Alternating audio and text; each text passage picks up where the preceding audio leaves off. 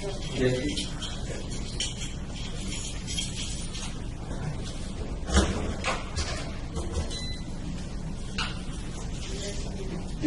thinking ahead. I'm just starting to use the alcohol. What? That's fine. All right. We'll take it from here.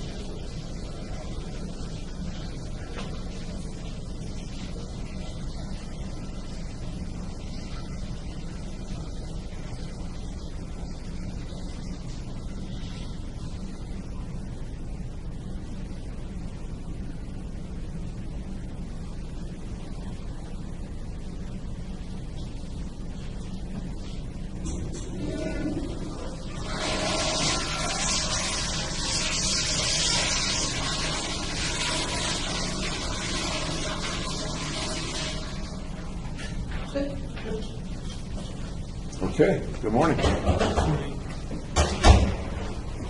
the way again. That's all right. We've already had a busy morning. Have a seat. Okay. Let's see if we got some juice for you here. There we go. Well, you've already seen Dr. Gray this morning for some more testing, right? Yep. That went okay or no? How'd it go? Fairly well. Fairly well. Okay. Any questions or anything about the things that we've talked about so far, or anything that you want to add to what we've talked about in the last couple of days? Nope. Okay. I'm going to ask you a strange thing now. I'm going to ask if you see any differences between the way I'm dressed today and the way I was dressed yesterday. Same bow tie, same jacket. Got some sort of pin on it. Okay. Was the pin there yesterday as well? Oh, you had cowboy boots yesterday. Okay. Yeah, the pin was there yesterday, I think. Okay. Any other differences? Any differences, I guess? You mentioned the cowboy boots are not here today. That's about it. Okay. All righty. I'd like to start this morning with something that folks are calling your notebook. I'm not sure what you call it, but it's the computation book for the course of life. Right. You remember Yeah, that? I just call it the notebook. Okay, the notebook. All right. I'd like to go through it a little bit and ask you to explain some things in it to me, would you? Okay. Okay. First of all, over what period of time do you recall that you created the things in the notebook? I think it was over June and July. So you started it about June of 2012, Right. within a couple of months of the shootings, or less than a couple of months of the Yeah, shootings. within 2 months. Okay. Can you tell me why you created the notebook? You remember? If you remember. To educate the psychiatrist, Benton, so something like this wouldn't happen again. Was there any other purpose to creating the notebook besides educating the psychiatrist? Well, if I died, it would have kind of told my story. Okay. You're not saying, and I'll ask you if it's true, you're not saying that you did it for a personal reason, as one might write a diary or a journal, just to kind of get things out or for something inside you. Is that accurate?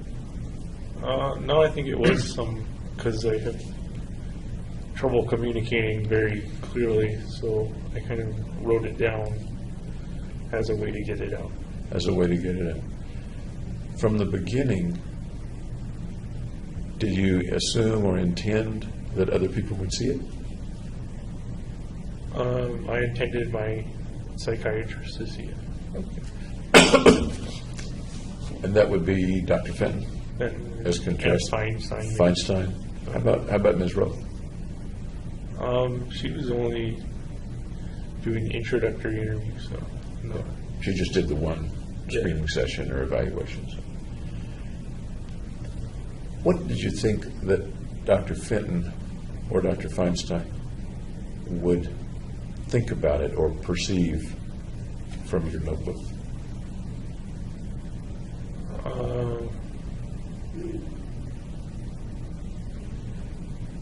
I don't know how they would take it. Did you have any thoughts at that time about how they might take it or what they might think or feel as they got it and read it?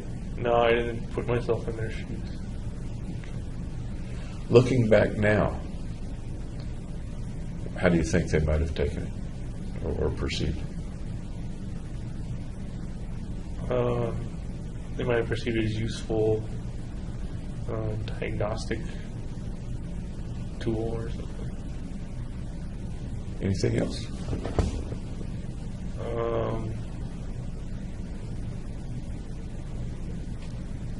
They might have been surprised that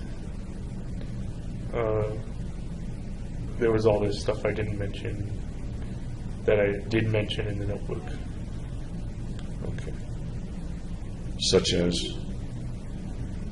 The whole human capital kind of explanation of it. And you go into that in some detail in the notebook. Right.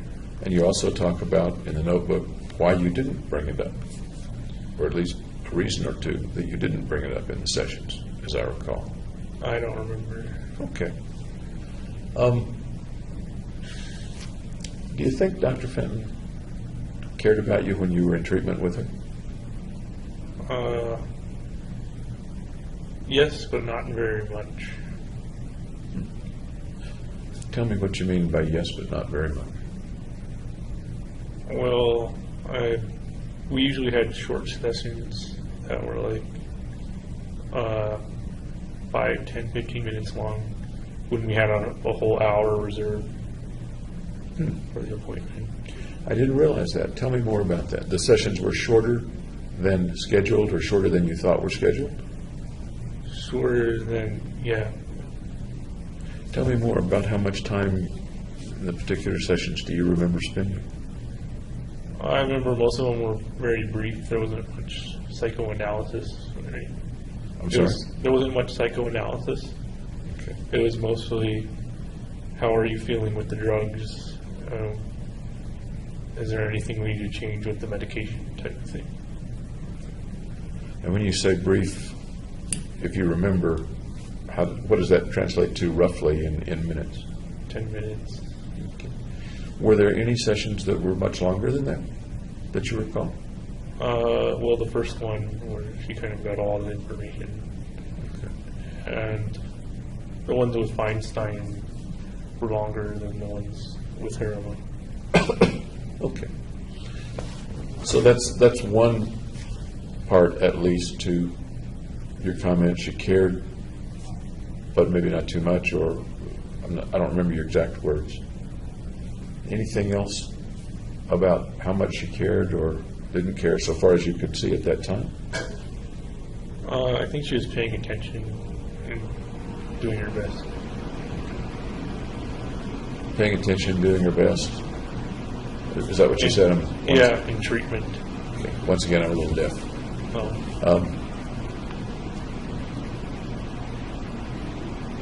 Do you think she paid attention to you as well as any of her patients, or, I mean, you can't really know. I don't know about her other But patients. as you speculate, did you feel that you were being paid enough attention to as a patient? Yes, but the treatment wasn't entirely effective, I could say. Okay. How did you, I believe you mailed the notebook to her? Yes. Okay. Was that by U.S. mail? Or Yeah, FedEx? USPS. U.S., okay. And when did you drop it in the mailbox, or how did you do that, and when did you do that? This was something the media got wrong. Okay. They thought I did it a week in advance, but that's when I think bought the bubble envelope. So I did it on Thursday, the day of, I guess. Then, correct me if I'm wrong, do you recall, Thursday was the 19th, It was, yeah, the 19th. and as we go into after midnight, we're on Friday the 20th. Right. Is that the way you remember it? Okay. Yeah.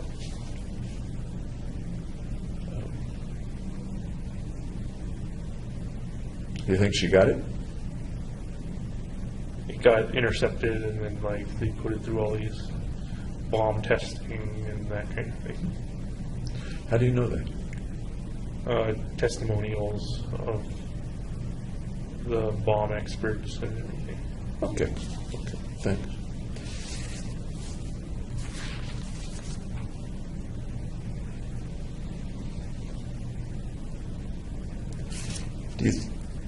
Did you think that having the knowledge of the notebook would change what Dr. Fenton or Dr. Feinstein did in future? You said you thought it might be useful. I don't know how they would change their procedures. And forgive me if I'm not remembering. Do you mean you thought it would be useful with regard to understanding you, or with regard to understanding other people as well? Me as well as other people. As well as other people. Okay. That brings up a question in my mind of what do you think about any similarity? I'm not asking that very well.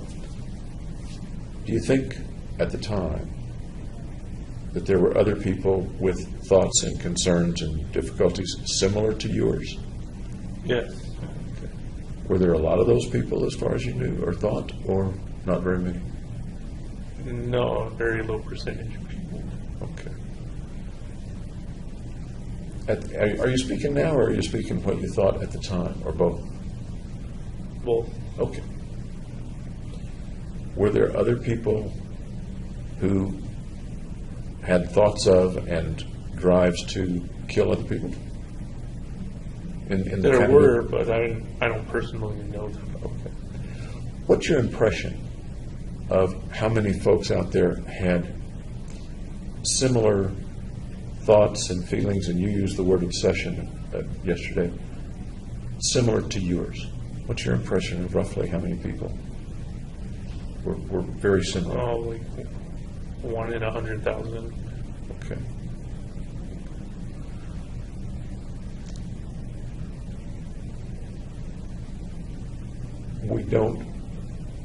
We see a few people who kill lots of other people. Is there a reason you think that we don't see more of that then? 1 in 100,000 would mean there are roughly 10 in the Denver area. A good law enforcement agency can stop most of them happening. That leads me to ask, how is it that they didn't stop you? I didn't fully reveal my plans, my full plans. Okay. Thank you. Let me turn to the book itself now, okay? Okay. I'm going to go through some of the pages and kind of show them to you. One of the things I'm real interested in is the symbol, this symbol. Right. You have it on the wall of your cell, Yeah. and I see it in other places in the notebook, etc. Can you tell me about the symbol? It's a symbol I call the ultraception, and it's just that any problem can be solved with death. Okay. I'll hold it up a little bit so the camera sees it. Ultraception. Any problem can be solved with death. Are there parts of the symbol that illustrate some of that principle or some of that thought? Well, it's constructed from a 0, 1, and infinity overlapping. Okay. And it's kind of anthropomorphic. It's just kind of like a face. I have not noticed that, but it is sort of like a face. What do you see in the face? I'm curious. That just kind of personifies it and gives it like human characteristics, so it's applicable to humans. Okay. So, all humans, or is there some kind of human in that face? Some kind of person? Abnormal human. An abnormal person? Yeah. You? Like a mentally ill person. Can you say more about that? And does that have a relationship to the concept of ultraception? No, there's not much more to say. Okay. So the circle is actually a 0. Yeah. Okay. In the one that's on the wall of your cell, there's a little shading at the edges and a little peripheral stuff. Is that relevant to the symbol, or is that just decoration of the central symbol? That's kind of like a frame. Okay.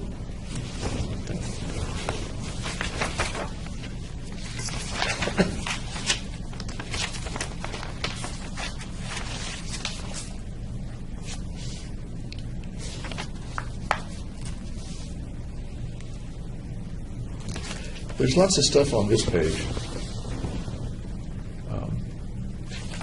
Can you give me an idea of what some of the things mean? That's the kind of human capital idea of placing values on human beings. Okay. So I give them an arbitrary value of 1 if they're alive and 0 when they're dead. And then they either add up or they subtract the person's value when there's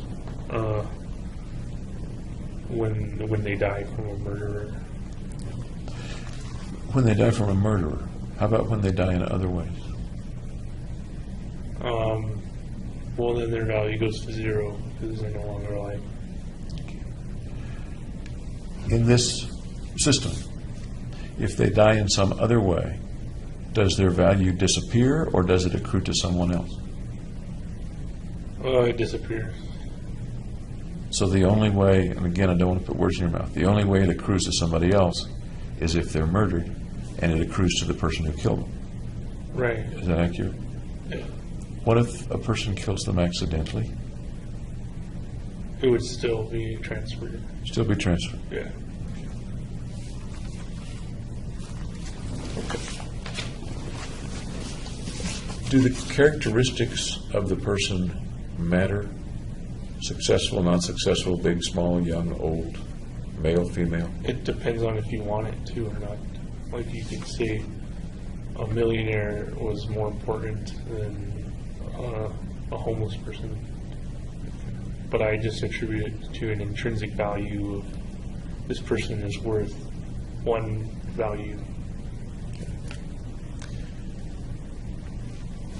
Within the theater, you attribute a value of 1 to each person who was killed, and thus you're now at 13.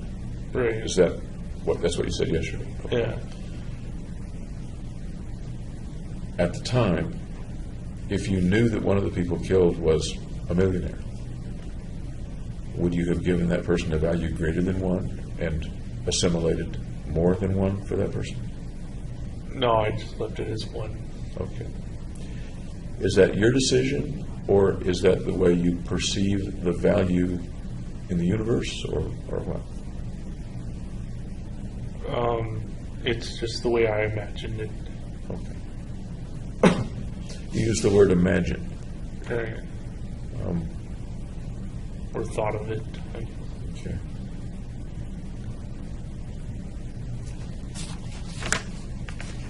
Any difference between the value of men and women? No.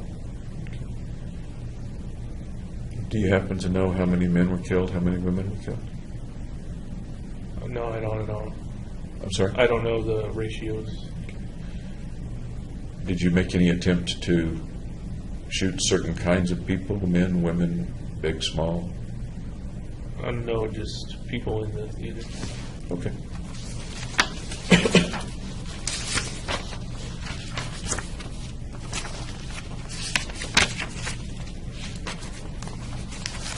There are a couple of pages about your self-diagnosis Right. in the notebook.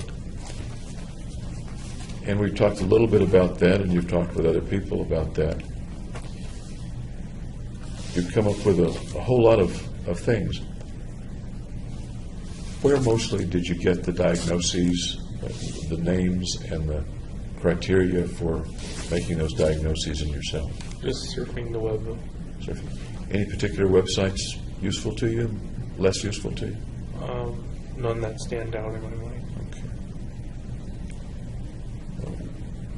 Okay. You don't remember any particular website that you No. went to that had some of these things?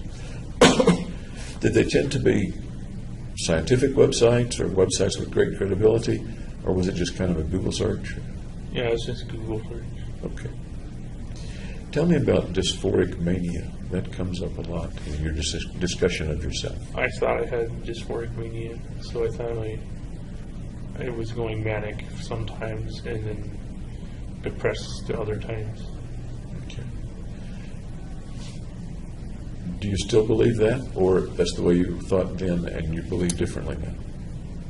That's the way I thought then. Now I kind of believe it was more just depression and then normal. So I attributed manic phases as less depressed. Okay.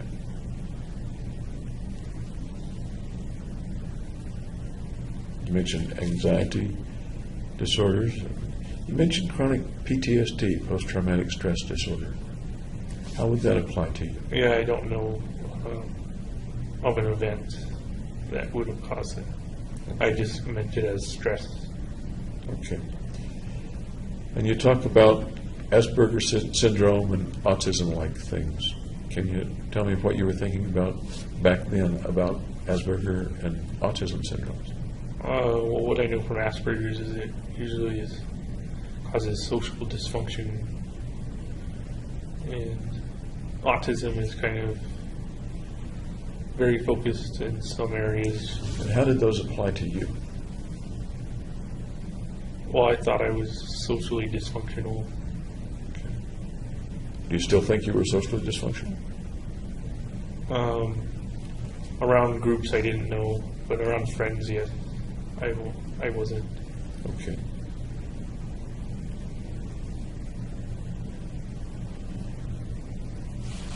You mentioned ADHD, attention deficit hyperactivity disorder. How might that have applied to you as you were thinking 26 months ago, 25 months ago? Just that I couldn't get my mind to concentrate as well as I usually could. I think you mentioned here in the notebook that you couldn't focus for more than 15 minutes.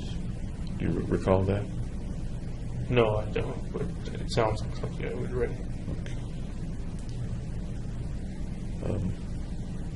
I remember somebody saying years ago, and it stuck in my mind, that almost nobody can truly focus on something for 15 minutes. Is that true? Okay. It stuck in my mind anyway, that really concentrating hard on something is a matter of a few minutes for the best of us. Okay, so maybe I didn't have ADHD. Okay. Schizophrenia, how might that have applied to you as you were thinking 25 months ago? Well, I was paranoid, and then I kind of thought somebody was following me, or the FBI was on to me. We talked about that a little bit, but not in detail. Can you tell me what you saw or heard or thought you saw or heard back in May, June, July of 2012 that made you think you were being followed? Well, it just said I would see more police cars than I was used to. Okay. And in your mind then, what did that translate to you? Can you go into a little more detail about how you were thinking then? That maybe they knew what I was doing. And how might they have known what you were doing?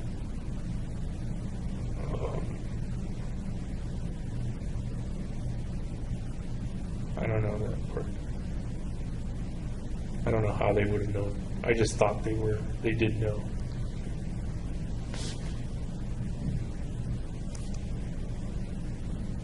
Why do you suppose somebody doing what you were doing at that time might develop a thought that somebody knows, somebody's watching, somebody is surveilling me while I do this? I think it's to be more careful of not getting caught. Not getting caught. Any other reason that a person might have those thoughts of somebody knows? Got to be careful.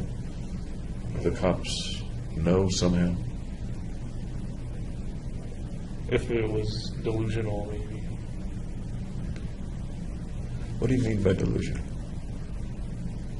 Not based on reality. Okay. Anything else that defines delusional for you as you were thinking then? No.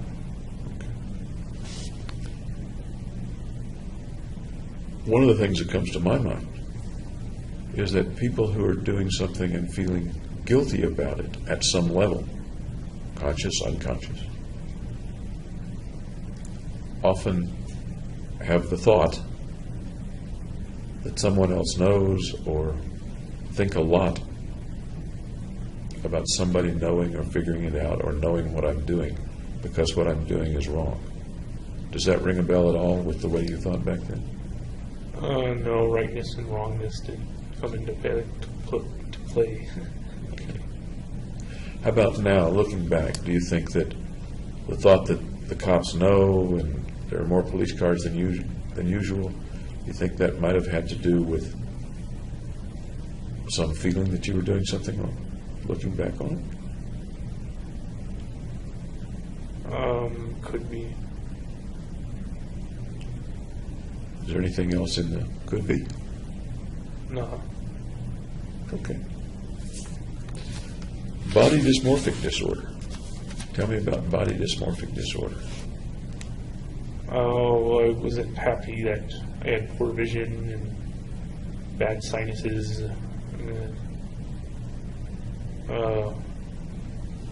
Unhappy with my hair, that kind of thing. You had bad sinuses. Were you taking medication for your sinuses? No. So you were unhappy with those things. How much did you worry about them or focus on them at the time? Not that much. Check yourself in the mirror, how you looked. Yeah. I'd say most people do that anyway. You were concerned about how often you checked yourself in the mirror. In the Yeah, I notebook. did a lot. And you thought in the notebook anyway that was too much for some reason. Do you recall that? Yeah.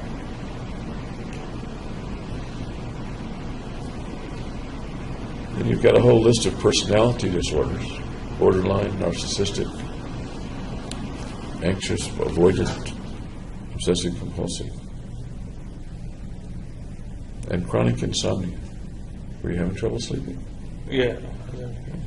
I do recall you mentioning that. Tell me about the insomnia and the getting to sleep during those. I would just toss and turn before trying to get to sleep. I couldn't get to sleep right away. Do you remember thoughts that you would have as you would try to sleep, try to get to sleep? It was a long time ago. No, I don't. Do you still have trouble getting to sleep, trying to get to sleep? Well, I sleep so much now that I usually stay awake, kind of restless at night.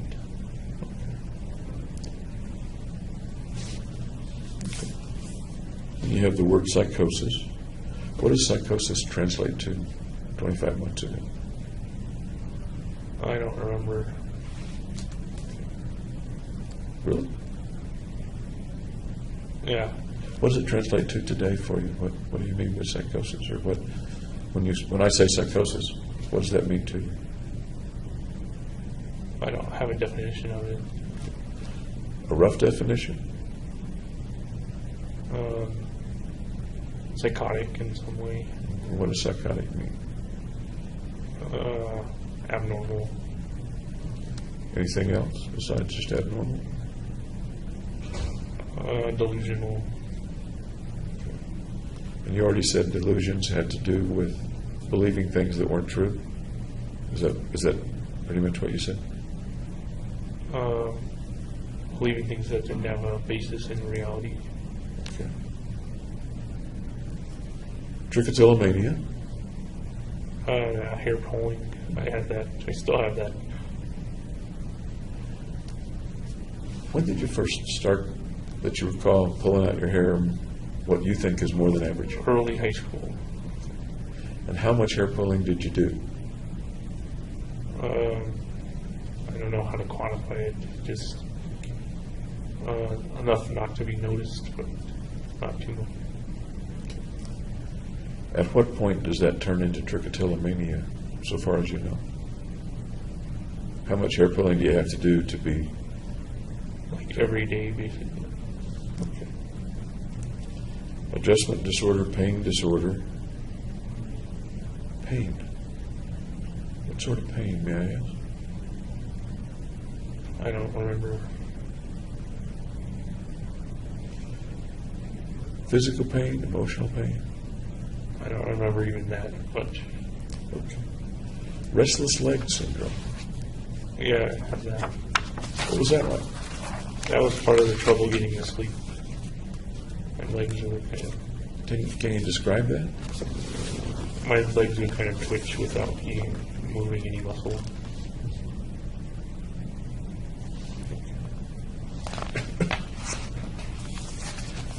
Looking back on it, do you think those were realistic potential diagnoses?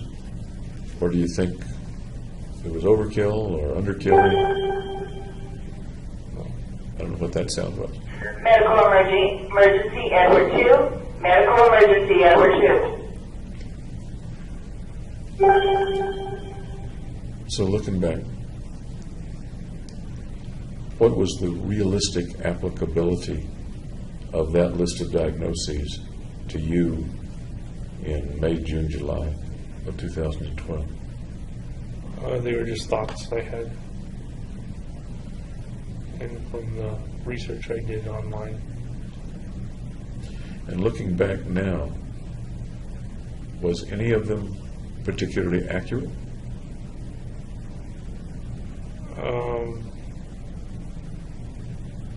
I don't know. I thought they were accurate at the time. At the time? Okay. And looking back, though, now, what do you think? Yeah, I don't think I had autism or some of the other ones. Any ones that you think you did have?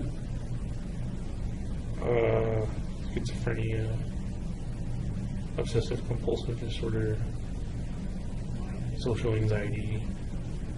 Okay. What are the characteristics that you look back on now that make you believe or think there's a strong possibility that you had schizophrenia then?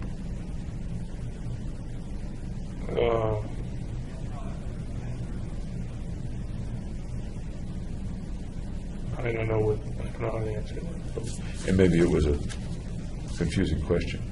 Looking back with what you know now, and you said that there was a fair potential that you had schizophrenia. What symptoms or signs do you see now in yourself at that time? I don't mean in yourself now, I mean in yourself at that time.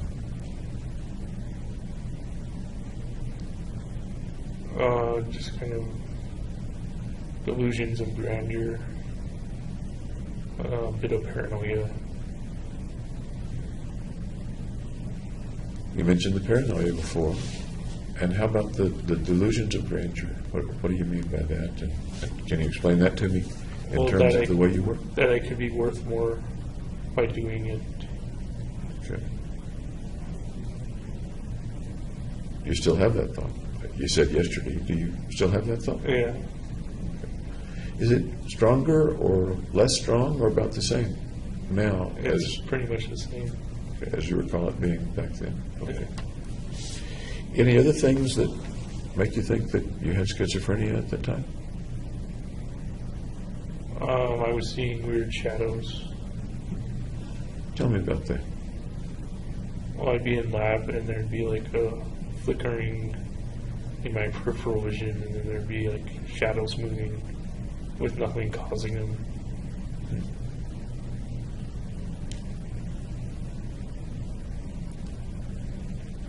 People see things in their peripheral vision from time to time.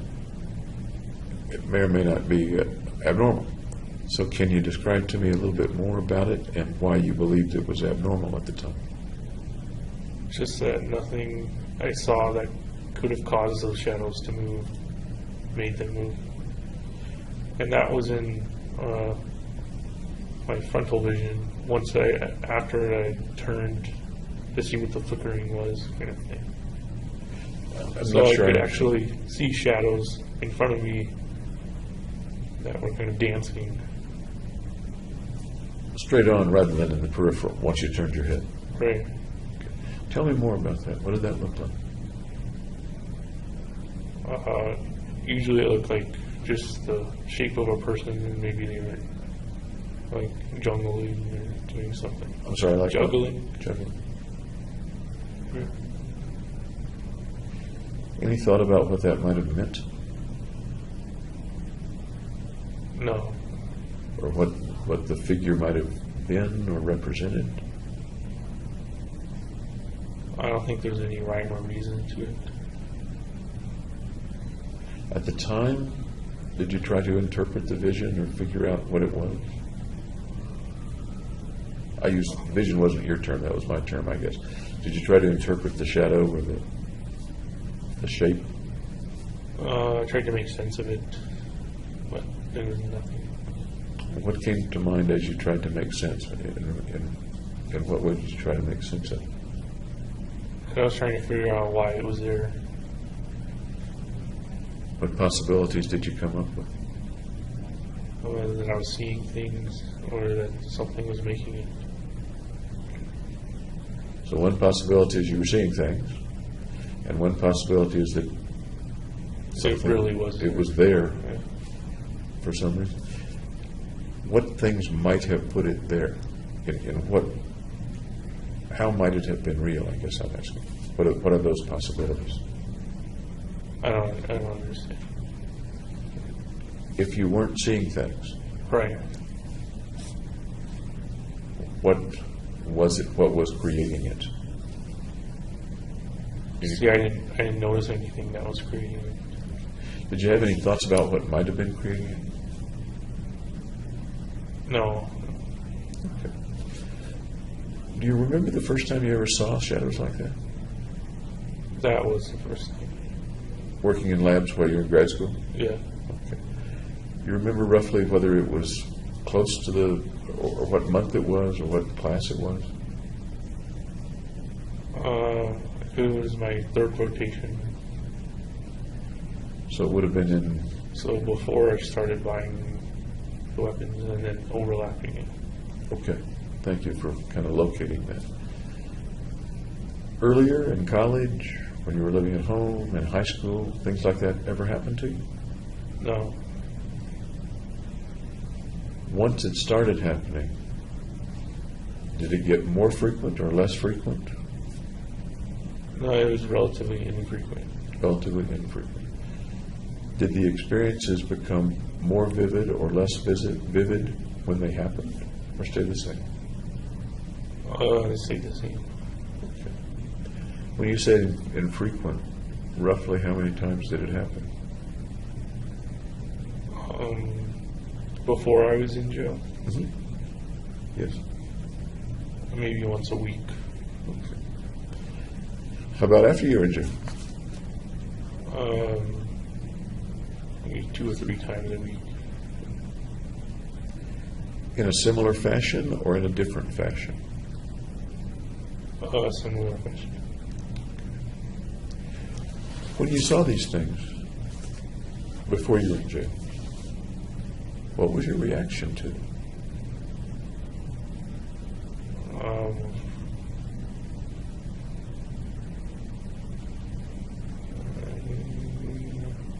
I don't know.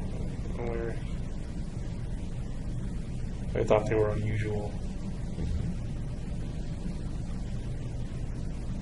Were you frightened of them, or delighted to see them, or curious about them, or what? No, kind of apathetic towards them. But it sounds like you tried to figure them out, or not. I tried to figure out what was causing them. And once again, what did you come up with as the best possibility or possibilities for what was causing them? Nothing was causing them, so I just kind of went with the flow. Thoughts that they were beings from another dimension, or No, ghosts, or figments of your imagination, or reflections. Lots of things come to my mind, but I'm interested in what might have come to your mind. I thought they were shadows. Shadows. Yeah. You used the word apathetic. Did you attribute... have you seen them lately? Have you continued to see them? Sometime. In the past month, have you seen them? Yeah. In a similar fashion to 2 years ago? Yeah. Do you recall what you were doing the last time you saw them? Staring at a wall or ceiling. Form on flat surfaces. Did they tend to form on flat surfaces earlier as well? No, then it was on any surface. Okay. Is it distressing to you to see them? No. It doesn't bother me.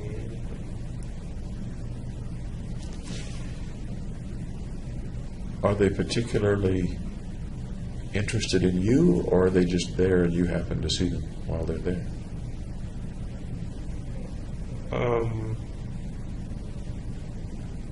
I don't know how a shadow could be interested in me, so I guess they're just there and doing their own thing. Are they doing anything malevolent or dangerous to you? Not to me, no. How about to anyone else, as far as you can tell, or as far as you feel? To other shadows. To other shadows. Tell me how that works, can you, or what the thought is about that they may be dangerous to other shadows? Well, there's like shadows with axes and swords and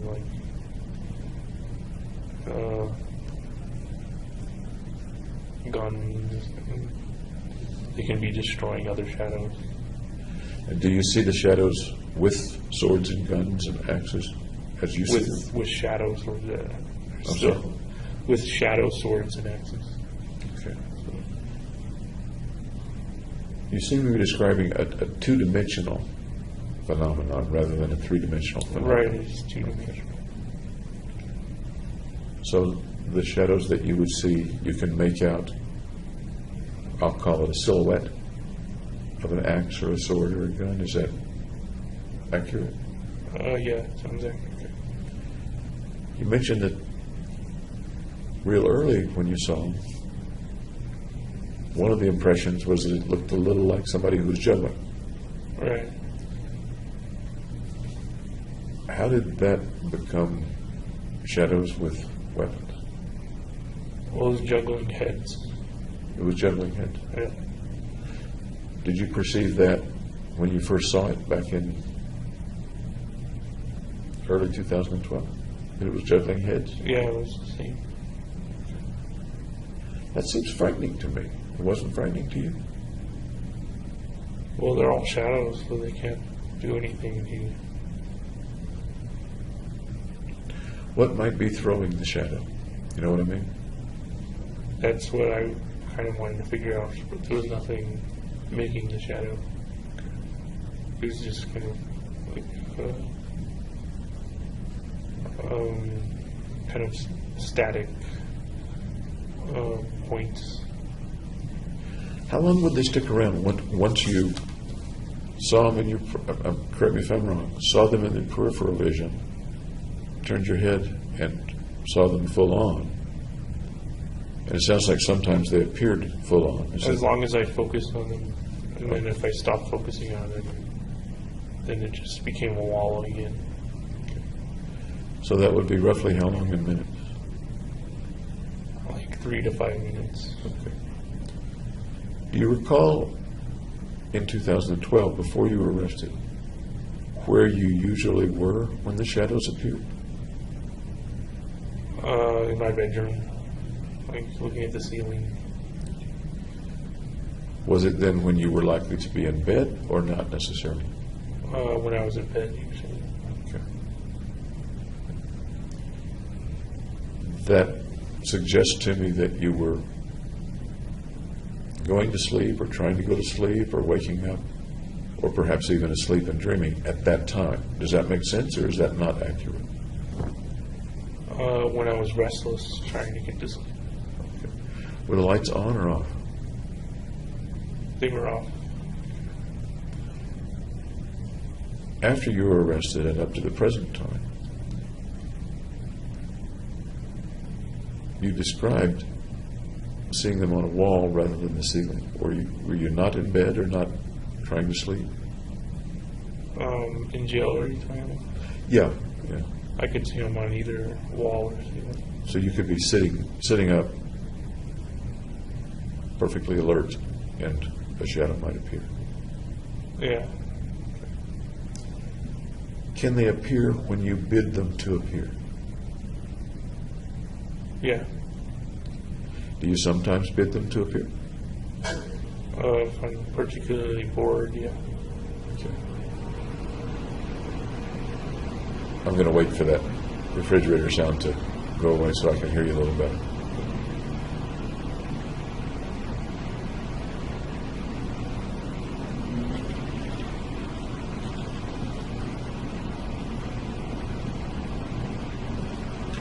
At least I think it'll go away. There we go. So you can cause them to appear. I can cause them to. You can, and sometimes when you're bored, you will. Right. So, do they appear also unbidden nowadays? Sometime. Speaking currently, the last few months, how often do they appear unbidden compared to appearing because you wish for them to appear because you're bored? 2 or 3 times a week. What's the ratio of one to the other, roughly? Mainly I make them appear more and then they come unbidden. Now let's go back, if you will, to 2012, early 2012, mid-2012. Were you able to cause them to appear then, or no? No, causing them to appear has only been since I've been in jail. Okay.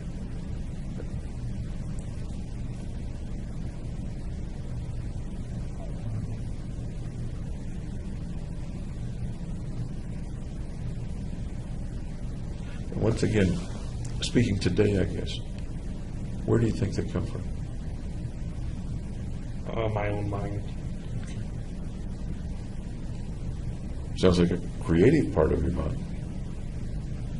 Sounds useful, actually. When you're bored, you bring them in. Does that make sense? It Yeah. sounds useful sometimes. Uh, As you bring them into being, do they always have weapons and axes and guns and swords? Or sometimes do they have other things? sometimes it's just their body and it's like breaking apart. Breaking apart. You know, like hands flying off or something. Are there ever other things that they do or carry? They spin around. I'm sorry, They spin around. Spin around. Excuse me. Do they ever do more entertaining things than? No.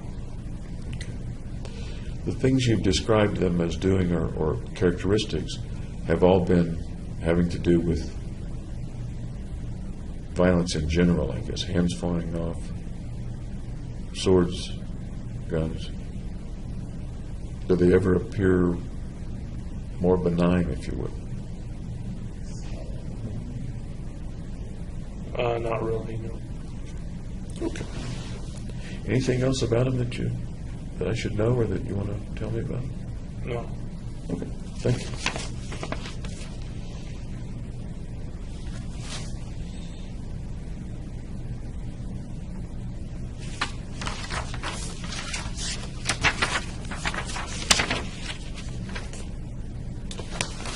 You mentioned in the notebook a particular, among other things, a particular concern with your cock, Yep. with your penis, right?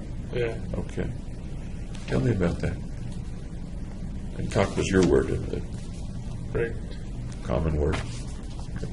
Tell me about that. I don't really want to share about that. Okay. But it's another part of the body, like hands flying off, or No. okay. You mentioned a traumatic experience. Let me see what you said.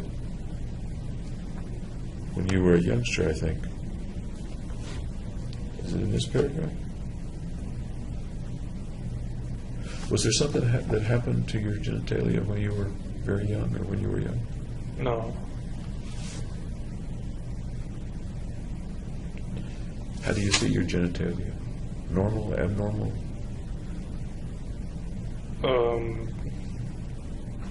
Small, I guess.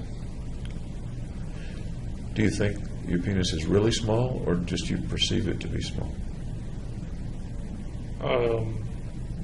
Well, based on national averages, it's small. Okay. May I ask how small? Not that small. Is that something that concerned you in early 2012? Not really, you know. And it was enough to write it down, among other things. Right. As a bullet part of point. the body dysmorphic disorder. Okay.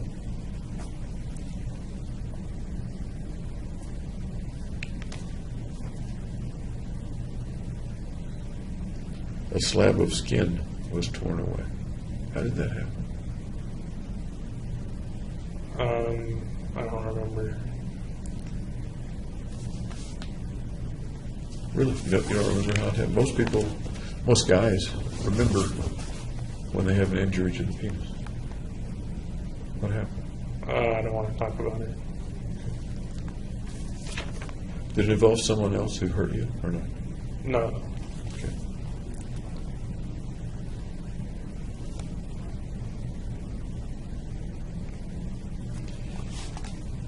You mentioned on the same page that you have difficulty conveying the images that you see in your mind. And you and I have experienced that here. Yeah. You pictured something, and it's sometimes hard for you to describe the image or the video, as I sometimes call it. And you say it would be nice if there was some form of telepathy to transfer the image. Right, to just speak through an image instead of having to use words. Did you ever figure out how to do that?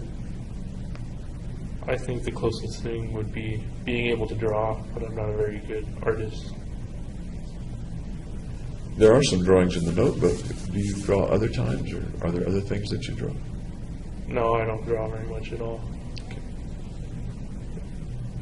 I don't recall being supplied with any drawings from you in the jail over the last couple of years. Is that accurate? Or? Oh, I drew like a couple of pictures, but that's about it. Where are those pictures? They're in my jail bucket. Okay, in the bucket.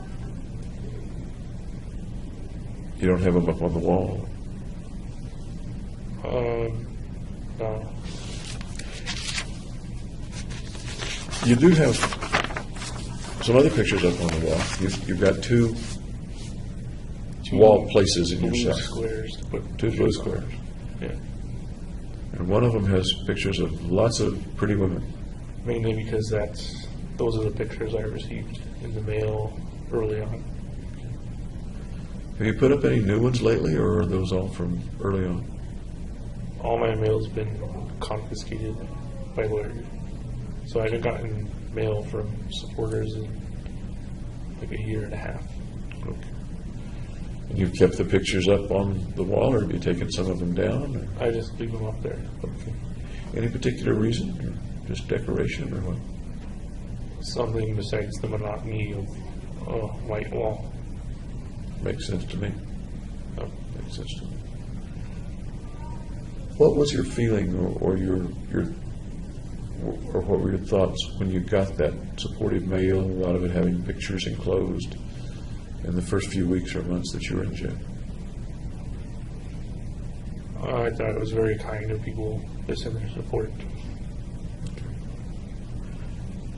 Some of that mail was religious in nature, wanting to, that the support was a religious support in nature, wanting you to believe in God in some way, as I recall. I've seen a little bit of People it. would send Bible passages. That kind of thing. And did you appreciate that as well, or I still thought it was a nice thing to do. a nice thing to do? Yeah. Okay. Some folks sent cash for your commissary fund. Yep. Is that a nice thing to do? I would say so. Yeah. On the other square in your cell, there are fewer pictures, a different kind of picture. Can you tell me about the other square? They're mostly like landscape photos. It's like photos of Boulder, Colorado. One of like Switzerland or something. One of like a tiger. There are a couple of photographs that are either of family or friends. Do you recall what those photographs I are? have one photograph of my family up there. Yeah. Who all is in the photograph? My mom, my sister, and my dad, and me. And you? Okay. Any photographs of friends from before you were arrested? Nope.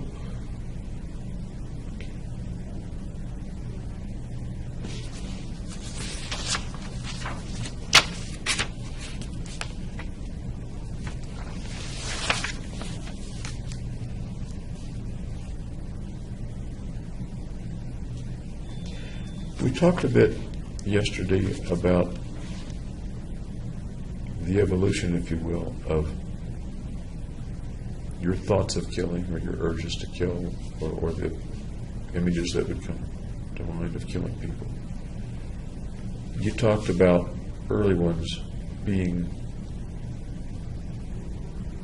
abstract in the sense of the saws, as I recall, in the sense of the nuclear winter or the atomic bomb blast, right? Right. Here you talk about,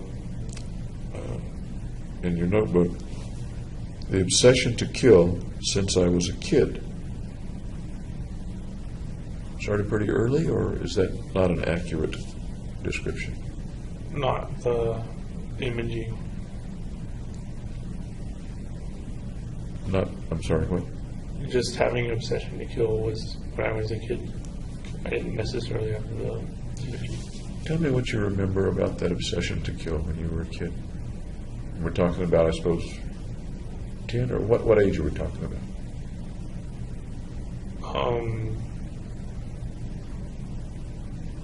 Middle school.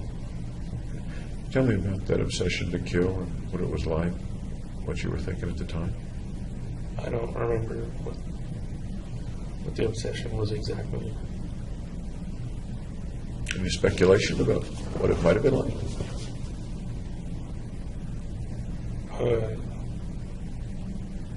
Just that I had a strong inner thoughts of killing people. What were those people like? Were they doing something to you, or? No, they were Not. just abstract humankind. Okay. Did you put any identification on any of them? No, Relatives, friends, enemies, no, teachers, no, bad guys on TV? no.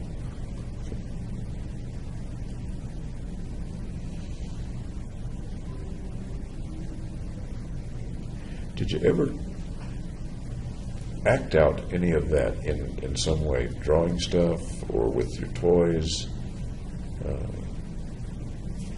playing cowboys and Indians? I'm not talking about actually killing people, but did that ever come out in any kind of, I'll call it symbolic behavior, or something to get it out of you?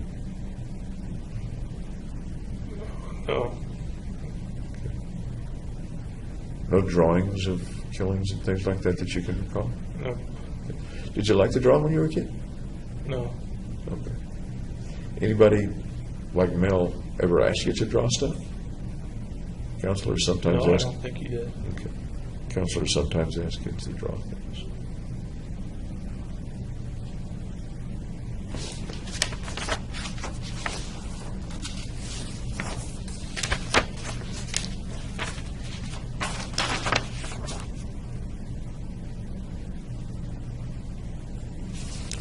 That makes me think of the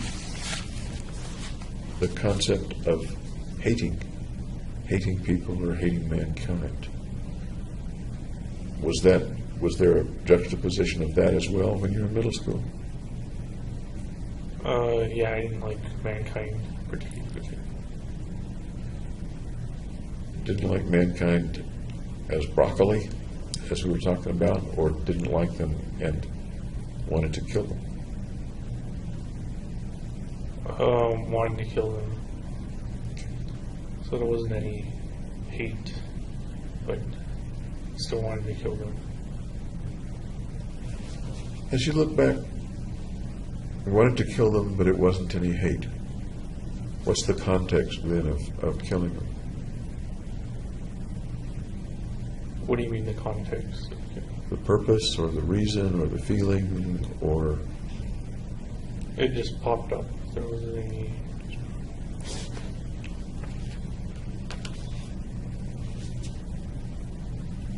do you suppose there was hate or anger that you maybe weren't aware of as a kid?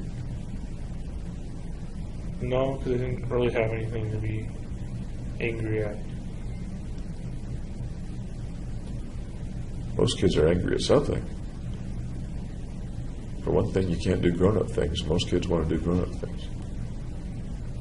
I was fine doing kid things. Okay.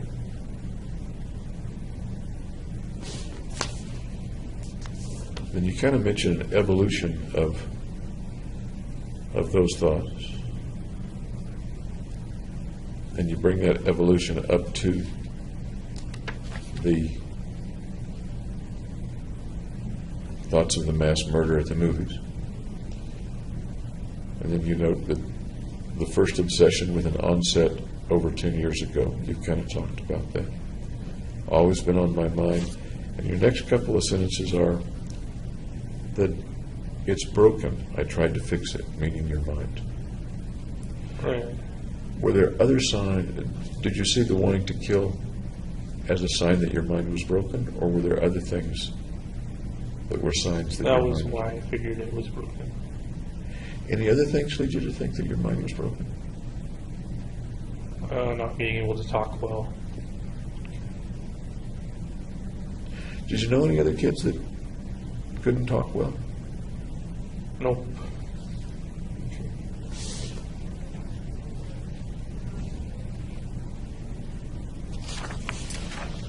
And there's a lot in here about overcoming fear.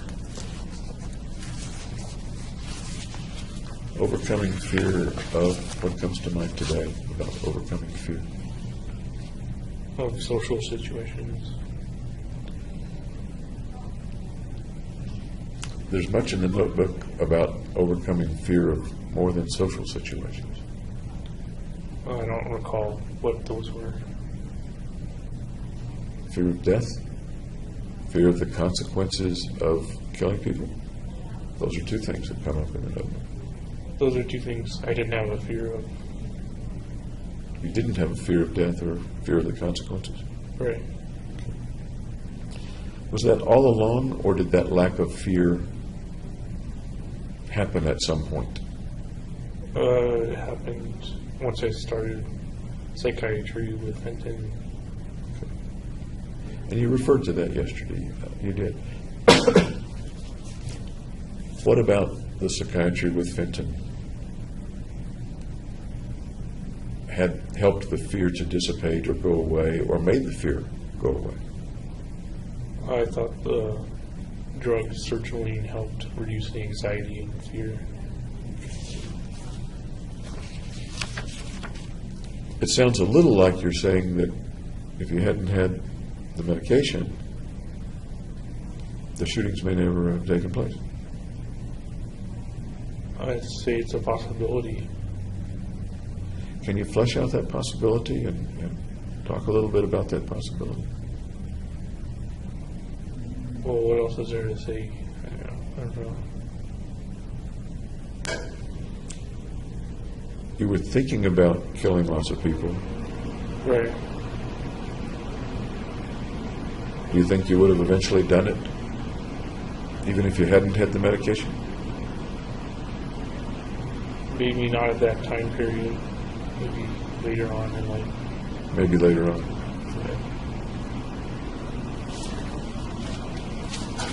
You have several pages of the word why. Why? Like, Don't ask me why I don't. Okay. well, it sounds like you were wondering greatly about something, maybe more than one thing. Right. What might you have been wondering greatly about? I think it was those two questions in the beginning. What's the meaning of life and death?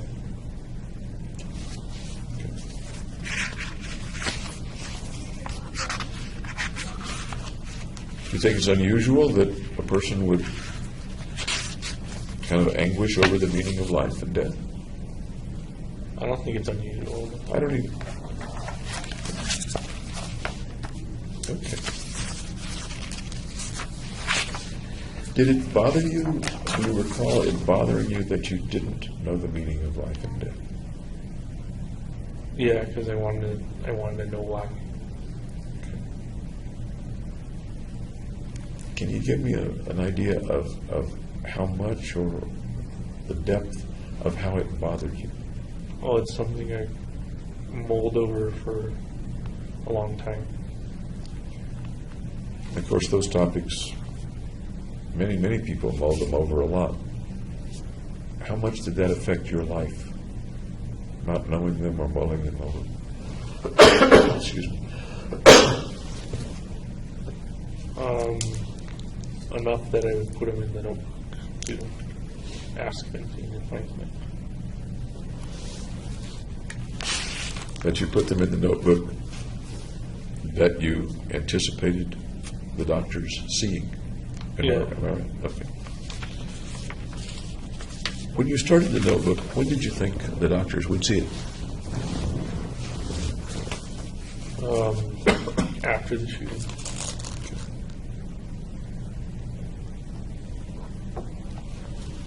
Did you think that they might see it at some other time, that you might take it to them, or? No. So correct me if I'm wrong, you're saying that when you started the notebook, the shooting plan was in place and the mailing the notebook to them around that time was within that plan. Is that right? That I planned to have them see the notebook after the shooting. How did you think they would get the notebook? Were you already thinking of mailing it, or might there have been other ways? Yeah, they get it through the mail. Okay. Because one of the things that you note in here is the 99% certainty of being caught. So mailing it is the way to get it to them, is that? Yeah. That seems like it to me, anyway.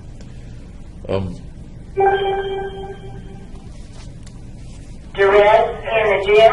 Duress in the gym. On one of the pages of the notebook, you're talking about target and method and serial murder and things like that. You I know mentioned why I chose mass murder over doing something like a serial killing. Tell me why. Because it was impersonal. It was something I could actually do. And your words in the notebook, and you've put an X beside several possible methods, then a check mark beside mass murder / spree. Maximum casualties, easily performed with firearms, although primitive in nature. No fear of consequences. Being caught 99% certain. Right. Okay. At the top of that page where you talk about the targets, you say the targets are random, and you underline that 3 times. Okay. Okay. You've talked about the impersonalness of the targets. That's basically randomness. Okay. You write beside that, the cruel twists of fate are unkind to the misfortunate.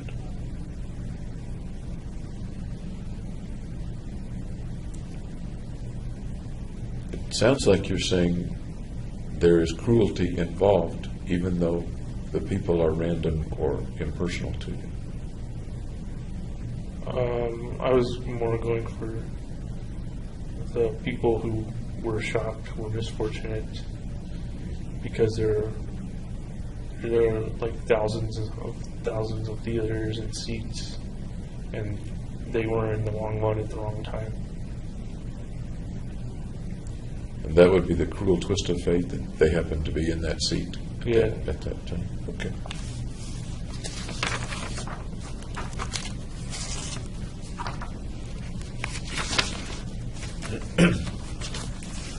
I'm looking now at the page where you have some stuff drawn out, the location of the movie, the police department. You mentioned the ETA response time, about 3 minutes, which I think you mentioned yesterday. And there's some things about the shrinks. Mel, Margaret Roth, Lynn Fenton, Robert Feinstein.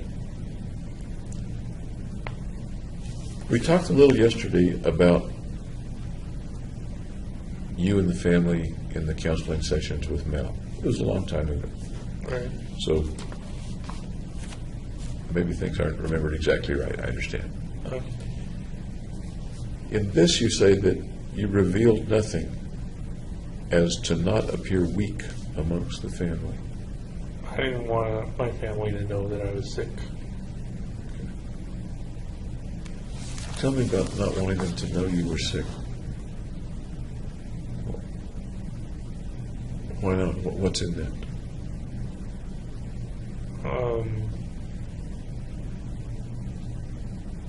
I don't know. What happens if the family knows you're sick?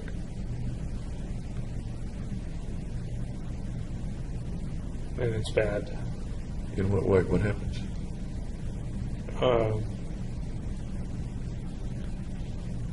I don't know.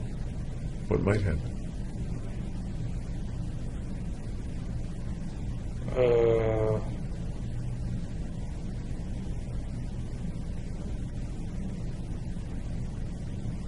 I didn't think that through. I think part of you did think that through. Because you did something to prevent it from happening. Right. We vote with your feet. We vote with our feet. So I'm looking at your behavior and saying something drove that behavior, whether you're able today to put it into words or not, or maybe you weren't able to put it into words back then either. Had your dogs died before or after you went to see Mel? Do you remember? Years before. Years before. What happened to the dogs when they got sick? They got looked down.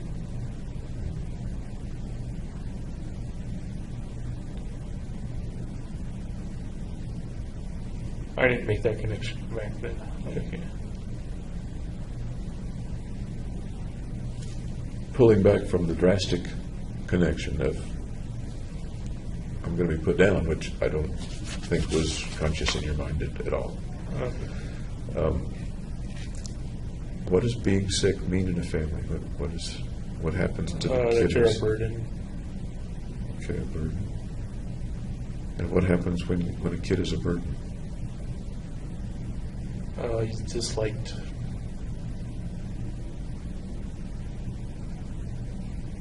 Disliked. Yeah.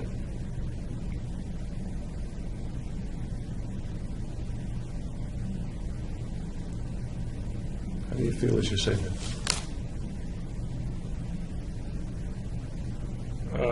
Not so great. What do you mean? Tell me more. How do you feel as you say that when you're a burden, you're disliked, and you're a little kid back then? Well, it's something you want to avoid.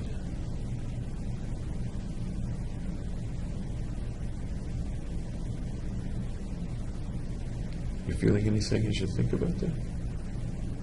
Nope.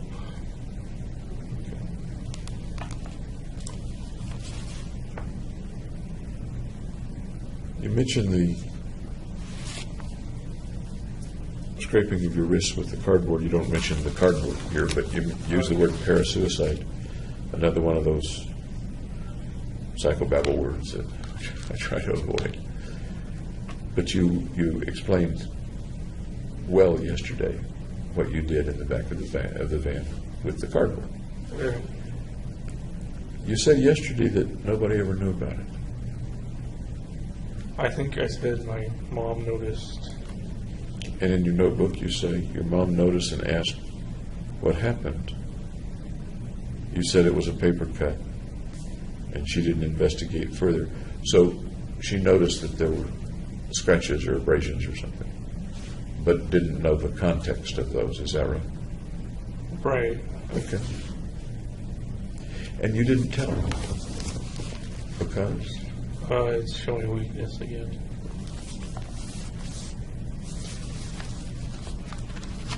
We talked a minute ago about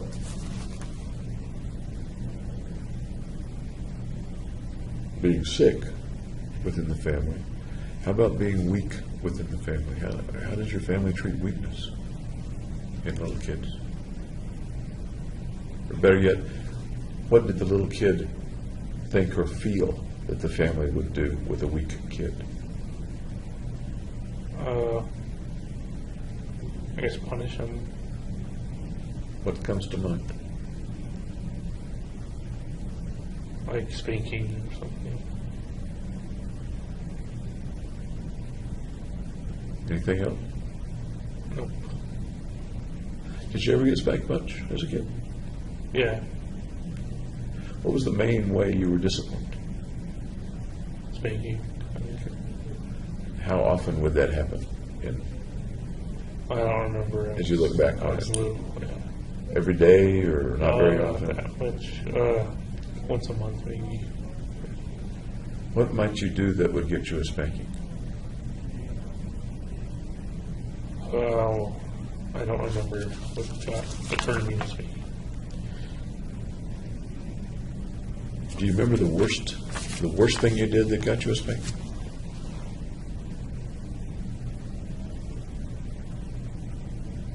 No. Do you remember the worst spanking, or do you remember a really I bad remember, spanking? yeah. Tell me about the spanking. Well, they took me outside and spanked me in the front yard.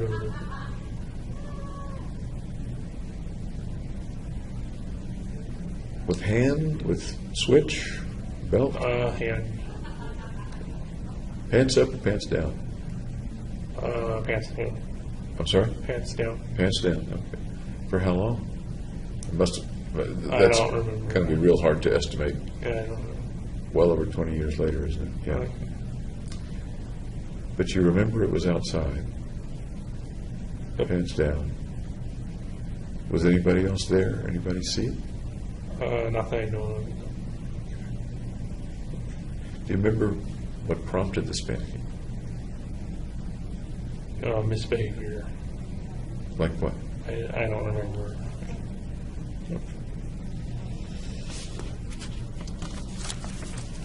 Yeah, thoughts of killing and hating mankind that were kind of vague back then. You said that you didn't carry out any symbolic or representative things of that. You didn't kill anybody when you were a little kid. Did you ever kill animals, insects? One time I lined up a bunch of snails on the street for where the bus goes, and it made a big slimy track. When the bus hit the snail? Yeah. Was that just you, or was it you and your friends? Or Yeah, my friends. you and your friends? Okay. Anything else like that?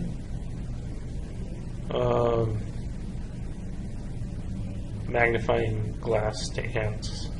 That was exactly what I was thinking of. That's a common thing for little kids to do.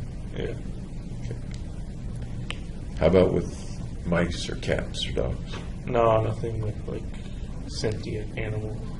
Okay.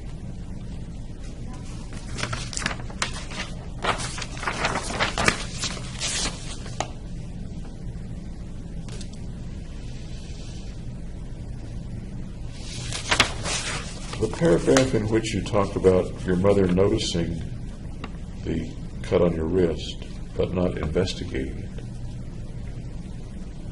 The next sentence is clean bill of health.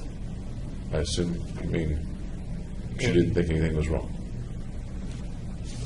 The next sentence is decided to dedicate life to killing others so that I could live. That goes back to the transferring suicidal thoughts to homicidal. Okay. And that was when you were, give or take, 12? Am I remembering that right? 14 maybe. I'm not 14. sure though. Okay.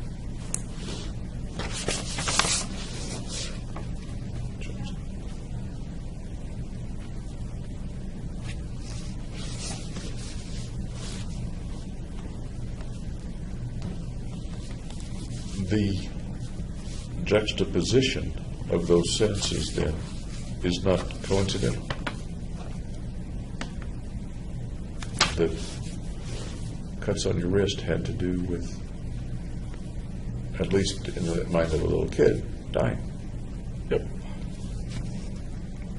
And even at that point, the next sentence that you wrote, remembering that when you were making a notebook, was dedicating your life to killing others so that you could live. Right.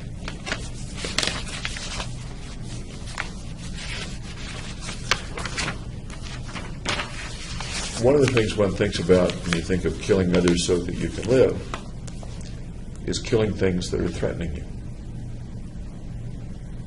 A mugger is threatening my life, so I kill the mugger. Okay. Defensive sort of a thing. Or the Germans are overrunning Right. Italy, so we kill the Germans. World War II. That's not the way you described your thoughts of killing others, but it's what comes to my mind. Is there anything in the killing others so that you can live that sounds at all like the other people are threatening me and I kill them so that I won't be killed or so that my life won't be interfered with? Well, I felt threatened being around other people.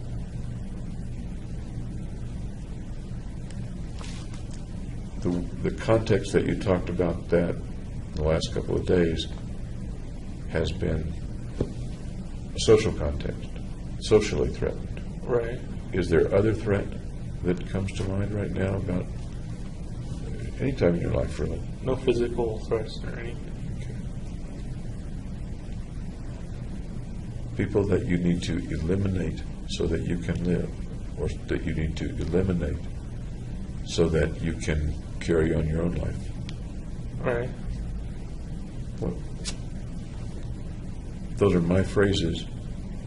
But I'm asking if they are a part of or similar to something in your life.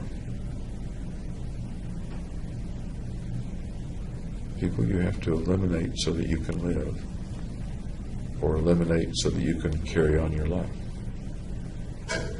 Yeah, that was one of my reasons for killing.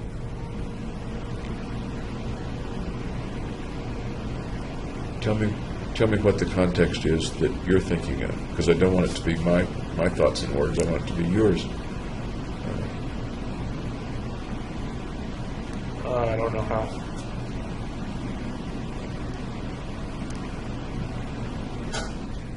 What were other people doing, or likely to do, or you thought they were doing? It wasn't anyone in particular. It was just Then what were people. Then what were people doing? How were they keeping you from living or carrying on your life? I don't know. You just said there was a piece of that anyway in your thoughts about killing and your reasons for killing. Right. So somewhere in there you know, or somewhere in there there's more hint about it anyway. Can you look for that? Nothing's coming to mind. Let's let that percolate just a minute. People endangering you, people that need eliminating so that you can live or so that you can carry on your life the way you want to. What about it? What do you see in your mind as I say that? I don't see anything. Okay.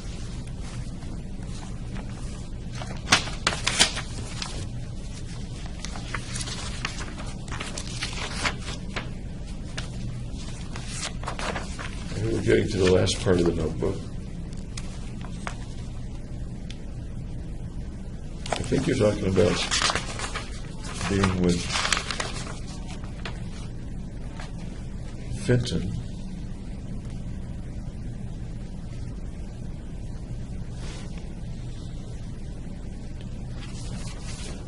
No fear of consequences, primary drive, reversion to hatred of mankind, intense aversion of people. Can you flesh that out a little bit to me? That's what I meant by hatred of mankind, is they have an intense aversion to being around people. That's not quite what you said. This says intense aversion of people. It doesn't say intense aversion of being around people, which is the more accurate as of July of 2012. I don't see the difference of being around people and aversion of people. I do. I see a difference. One may be a subset of the other. But if the intense aversion or the hatred just has to do with being around them, there are ways to not be around people. Not really. It's a social society. Any type of work, you're going to usually have to interact with people. So the answer to that is what? I consider them both being the same thing. Okay. And the answer to that aversion for you was to kill? Was killing. Yeah. Was killing, okay. But you couldn't kill them all the people that... Right, it would be unrealistic to be able to kill everyone in the world. The end result of that thus far has been that you're arrested, you're in jail, and you're not around very many people. Right. Do you think that's one of the things that you thought about? I think it factored into play. I'm sorry? I think it factored into play. Tell me about it factoring in. Well, I knew they wouldn't let me, if they locked me up, I wouldn't be around people most of the time. How did you know they would isolate you? Most people in jails and prisons aren't isolated. Because I killed so many. If you were to go to prison, do you think you'd still be isolated, or do you think you'd be in the general population? I think I'd still be isolated. Why do you suppose they would isolate you? Because there are lots of people in prisons that kill people. That's a question for their classifications experts. Look at the personality of a person and their their demeanor, and then they assign them to a pod or isolation. But most are not assigned to pods for isolation. Most are assigned to general population. And I'm not like most criminals. Is it that you're more dangerous, so they have to isolate you? Or you're more vulnerable, so they have to isolate you? Or something else? I'd say it was both reasons. Which is the larger reason, do you think? Vulnerable. How much of the dangerous is a reason? Tell me about the dangerous being part of it. Well, if I killed somebody, then there's a likelihood that I would kill again. Do you think there's a likelihood that you'll kill again? I think they're doing everything in their power to make that unlikely. They're doing everything in their power to make it unlikely. Given the opportunity and the means, I suppose, the way they talk about it. Should they be worried about you? I'd say so, yeah. That reminds me of the picture that you took. Part of the way that you appeared and the way that you wanted to appear, I think, was dangerous. The picture of you holding the gun, the picture of you in the armor, etc. Yeah. A dangerous guy. How does it feel to be a dangerous guy?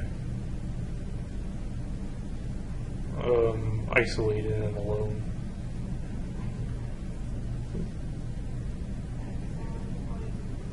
That's interesting. One of the feelings about being a dangerous guy is that you're isolated and alone.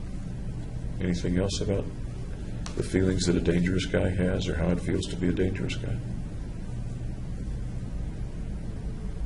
Just that it's hard to trust people. Hard for you to trust people? Yeah. How's that? Well, I figure most people could be dangerous towards me as well. Okay. Why would the most people be dangerous toward you? Because I've been dangerous. So they're dangerous or want to hurt you because... They get even, maybe. Okay. Or revenge on you. Any other reasons that they might want to hurt you? No, not that I know. Okay. How about to protect themselves from you? That sounds possible, yeah. Does it come to mind, or is that coming out of my mind and not That's yours? coming out of your mind. And Okay. I'm agreeing with it. Fair enough. Fair enough. You jot down that you, when you were seeing, I think this is referring to you seeing Dr. Fenton, et cetera, or et al., that you prevented building a false sense of rapport. I didn't feel rapport between me Okay. and I knew it was an artificial relationship. Because she's paid and everything.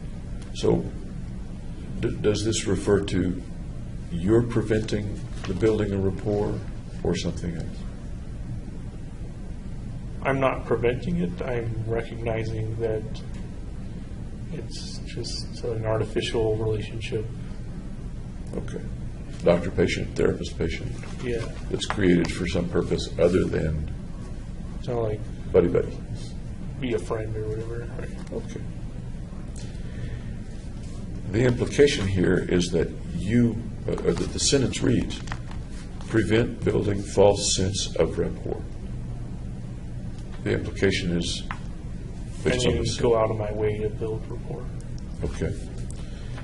The next sentence is speak truthfully and deflect incriminating questions. All right, so I wanted to keep my plan secret. But at the same time, speak truthfully. Right, because I'm not a liar.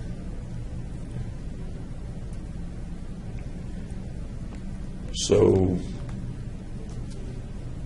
to coin a phrase, lying by omission or omitting. Yeah, I don't consider that a Okay. true lie. Okay. Okay. And that's interesting, an interesting syntactical thing, I guess. If you know something and don't reveal it when asked, You're not liable. you're not, okay, you're not liable. Is it lying? No, I would say it's just not revealing information. Okay. Is that pretty much how you've always felt, or is this? Yeah, I pretty much felt. Okay. And deflect incriminating questions. So you knew information inside you that might cause something bad to happen to you. I think you mentioned you'd lock me up or something like that to Dr. Finn. If I repeatedly said, "Are you going to lock me up on different sessions?" Were you afraid she might if you revealed more? Yeah. Do you think a part of you wished that she would? Yep. Tell me about that. I kind of regret that she didn't lock me up, so everything could have been avoided.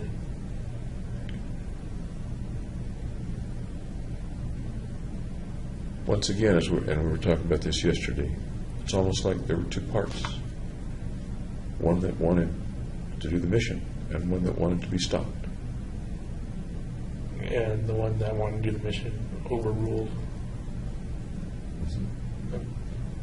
Yeah. In retrospect, are you sorry that you carried out the mission? Sitting here today? I have no means of comparison. That's kind of deflecting too, isn't it? In retrospect, sitting here today, are you sorry you carried out the mission? Yes. Is that a pretty firm yes, or a part of me is sorry and a part of me is not sorry? It's a yes and no. Okay. Tell me about the yes and the no, if you would.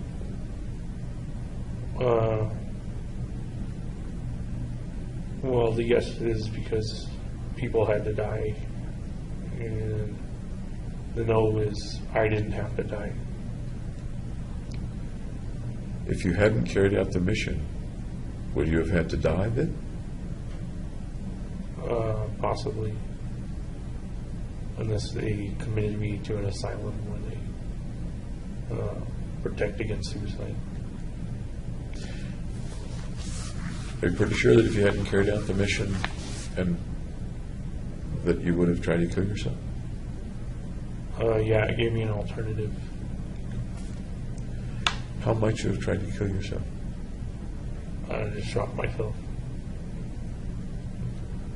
As you ordered the guns and worked with the guns, etc., did shooting yourself come to mind? No, it was all directed towards the mission. So it sounds like you're looking back on it, that there's a certain likelihood, some likelihood that you would have shot yourself Right. using one of the guns you had. Yeah.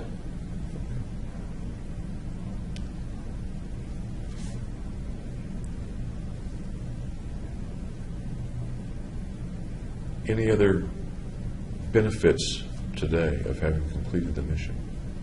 One is that you're alive, you say, That I'm worth more. and that you brought that up yesterday, that you're now a 13 instead of a 1. Right. You had some trouble yesterday putting a description on 13 versus 1. That's because it's really abstract in nature. Is there anyone besides you that keeps count of that 13 verses? No. God, the master power, the universe keeping track? Well, God is everything, so it's a part of God. Is it a part of God that matters to God? I don't know, that's personifying God as into like a human. Yes, it is. And hypothetically personifying God, then, does that matter to God? I would say no.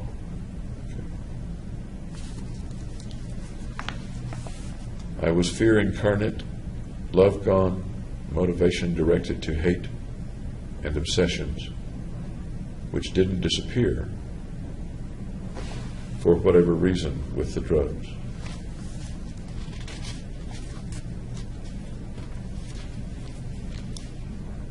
The last sentence is embraced the hatred, a dark night rises. And there's a pun, there's a play on words with dark night. Do you remember doing that? Yeah. Okay. Do you remember roughly when you wrote that page? How much preparation had you done? How close was it to the shooting? It was after I was out of graduate school. Okay. Had you bought the tickets by then? Yes.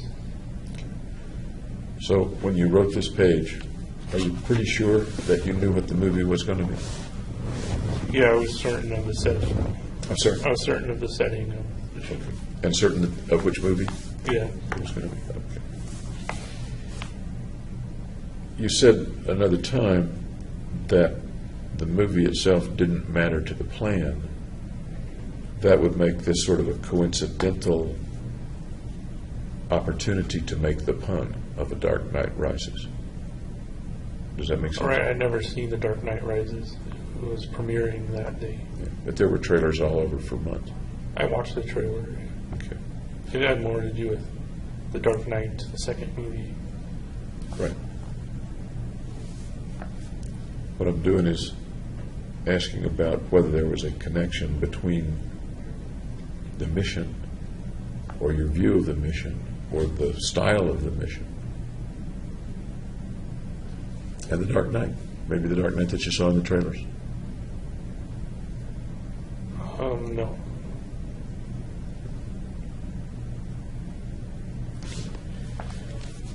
And then you have the ultraception symbol, and then you have it broken out, the 0, the infinity, and the 1.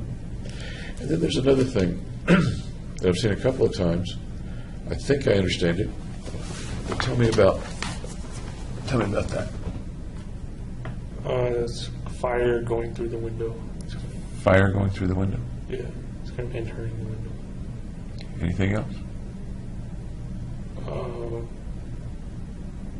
It's kind of a release of fire. Does that mean anything to you? Bring something to mind in particular? No, I don't.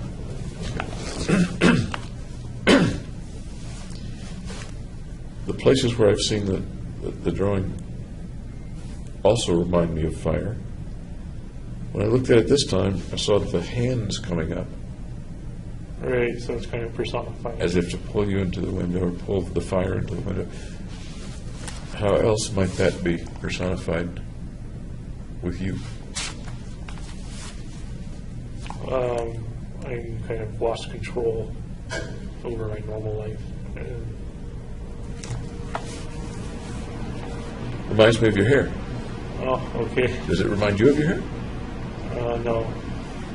As I looked at that, one of the things I thought of, and once again doesn't have to be your thought, is your face is below the level of the window, and that's your fiery hair, and you're coming up. After all, the arms are coming down as if there's a figure underneath that.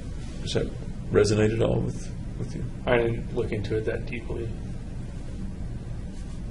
What do you think of as you look at the picture? And maybe I've already, That the fire's coming. I've probably already contaminated Yeah. the impression, haven't I? Okay.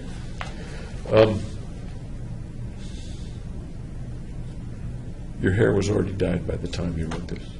Yeah. It had already been red for a long time.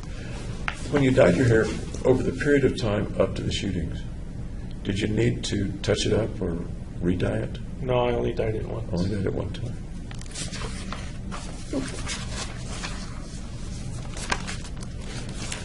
Anything else about the notebook that you'd like to convey to me? No.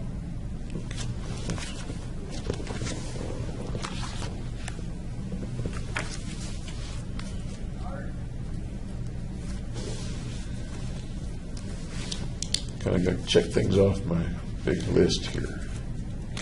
We've covered a lot in the last 2 or 3 days. Yeah. You mentioned the medications that you took. What medications are you taking now? Risperidol, Lexapro, Vistarol, Okay. Cogentum, Zantac. I'm sorry, what's the Cogentum and Zantac. Cogen and Zantac? Okay. Do you know what the dose of the Risperdal is? I believe it's 2 milligrams, but I'm not entirely certain. Taking it once a day or twice a day? Morning and night. Okay. How about the Lexapro? Do you know what the dose of that is? I think it's 150 milligrams. Taking it in the morning? I think it's morning and night as well. Any side effects of those medications in the last few months? It makes me sedentary, so it kind of drains my energy. But that's not necessarily a bad thing when you're locked in a cell. Okay. What would you look like right now if you weren't taking the medications? I'd be skinnier. You'd be skinnier? Yeah. Okay. What else? I'm not more energetic. Anything else that I might notice about you if you weren't taking the medicines? No, I don't think so. Okay. You've taken the Risperdal, and maybe the Lexapro, since November of 2012 when you went to Denver Health. Is that accurate? Yes. Okay. As far as you know, has the dose been about the same of those medications over the last 20 months? Yes, I think so.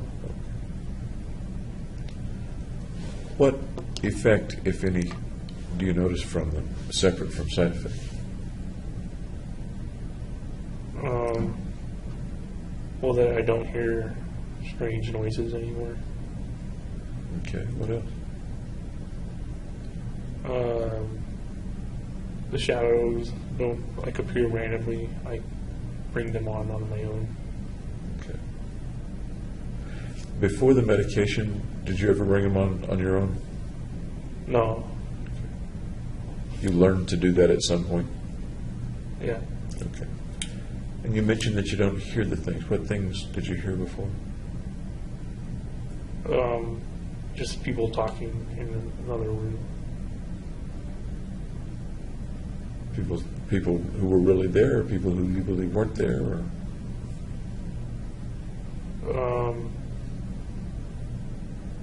I don't know, because it's hard to tell in a cell okay. if the people are there or not.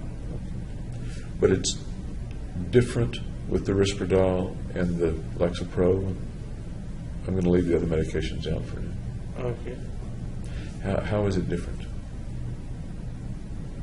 in terms of hearing the things? I don't hear any unwarranted noises. Is that because it's making you deaf in a sense? No. Okay. I don't know how it works. Then what were the noises about before the Lexapro? Just people talking about me. Can you tell me more about the people talking about you?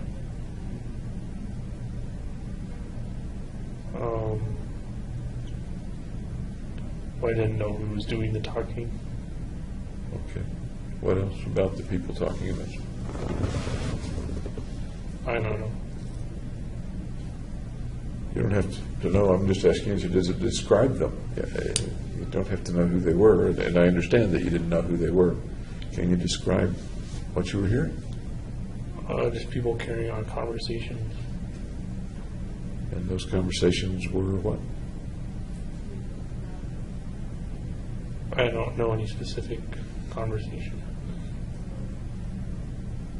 You've said that they were talking about you. Yeah, well, yeah, they were having conversations with themselves or with others. What were the words that you were hearing? Yeah, I don't know. Then how do you know it was about you?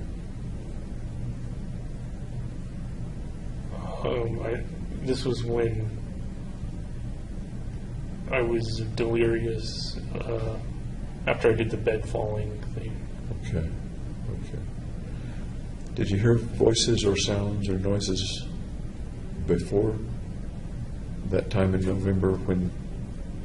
No, that was the main time. That was the main time. Was that the only time or no? With the voices, yes. Any other? You said with the voices, yes, that's a qualification.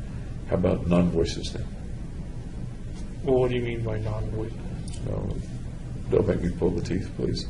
Okay. What were you hearing? What were you hearing, if anything, before the November time when you were falling off the bunk? Just typical conversations between inmates. You recall what the words were when you could understand the words? Sometimes I imagine you couldn't understand them. Well, I didn't eavesdrop on their conversations. I just knew they were talking, and sometimes they were talking about me. Do you remember what the words were about you?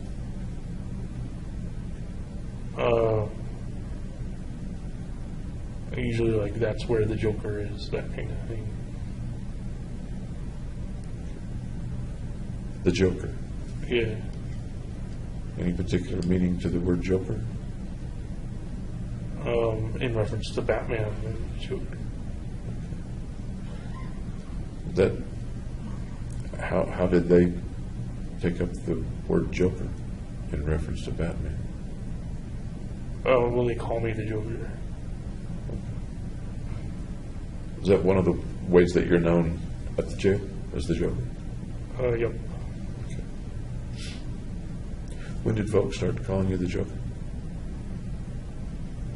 I don't know, like shortly after. That sounds like an interesting nickname. Lots of people have nicknames in jail, I guess. I guess so. How was it that they came to call you the Joker? I don't know the reasons for it. You ever call yourself the Joker? No. I remember we talked about the way you appeared in the selfies, a little reminiscent of the Joker. Right. The dyed hair usually made them think of the Joker, along with it being the Batman movie. How do you feel about being called the Joker? I don't think it's that bad. How else do you feel about being called the Joker? What else is? Makes me feel like they kind of turned me into a supervillain. Okay. Turns you into a supervillain. What's it like to be the supervillain? It's not so great when you're stuck in a cell. Sounds like it gives you a certain status around the jail. I'm not sure what that status would be. It's kind of just a recognition thing. Is it better to have some recognition than not to have some recognition? Not when it's negative recognition. Okay. Does it sound like a negative recognition, or does it sound like a bit of cachet or panache. I wouldn't say it's entirely bad. In what way might it not be bad? Well, because at least I'm remembered as doing something. Okay. Being remembered sounds like it's kind of important. Yeah, lots of people want to be remembered. How about you personally? I'd say so, yeah. How do you want to be remembered? 100 years from now. Let's assume you're remembered 100 years from now.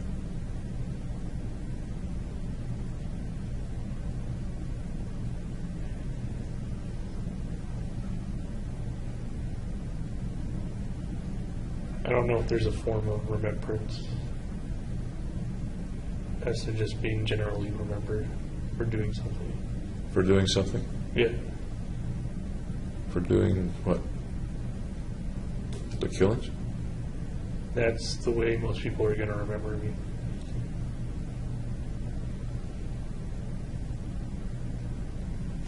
Can you flesh out remembering you for doing the killings?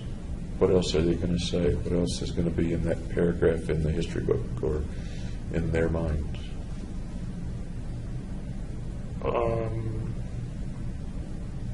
Why I did it.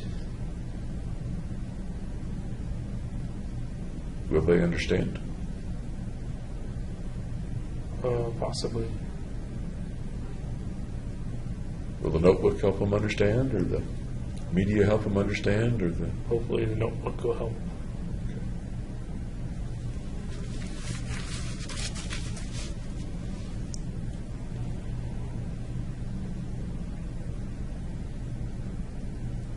How do you want people to remember you? That's a little different from how people, from the question, how will people remember you? How do you want people to remember you?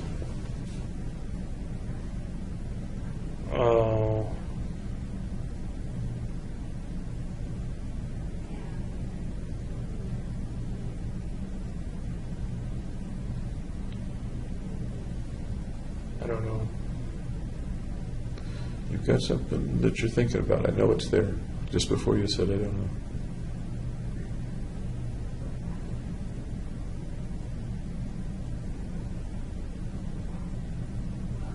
Just as a significant figure. I'm sorry? As a significant figure.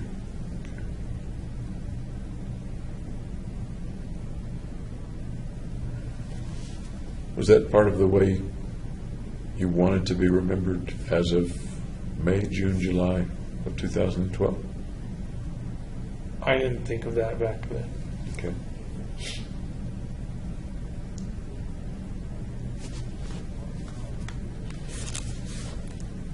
You knew that things, or you described a knowledge that things were likely to end after the mission, one way or another. That is your life. Right. Either arrested or killed. I'm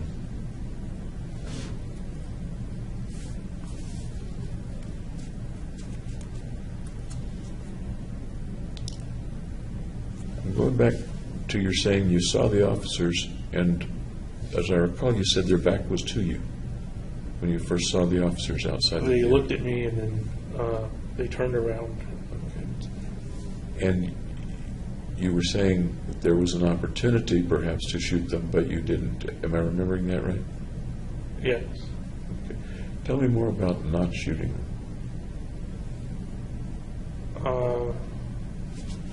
Well, for one, their back was turned, so I didn't want to shoot them in the back. Did you shoot anybody in the back in the theater?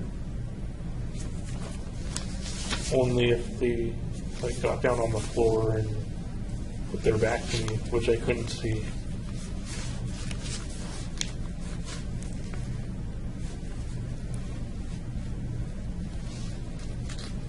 So you don't think you knowingly shot anybody in the back in the theater? Or- Intentionally. I don't think I intentionally shot anyone in the back.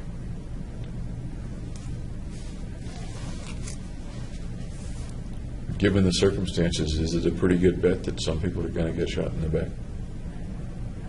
Yeah, because they're going to protect themselves. kind of curling up on the ground. Were some of the people running away when you shot them? There were two that ran away, and I tried shooting at them, but I missed. Okay.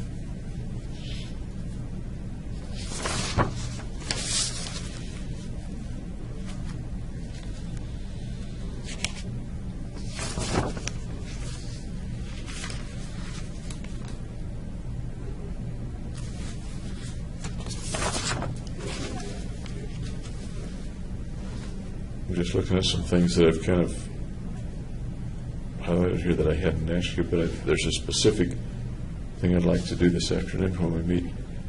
But meanwhile, let me just ask a couple of little short questions. Is that okay? I remember something about your photographs that I didn't ask you about earlier. And that in the photographs, some of them make you look quite like a warrior.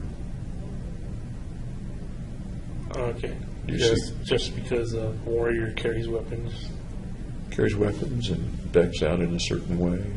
right? Uniform. Is both uniform, perhaps, is both protected with the armor and offensive in the sense of being ready to do damage.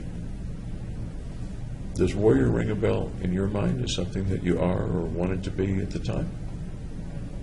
I didn't figure myself as a warrior, especially since the people I was shooting were unarmed.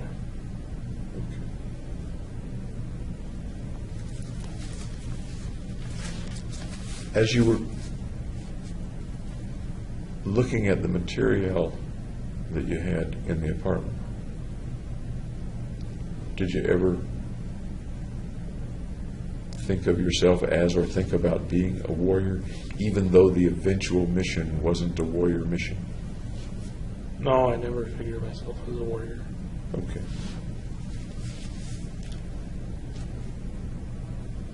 A warrior,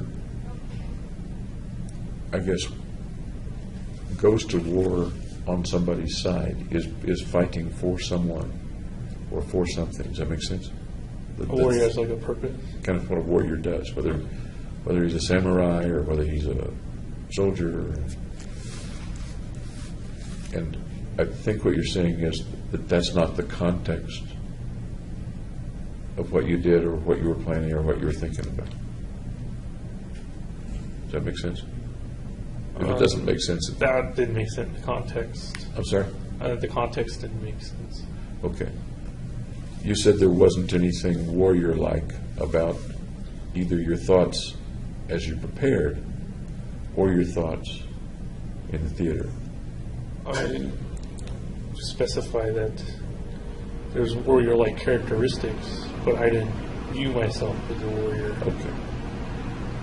And when I think of a warrior, I think of someone who's sometimes carrying out a mission, but a mission on behalf of someone or a country or a cause of some sort. Like a samurai carries out a mission or a soldier carries out a mission or something like that. In that sense, I had a mission as well. You had a mission as well. The mission came from whom or what? Myself. From yourself. Okay. And that's what you said yesterday. Okay. How much were you into social media? Not very much. Facebook, Twitter? Did you have a Facebook page? I used to in college, but I deleted it because it's people like Facebook stalking. When did you delete it? Or did you just stop using it? I deleted it in undergrad. In undergrad? Yeah. Okay. How about a Twitter account? Nope. Never had one? Nope. Any other social media? MySpace? That's pretty old-fashioned, I guess. No. MySpace, YouTube channel? I had a Squarespace website, which I put some pictures on, like the armored me. Okay. And what was the site? Squarespace.com. Squarespace, is that just like it sounds? Squarespace.com? Yes. And what did you put up? just photos of like my apartment and the armored selfie. When did you develop that, or when did you set up that page? Once I was out of graduate school. Okay, so it was May, June, July, in that period of time, or June or July? June or July. Okay. Tell me about doing that, and any particular reason or context, purpose for doing that? No, I just did it to like show the images. I don't think anybody visited it. But it was there for anybody to see. Yeah, It wasn't encrypted or secret or something. no. What search terms would I use to get to that page? If 2 years ago, it's probably gone by now, but what, 2 years ago, what search terms? I don't think there are any that would have gotten to it. If I put in James Holmes? You probably have to put it in on Squarespace instead of like a Google search. So if I were to go to Squarespace and search for James Holmes, You probably have to do that. and you used James Holmes was your login, or was the name attached to the page? I don't remember if I put James Holmes in text in any of on the page or not. And where I'm kind of going with that is, as you were telling Dr. Fenton parts of the story, hints to the story, and hints to what was troubling you, Right. and hints to your plan. You're getting pretty blatant, it sounds like, with the things that you post. Right. That's right around the time I posted the "Will you visit me in prison?" I'm sorry. That's around the time I posted the "Will you visit me in prison?" Okay. on the dating sites. Did you put any text with the images that you put up on Squarespace? Yeah, I did rational insanity.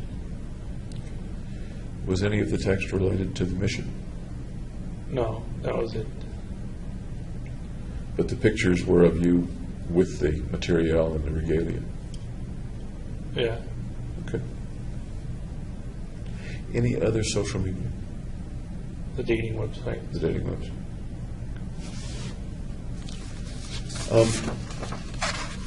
Did you try to wipe your hard drive before you left the apartment?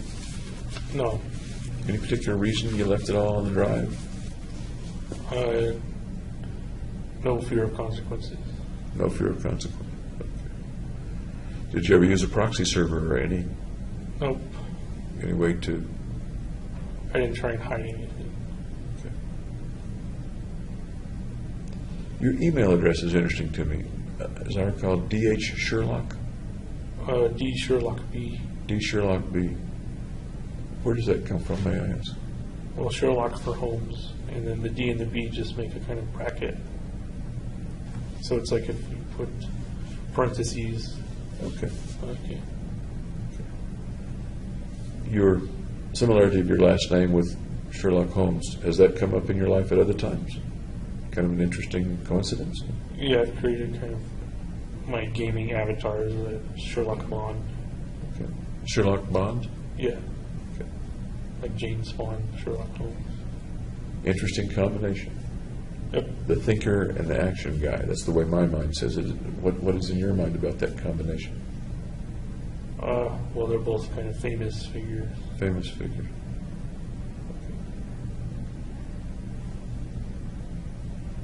View yourself as a Sherlock sometimes? Yeah. What mysteries? Scientific mystery. Scientific mystery. View yourself as a Bond sometimes? Yeah. Man of action. Okay. And I'm aware that I just said action. I didn't mean to put that into your mind. But Okay, yeah. was that there Now before I it's- said it? No. Okay. Similarities, differences between you and James Bond? Well, there's differences that he's like a womanizer and a famous action star. Any differences between your actions and his actions?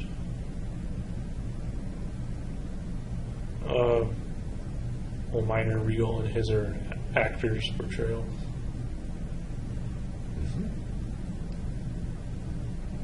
Any others? Nope. Did you ever want to be a womanizer? No.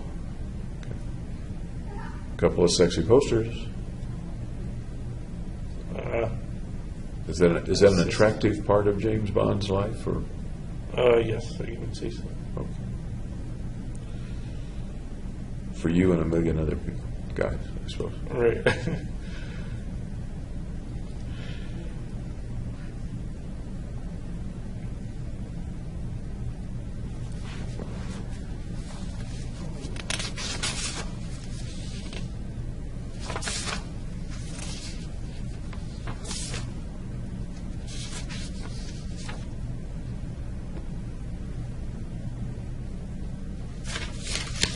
If you had the mission to do over again, still carrying it out, but the mission to do over again, would you change the way you did the mission? No, I haven't thought of. Well, I have thought of other killing ways, like I mentioned in the Notebook, but I ruled them out. But having done it one way and seen the way that it turned out in all the ways that it turned out, are there things you would have done differently for the mission?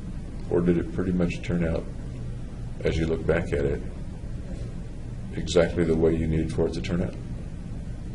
It went according to plan.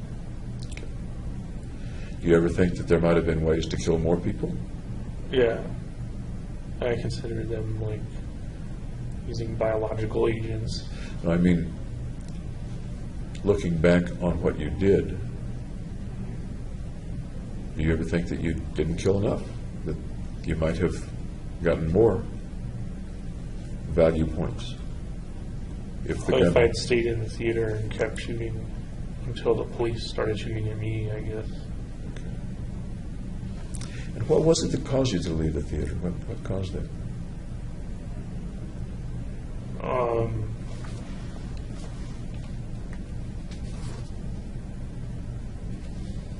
Just instincts, I guess.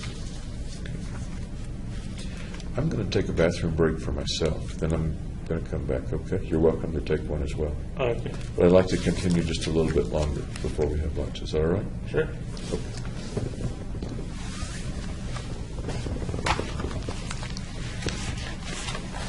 And because of circumstance, it's a little complicated to take a bathroom break, isn't it? Yeah.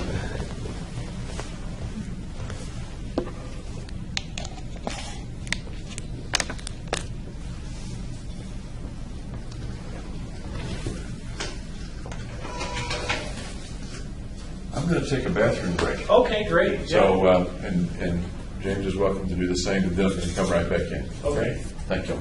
Yep.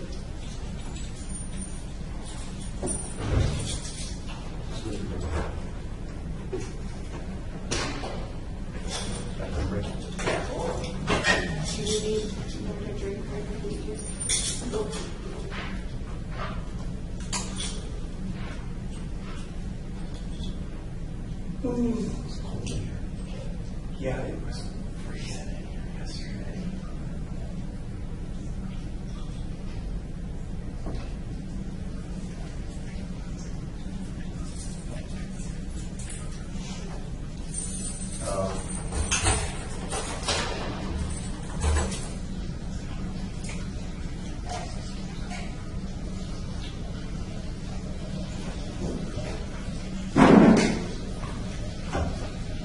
So give us 1 second, we have somebody down in this room.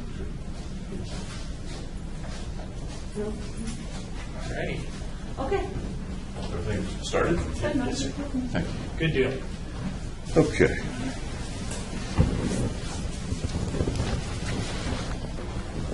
As they say on TV, we're back. Huh? In a sense, we're on TV. Kind of. Kind of, but all right.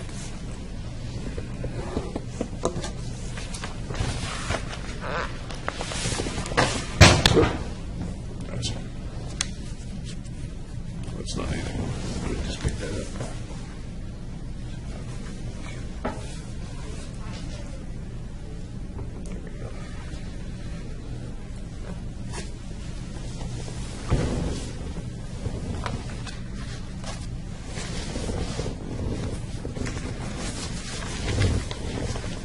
We talked a little bit about your friends, the friends in grad school. I've got a person named Charlotte written down, and I'm not sure why. Does Charlotte ring a bell? She's a friend. Okay, tell me about Charlotte. I don't recall her from the She's record. in computer sciences program.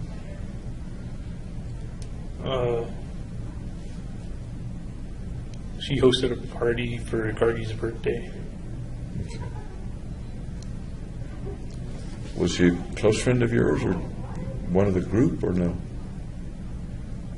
She's a friend. I don't know how close it was.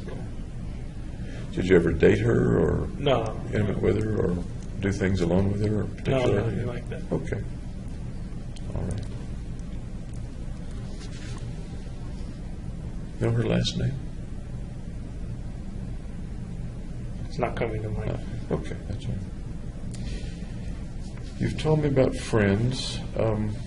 What are they going to tell me about when I talk with them? What are they going to say about you when I talk with them?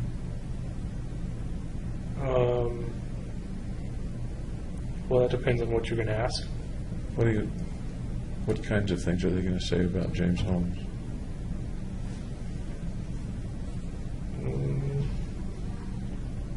He's smart, good student, friendly.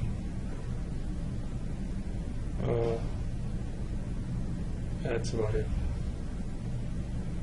Do you think they'll say that they thought something bad was coming, or that they thought the mission was coming, or anything like that? No, I don't. I never talked to them about the mission. Do you think their views of you have changed because of the mission or since the mission?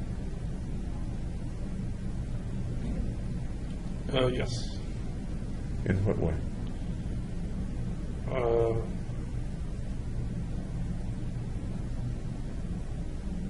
Well, now we don't associate with each other anymore.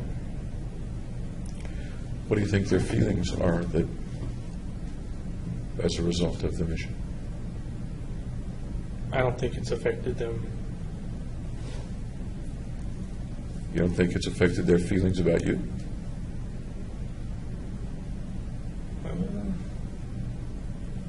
And I'm not sure. Logically speaking, how do you think how do you think it has affected their feelings about you?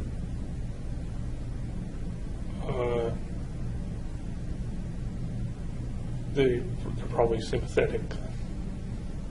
Okay. So far as you know, have any of them tried to write you? Nope. Even if you haven't gotten the letters? Any particular reason you think they haven't tried to write you? Because I broke off the association before doing the shooting. But as we said yesterday, people who don't even know you have written to you. Right. And something very significant in your lives and the lives of others happened. And you said that they would be sympathetic, yet they haven't written. They can feel sympathetic on the inside without having to externalize it. How about wanting to externalize it, wanting to write to you? I think they're probably holding you back. Why might they hold back? Because they don't want to continue on with the friendship. Any They're particular- going on about their own lives. Most people have lots of friendships, even though they go on about their lives, lots of past friendships. Right. That doesn't keep them from communicating a little bit. Well, I don't know why they haven't communicated then. Okay. We talked about your friends. Tell me about your enemies. Got any enemies? No, Before this happened, before the shooting, I didn't have any. as a kid, as an adolescent, a teenager, No, no enemies? no.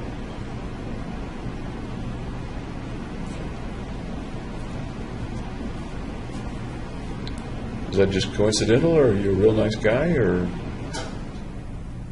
I don't didn't know about matter real enough nice. to people? Didn't matter enough to people to be their enemy? For them No, to be I'm just a their- nice guy. Okay. Okay.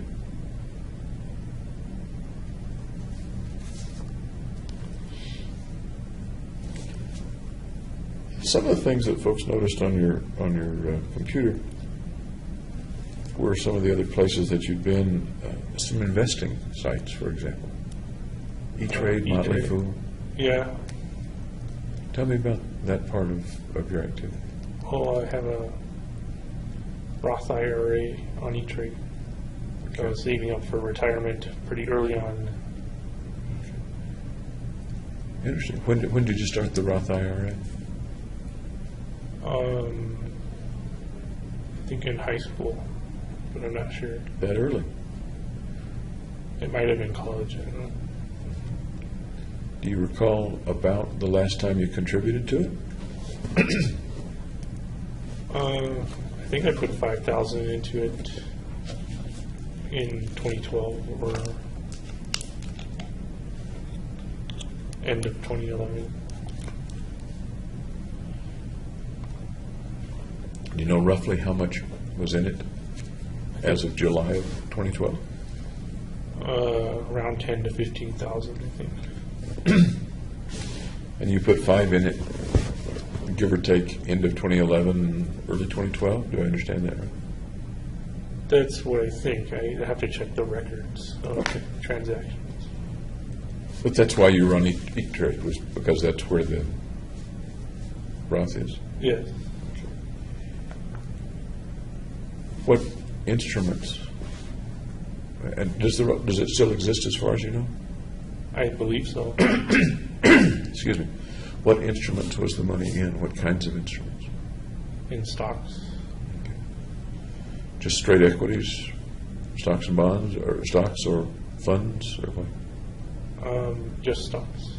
You remember any particular ones that you invested in? Excuse me, that you invested in? Coca-Cola. Okay.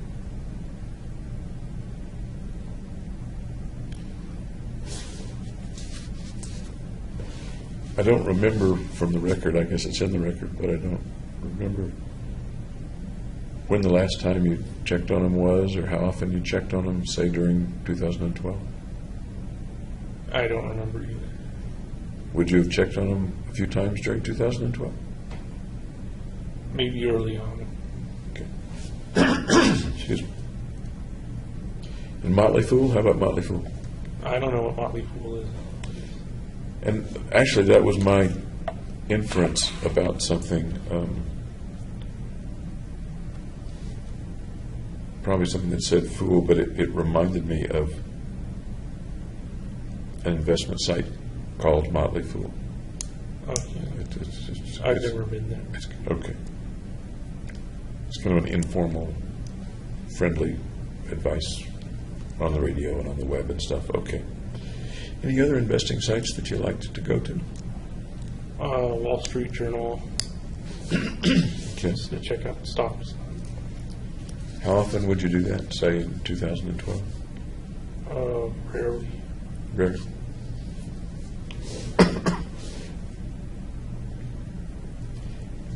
There's an indication that you were looking at real estate or looking into real estate at some point. Does that ring a bell? Yes. Yeah. Tell me about that. Well, if I was going to stay on the graduate program, I wanted to get a house there. Okay. Did there come a point when you stopped looking at real estate or being interested in the real estate?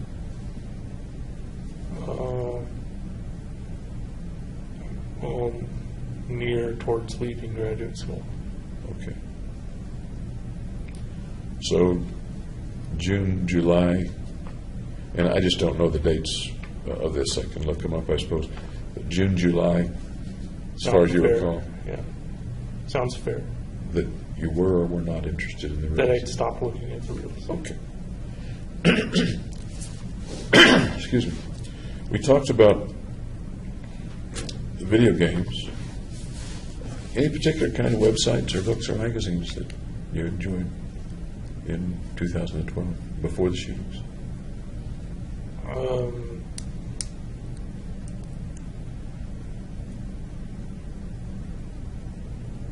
Netflix, Hulu, Famcast. And you talked about the kinds of movies. I think you liked comedies. Comedies are my favorite. Okay. Any other particular kinds that you used to download a lot or check out a lot? Drama movies, adventure. I don't suppose Highlander was anywhere in there. It was a fantasy movie. Did you? I thought it was a good movie. I did too, by the way. Yeah. And when was the last time you looked at a Highlander movie? Oh, I only did it once, I think. Do you remember about when? No, I don't remember when. I watched like hundreds of movies. One way or another, do you think you may have looked at a Highlander movie in the last, or in April, May, June, July of 2012? I couldn't tell you Leading if up I to did. okay. There would have been older movies by then because they came out, what, in the 90s or the 80s? I don't know. Okay.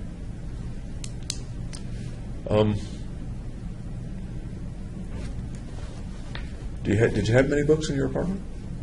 Besides Just textbooks? Like one or two books. One on like Excuse me. one called Starfish, which is like science fiction kind of war. Starfish? Starfist. Starfist. Okay. What other books do you recall having in the apartment besides textbooks? That's about it. Okay. Any books on strategy, on war, on warriors, on missions? No, I just looked online for that kind of thing. Okay. And what did you find online?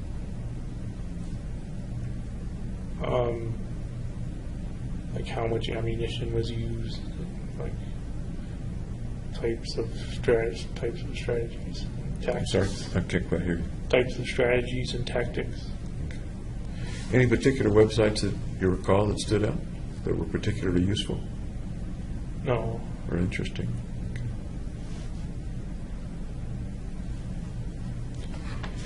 Somewhere I had a note wondering, for some reason, about books on reality, like the physics of reality, the quantum physics and reality. Does that ring a bell at all? I didn't have any books on those. Look that up online or any other. Does that ring a bell at all? And maybe not. Physics of reality doesn't. I'm thinking of, for some reason, I'm not sure why it came to me, quantum physics and that causing a new way of looking at what reality is. No, that doesn't. I may have been reminded of that by something in your notebook. Oh, yeah. No, I don't know. Things like, well, one that comes to mind is the Dancing Wu Li Masters. Does that ring a bell at all? Dancing what master? Dancing Wu, W-U, Li, L-I, Masters. I haven't heard of that. Okay, that's fine.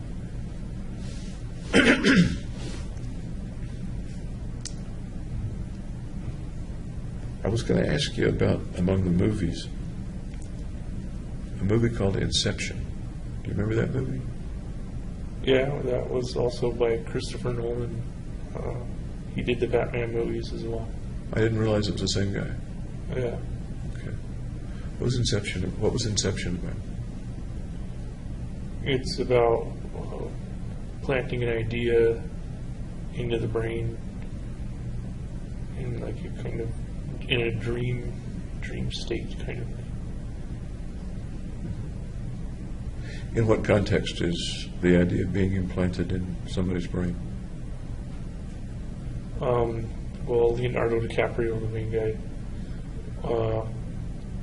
wanted to see his kids at the end, but he couldn't because there was like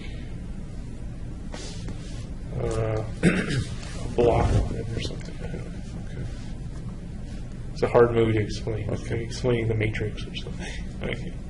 I never did quite get the Matrix, much less the follow-up movies to the Matrix. But was there ever a thought or a fantasy or a feeling for you that somehow thoughts were being put into your brain? No, I don't believe so. Was there ever a feeling that somehow your thoughts could get out and other people could hear them or see them or be aware of your thoughts? During the delirious bedfall incident. As far as you recall, any time before that, No, or before the shootings, for example, or after the just after the shootings? no. Okay. Did you ever have the experience of seeing something on TV, hearing something on the radio, something like that, and getting the feeling that they were referring to you? Again, during the kind of just During- before the bedfall incident. Before, okay. But, I'm sorry, Just before. just before the bed falling? Yeah. Tell me about that.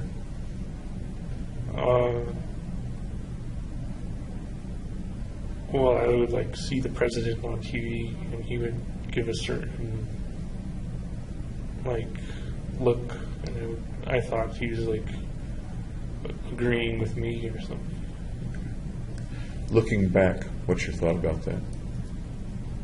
That's ridiculous. Did you ever have that feeling or that experience before the shootings?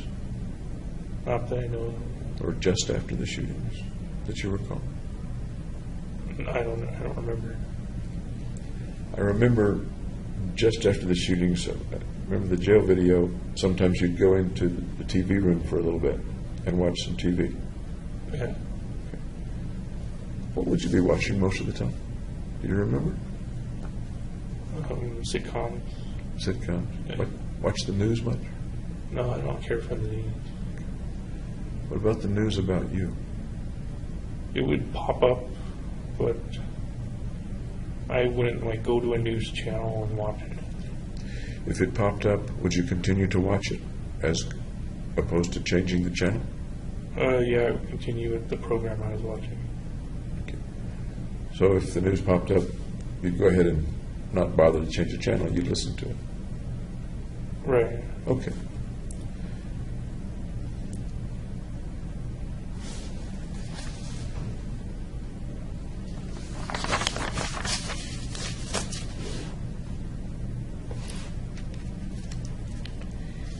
There was something on your phone.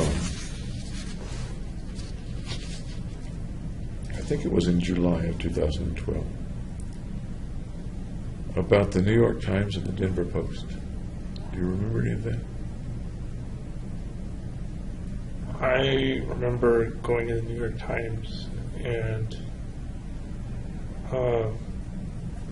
looking into how you can post an opinion on the New York Times website. In anticipation of what? In case I wanted to post. I didn't end up posting anything. Okay. Did you think you might sometime? Yeah, that's why I looked at it. Okay. What might you have posted? The pictures from like the pictures. The pictures photographs. The photographs of of me in contact lenses and armor and stuff. how do you think that would have been received by the New York Times and the New York Times readers? They would repost it. And what would people see in those pictures? What would it convey to people? This guy's different than other people. In what way different? He doesn't look the same as a normal person. In what way does he not look the same? Well, he's got red hair and black contacts, and And what would that mean to the people looking at it? well, that would depend on what Yeah. they wrote. What would they be likely to infer from that?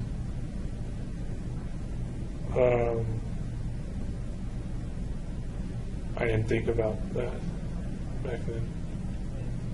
Sure you did. Otherwise, why would you put the pictures up? I didn't post the pictures. Oh, okay, you're correct. Otherwise, why would you be thinking of putting the pictures up?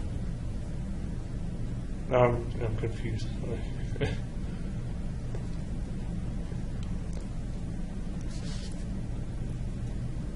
In thinking of putting the pictures up, what would you be communicating to people?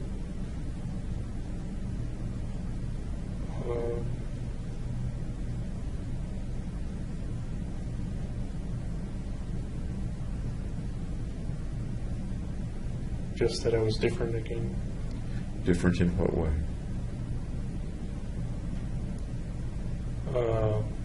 Mentally different. That A doesn't- different kind of view of the world than other people. Such as what?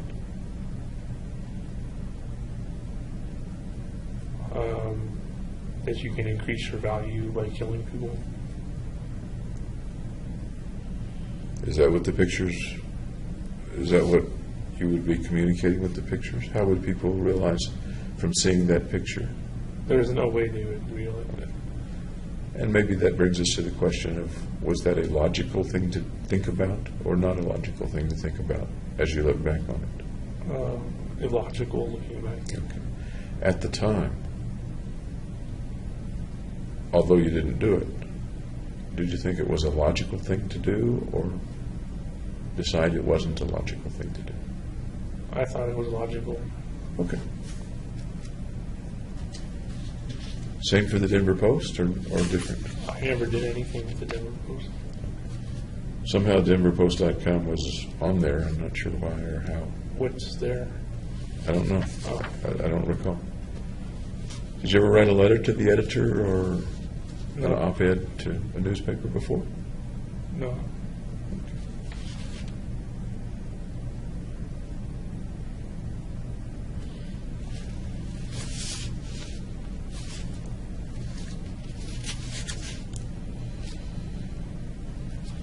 You asked Dr. Fenton about her philosophy of life. She was evasive. She was evasive. Yeah. You think you were evasive? Yes. Okay. Any particular reason you asked her about her philosophy of life? If I could help it build and improve my own. I'm sorry? I wanted to know hers so I could improve my own philosophy of life. How would that have helped you improve your own philosophy of life? Or how might it have? It would depend on what her philosophy was. I think, if I'm remembering right, I got the impression that she was asking you a lot of questions about your philosophy. And it was a sort of a retort that she should tell you about hers. Am I misremembering that? No, that sounds accurate. Okay.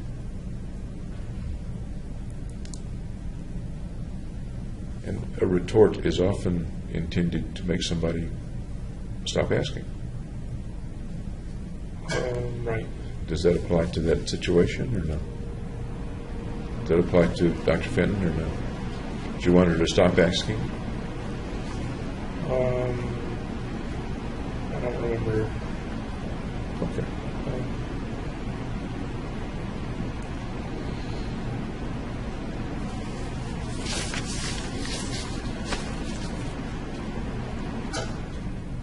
What do you think Dr. Fenton or Dr. Feinstein will tell me when I talk with them about you?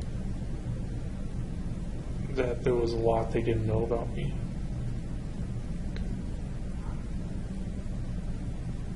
What else do you think they'll tell me?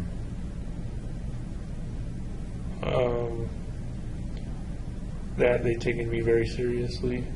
They'd even called the Big Deal Threat Response Team or something. And how did you know that they called the threat response team? My lawyers told me. Okay. What else would they tell me about you?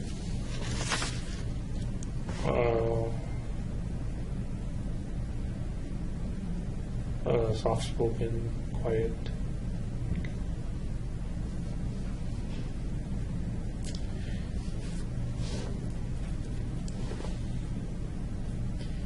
Before the shootings, let's say in the months before the shooting, what kinds of things brought you pleasure? Video games, TV. We've talked about those. Anything else particularly pleasurable or things that just made you feel great? No. How about things that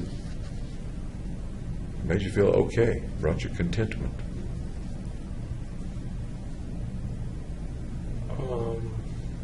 Food, I guess. Maybe brought you solace? I'm not sure. Anything bring you hope?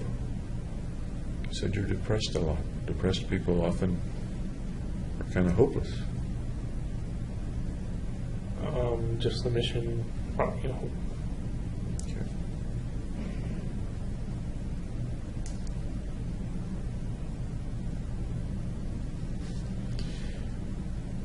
Do you know what your family's doing right now? What- My dad's retired and my mom's working as a nurse. Okay.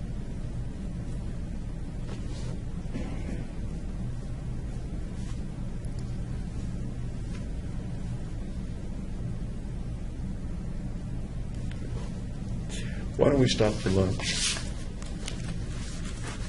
And when we come back, I want to ask you more about the mission. Specifics Okay. about the mission, okay? All right. All right.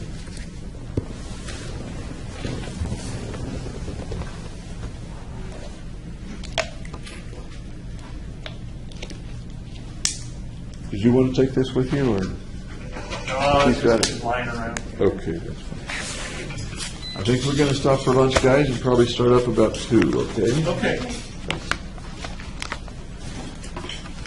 You wanna head into your room while we get everything cleaned up out here? Just a simple. All right.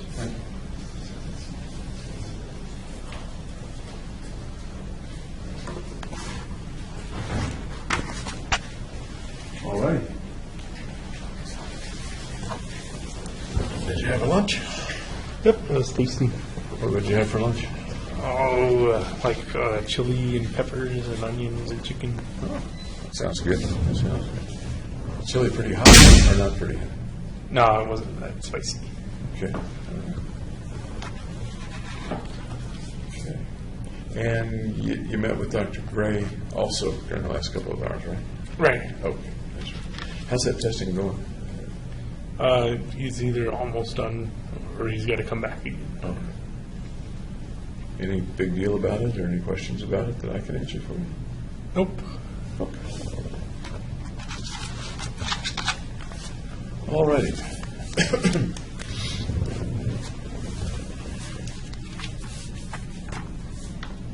Yesterday, you were talking about your view of what happens after you die. You remember the phrase that you used? Dreamless sleep. Dreamless sleep, right. Does what you do while you're alive have any effect on what happens after you die?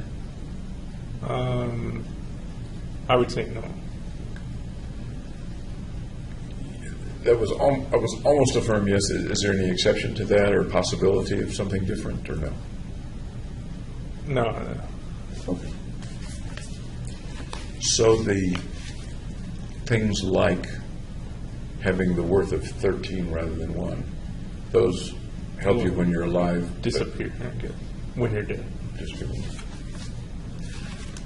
I'm curious, if someone were to kill you, or Right. murder you, would they get 13 or would they get 1?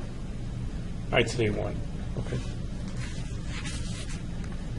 You think there's any chance of it? Yes. And what would be the way that that might happen? If they give me the death penalty. Okay.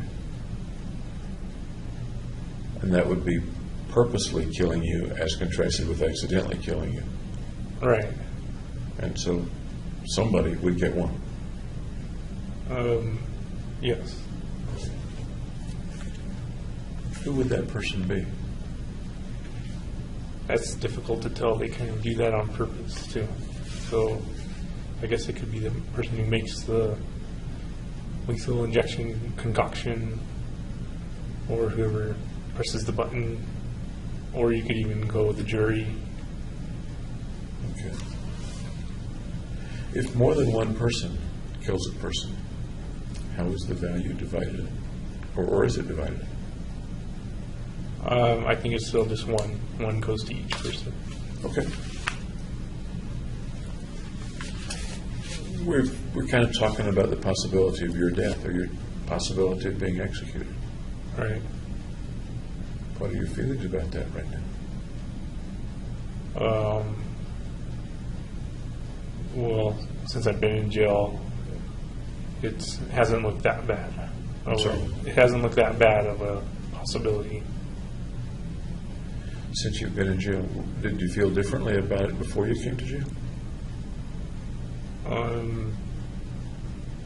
Yeah, I thought it would be worse than getting imprisoned in life, but now I kind of equate them as equal.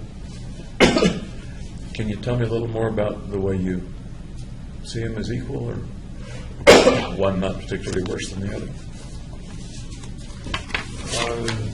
Well, since all the freedoms are taken away when you're in jail and in prison, it's kind of not a fulfilling life. Okay. I guess nobody knows right now, but informally, what do you think the chances are of you getting the death penalty? I don't know. I haven't predicted. Right now, thinking about it, not casting anything in stone, do you think you would fight it, or ask the lawyers not to fight it? Or? I would ask them to fight it just because my family still supports me. Sounds like you think your family might have some feelings about that. Right. I think it would matter if I died to them. Tell me how they might feel. What they might feel. Very sad. Anything? Can you expand on that just a little bit? Well, they would miss me. How about your sister? She's part of the family. Is she the same as your parents? Same thing, yeah. Okay.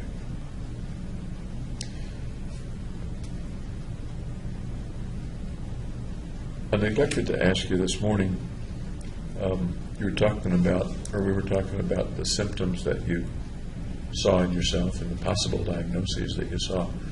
Do you know what anybody has diagnosed you with now?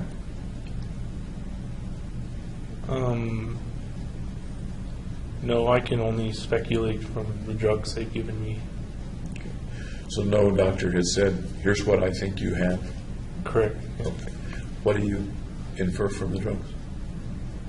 Well, I'm taking antipsychotics, so I think it's schizophrenia, and I'm taking antidepressants, so depression. Okay. I'll share with you that those drugs are sometimes used for other conditions too, Okay. but those are two conditions that they're used for.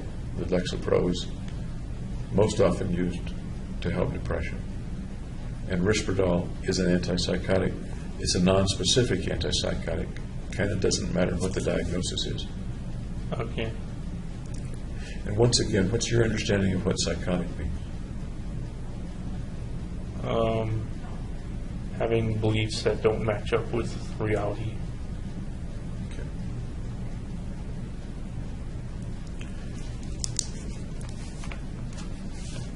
Did we talk about Dr. Woodcock coming to see you in the jail? No. Do you remember him coming to see you in the jail? Yeah, he was like the first one, I think. What do you remember about his visit and what y'all talked about? I don't remember anything at all. Okay. Okay. Do you remember about when he came? Maybe around a month at the start of my incarceration. At the start? Yeah. You mean around a month after you were? Around a month after, yeah. Okay. How many times did you see him? Either once or twice. Y'all get along okay? I was distrustful of psychiatrists at the time. Distrustful of psychiatrists specifically, or distrustful of anybody that came to see you, or guess you didn't know who he was? Psychiatrists. Okay. They told me who he was. Was anybody with him when he came to see you? Oh, I don't remember. I guess what I'm asking, and you may not remember, is did anyone introduce you to him and Yes, tell you who he was? someone told me Dr. Woodcock is going to come Okay. evaluate you or speak with you. Do you remember who told you? I believe it's one of my lawyers. One of your lawyers told you. Did they also tell you that he was there at their behest? I believe so, yeah. Okay.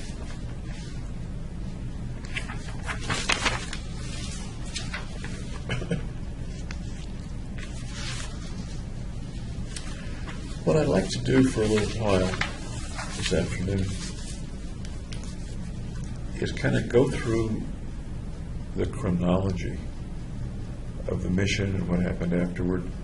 You've shared an awful lot about it already, but I'd kind of like to go through it stepwise and pick up what I might have left out. Is that okay? Sure. Okay. We talked about the weeks and months leading up. What do you remember in terms of how you felt, what you were perceiving, how you were thinking when you were getting ready to go over to the theater for that last time to do the shooting? How I felt that night? Yeah, you're loading the car, you're getting stuff ready. What's going through your mind?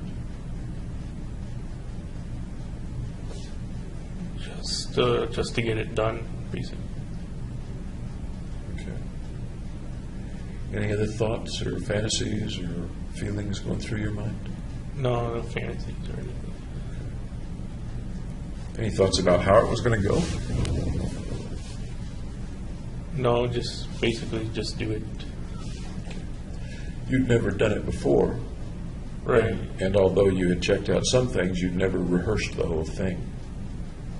Any anxiety about whether it would come off okay in what you wanted to have happen? No, I wasn't very nervous. I was prepared.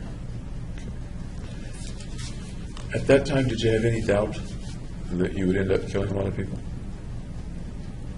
No. Okay. Tell me about the drive over.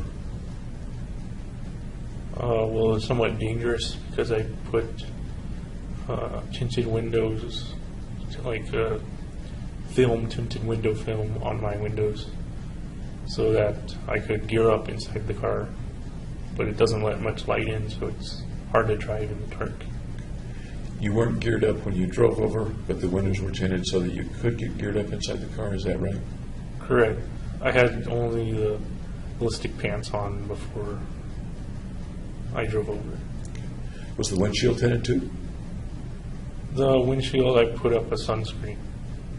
For the drive over? Well, it didn't matter for the drive over if it was tinted or not. If someone had looked in the window of the car at a stoplight, would they have been able to see it? No, because it's dark. Okay.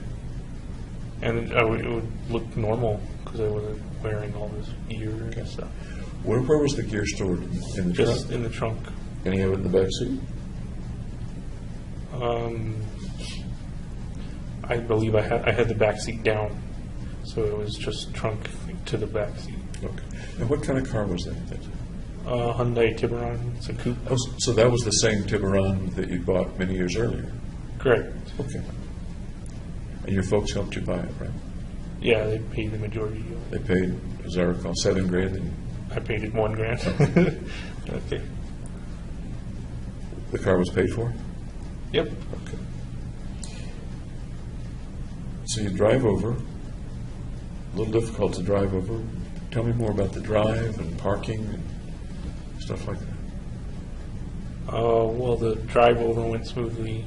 I parked in the back, right across from the Theater 9 emergency exit, so it would be straight away going in there. Which you had cased before? Yeah. Yeah, okay. Okay.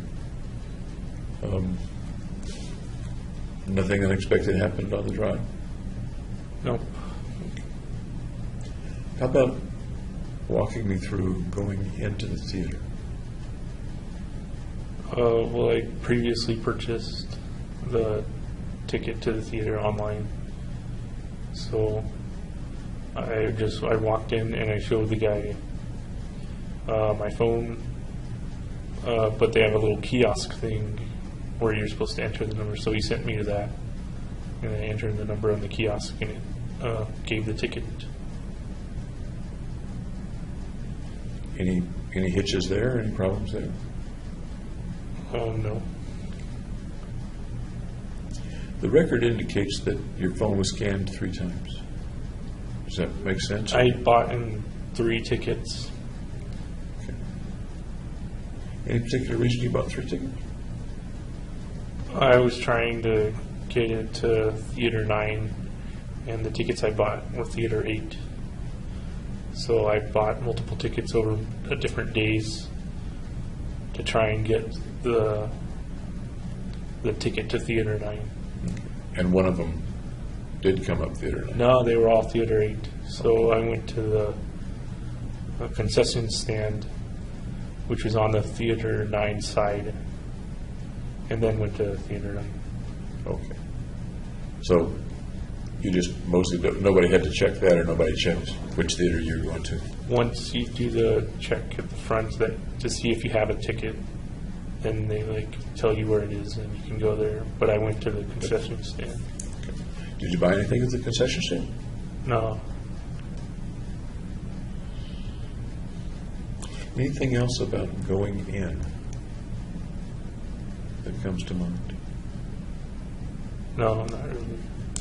You mentioned earlier that you thought maybe the FBI would stop you from going in. Yeah, once I geared up and was about to leave my car, I thought they would stop me there. Oh, later when you actually geared up, Right, not when you were going through the front. right. Okay, thank you. So you go in the theater, or what's it like? What are you seeing and hearing as you go in the theater? I just went to the very front and sat down in one of the chairs, and then pulled out my phone to make it look like I had a phone call. I'm sorry? Pulled out my phone to make it look like I had a phone call, Okay. and then went out the exit for that reason. As if you're going outside to a quiet place to... Instead of speaking on the phone. Okay. What was on the screen when you went in? I didn't see. I'd imagine just previews. Do you recall specifically that there was something on the screen, but you just don't... There was Remember. advertisements playing. Okay. Pretty quickly after you got to the front, you did the phone ruse and went out, or did you wait a little while? It was pretty quick, maybe like a minute. What else did you see in the theater when you first went in? Well, it's just an aisleway. I'm sorry? It's just an aisleway to the stands. And I looked back in the stands and saw that they were all full. So you go out through some sort of exit corridor to the outside exit door, is that right? Yeah. Okay. Then what happened? Then I went to put the stuff on and get all the weapons ready. Tell me about that process. What did you do, or how did that work? Well, I previously loaded all the magazines into the weapons to have them ready to fire.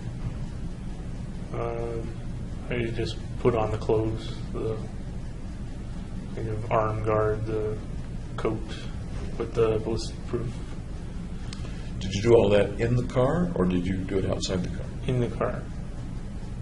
Must have been pretty cramped. Yes, it was. It took a little bit. Any particular thoughts, preparations, getting ready, psyching yourself up, anything like that? I put my music on my headphones, on my wireless headphones, Okay. The music was from an iPod or through your phone, or an iPod. tell me about the music. What music did you choose? Just electronic music, random electronic music. No particular artist that you remember? Right, it was just from a stream of music. Was it something that you had pre-recorded or pre-done, or was it over Pandora? Or It's something I saved as like an MP3 file. so you put that on after you had suited up, or before? In the middle.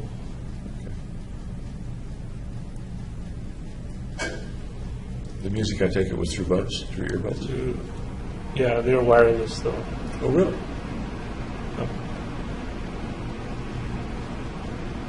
Then what happened?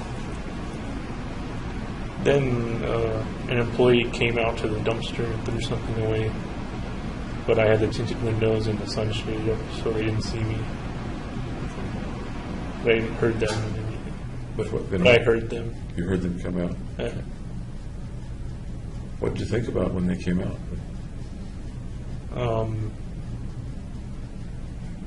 If they're going to interrupt the process or not. But they didn't. They just went back inside the theater after they threw the trash away. If they had somehow interrupted the process, what would have happened? I had a handgun in my passenger door side that I could have used. Okay. Were you prepared to do that if necessary? Yeah.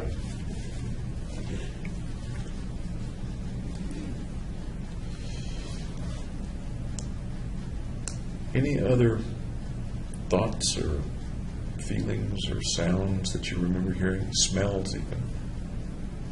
Anything sensing at all in your senses that you remember No. from that? No. Heart pumping, adrenaline racing, or no? Calm, keyed up, scared? Calm and collected. Calm and flow.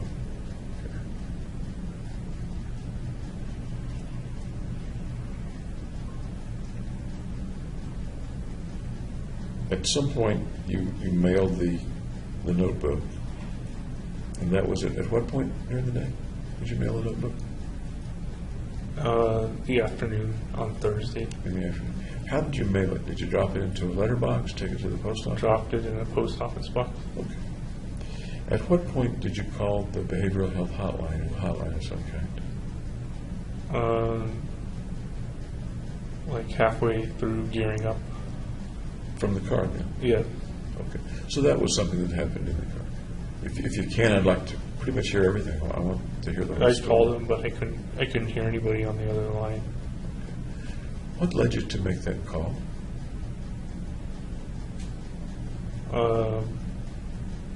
Just one last chance to see if I should turn back or not.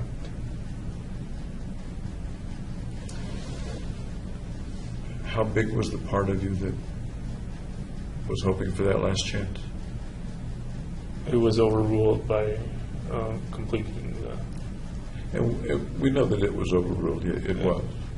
But how big was it to be overruled? Not very big. Enough to make you dial the phone Yeah. Was the number already in your phone? How did you? Yeah, I saved it in my phone. Okay. You'd saved it from previous visit or a sign on the wall at the office? Or how did you have that number? The website, I believe. May I ask when you went to the website and got the number? I don't remember. It was before that day, though. Do you think it was weeks before that day or within the week? Maybe within a week. If you remember, why did you go to their website?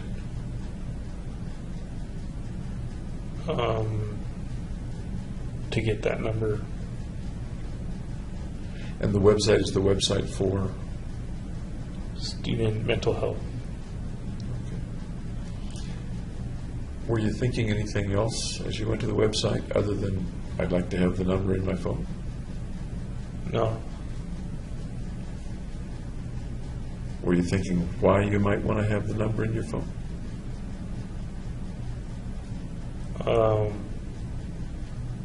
In case I wanted to stop the process. Okay. Had you ever dialed that number before? No. And what happened when you dialed it? I just didn't hear anything. Did you hear the phone ringing at the other end? No. Really?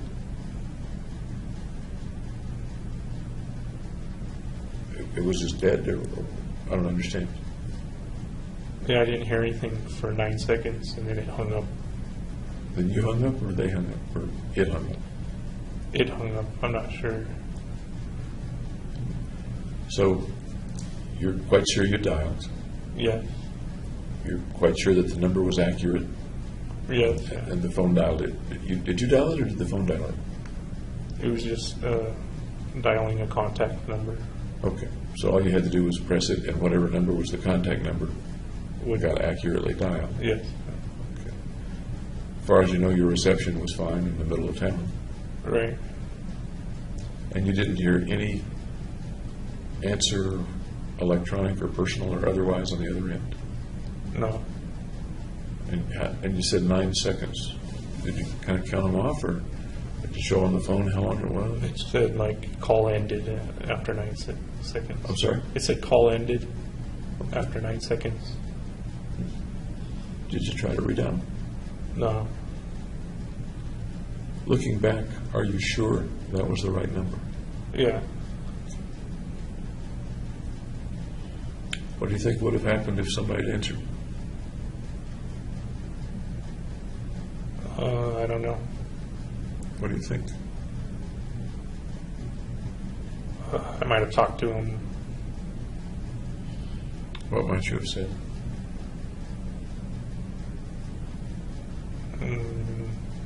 Told them the situation. I'm sorry? Told them the situation. So you might have told them where you were and what was going on? Yeah. Yeah. What do you think might have happened then? They would have tried to convince me not to. Okay. What might they have said? I don't know. Do you think they would have been successful? No, I think it would have been overruled again.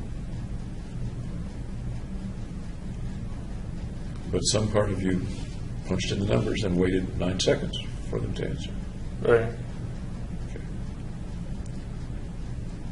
Do you remember what you thought or felt or when nobody answered?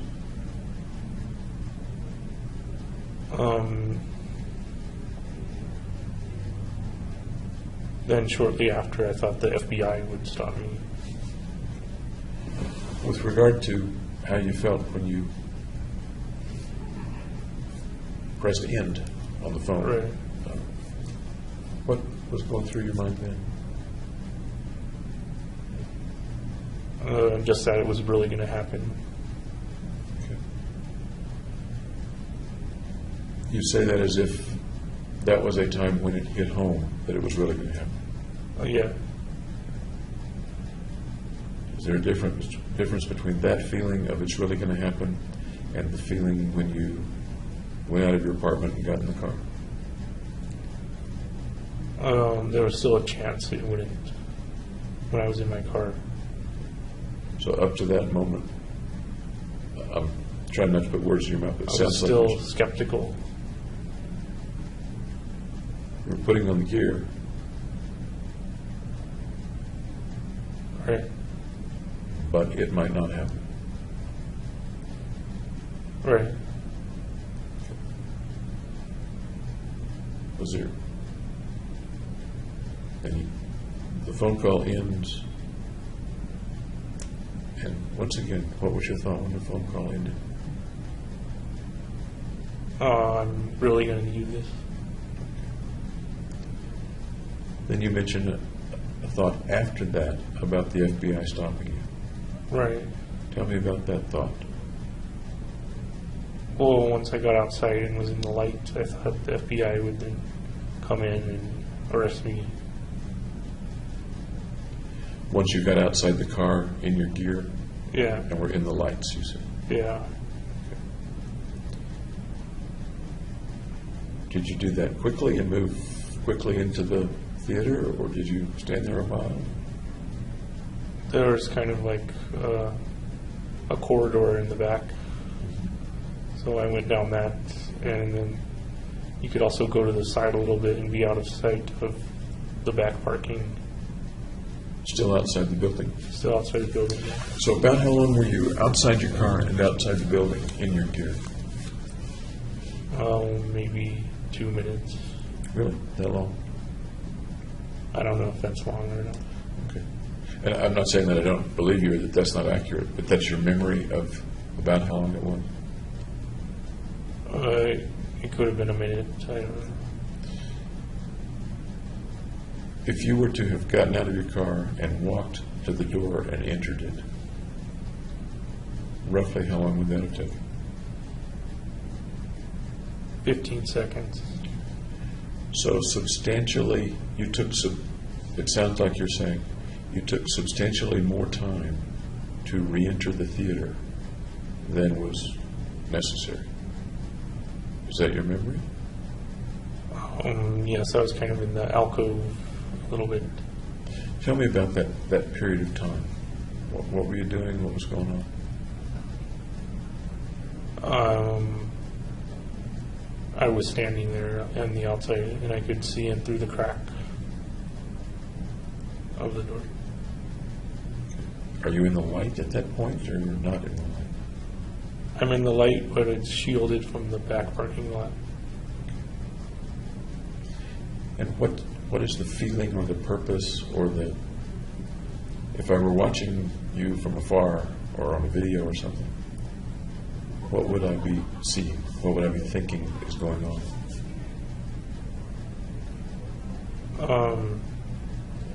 What's he waiting for, I guess? I don't know. So let me ask you, what were you waiting for?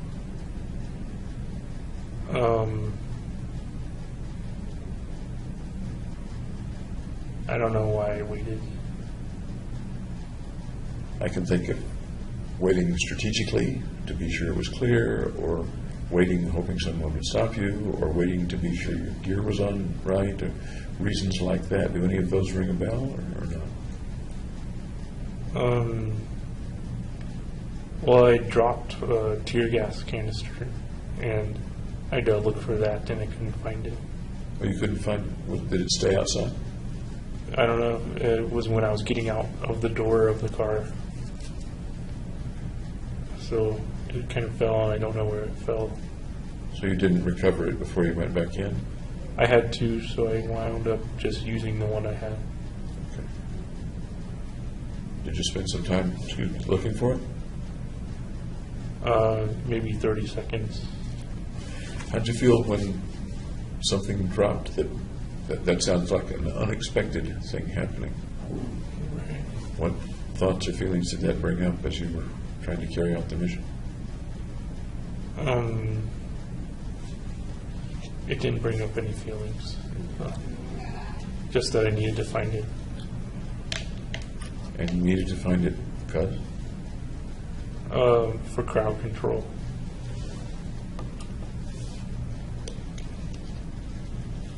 No sense of panic or No. something's gone wrong? No, nothing like that. All right. Thank you.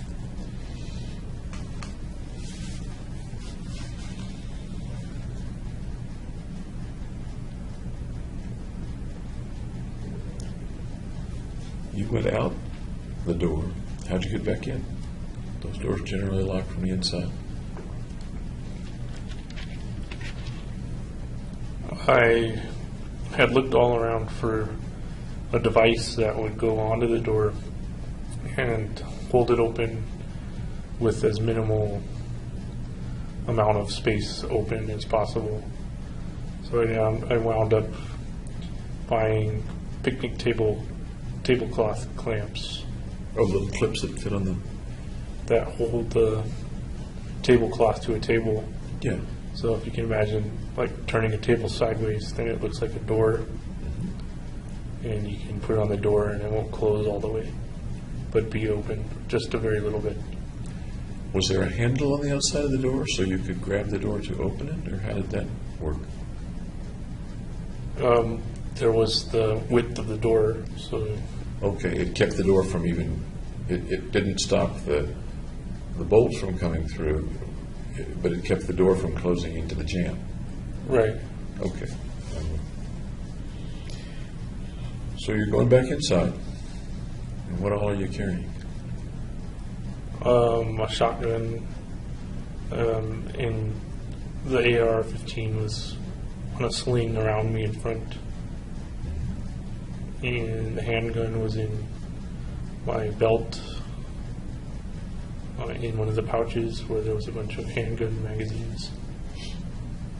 One handgun? Yeah, I'd left the other one in the passenger door. Okay. Any particular reason you left it in the passenger door? That's where I was changing, gearing up. Did you forget it there or leave it there on purpose? Leave it there on purpose. And why? Because it would have been extra weight to carry. Okay. Did you have the gas mask on at that point? I had the gas mask on in the car. In the car. Okay. And the helmet? Yep. Walk me through, you go in through the outer door, then what happens, and what do you see, what do you hear, what do you smell? First, I opened the tear gas canister while I was still outside the door, and it made a hissing sound. And then I went inside and tossed it over on the right side of the theater. As you walk up from the outside door, is there any other door between you and the audience? Or No, there's curtain? only that one door. Is there any curtain or anything like that? It's set at an angle so the whole audience can't see you, but they could still see you when you enter the door. Okay. How did it feel to be really doing it? Then it was autopilot. Exhilaration or No, none of that. caution No. or sensitivity to what's around you? Well, I was looking at what's around me. Okay. Pretty aware of what was around you? Or? Yeah, I could see people trying to leave and sitting down and under their seat. Kind of. Actually, I'm thinking right now about going in from the door. The canister's been opened. Right. At that point, are you on autopilot or not yet? At that point, I'm on autopilot. Some people who are in experiences like that, for one reason or another, are very sensitive to what's going on around them, very aware of little things and big things. No, I wasn't like that. Wasn't like that. No. How about vision? How well could you see at that point going in from the door? I couldn't see very well at all Because there were scratches in the gas mask, and it was brighter outside than it was inside. okay. Then you come around the curtain or around whatever the partition is and toss the canister? Yeah. Walk me through from there. then I raised the shotgun and saw that people were getting up in like the back left corner. So I like shot up that direction, and then I don't remember any of the other shots of the shotgun. Any idea why those people were getting up in the back left corner? Well, they could see me all decked out with my guns and stuff. Okay. So you shot in that direction. Do you know whether you hit anything? I heard a scream. You heard a So I scream? assumed, yeah. Okay. What happened next? And I shot all my shotgun rounds and tossed it on the floor. Slow down a little because I want to kind of each step, if you don't mind. You shot how many times toward the folks in the upper left? I think the shotgun held 5 or 6 shells. So I shot all 6 of them. Emptied in that direction, okay. Go ahead, please. I didn't know what, just in the direction of the people. I don't remember after the back corner where I fired them. Okay. But then I threw the gun down and switched to the AR-15. And I don't remember where I shot those ones either, except for like 2 people who tried to run away, and I shot like 3 shots at them. There were many more people in the theater than the 2 who were trying to run away. Right. Did their running away prompt you to shoot them? It made me kind of focus on them or divert my attention to them, because I can't have everybody running away from the scene over there. Tell me what you mean. I can't have everybody running away. Well, because then I'm kind of out of control of the situation. Okay. While you were firing, did anybody get out while you were firing? Yeah, the 2 people who ran away, and then afterwards, 4 people, I think, carried a guy out, and they got out the back exit, the emergency exit. Okay. So they came out the exit you came in? Yeah. And I think we'll get to them in a minute. So you're firing the AR now. Yep. And tell me how you fire an AR with the gas mask on. You put it up to your shoulder and start shooting. Can you sight down the barrel with the gas mask on? I had a scope on it, but I didn't use it to sight. I just shot randomly. In the direction of people, but randomly would have... Randomly towards the people. Towards, okay. At least some of the time you were trying to shoot specific people. Right, so those 2 people who ran were the specific people. And then there was one other guy, which they carried out, who was a specific person I shot at. Do you recall shooting anyone who you knew was already hit? No, because I couldn't tell who was hit or not. You can't see. Okay. Did you see anyone fall from being hit? No. Really? They got down kind of behind the seats pretty fast. Okay.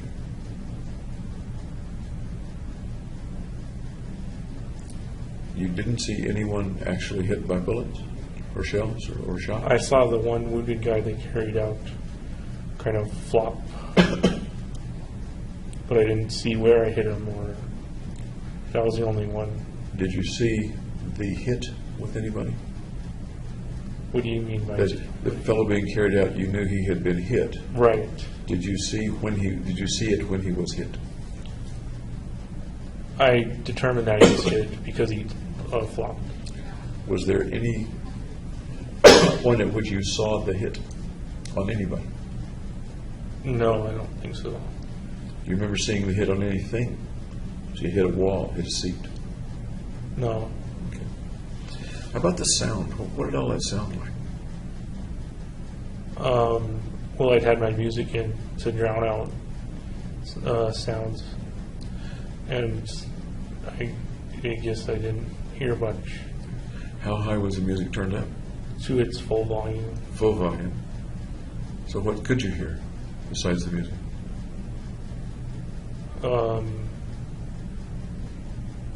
I don't remember hearing the gunshots. Okay. And you don't recall what the music was, but just that it was a Well, techno, just that it was playing. and it was techno? Yeah.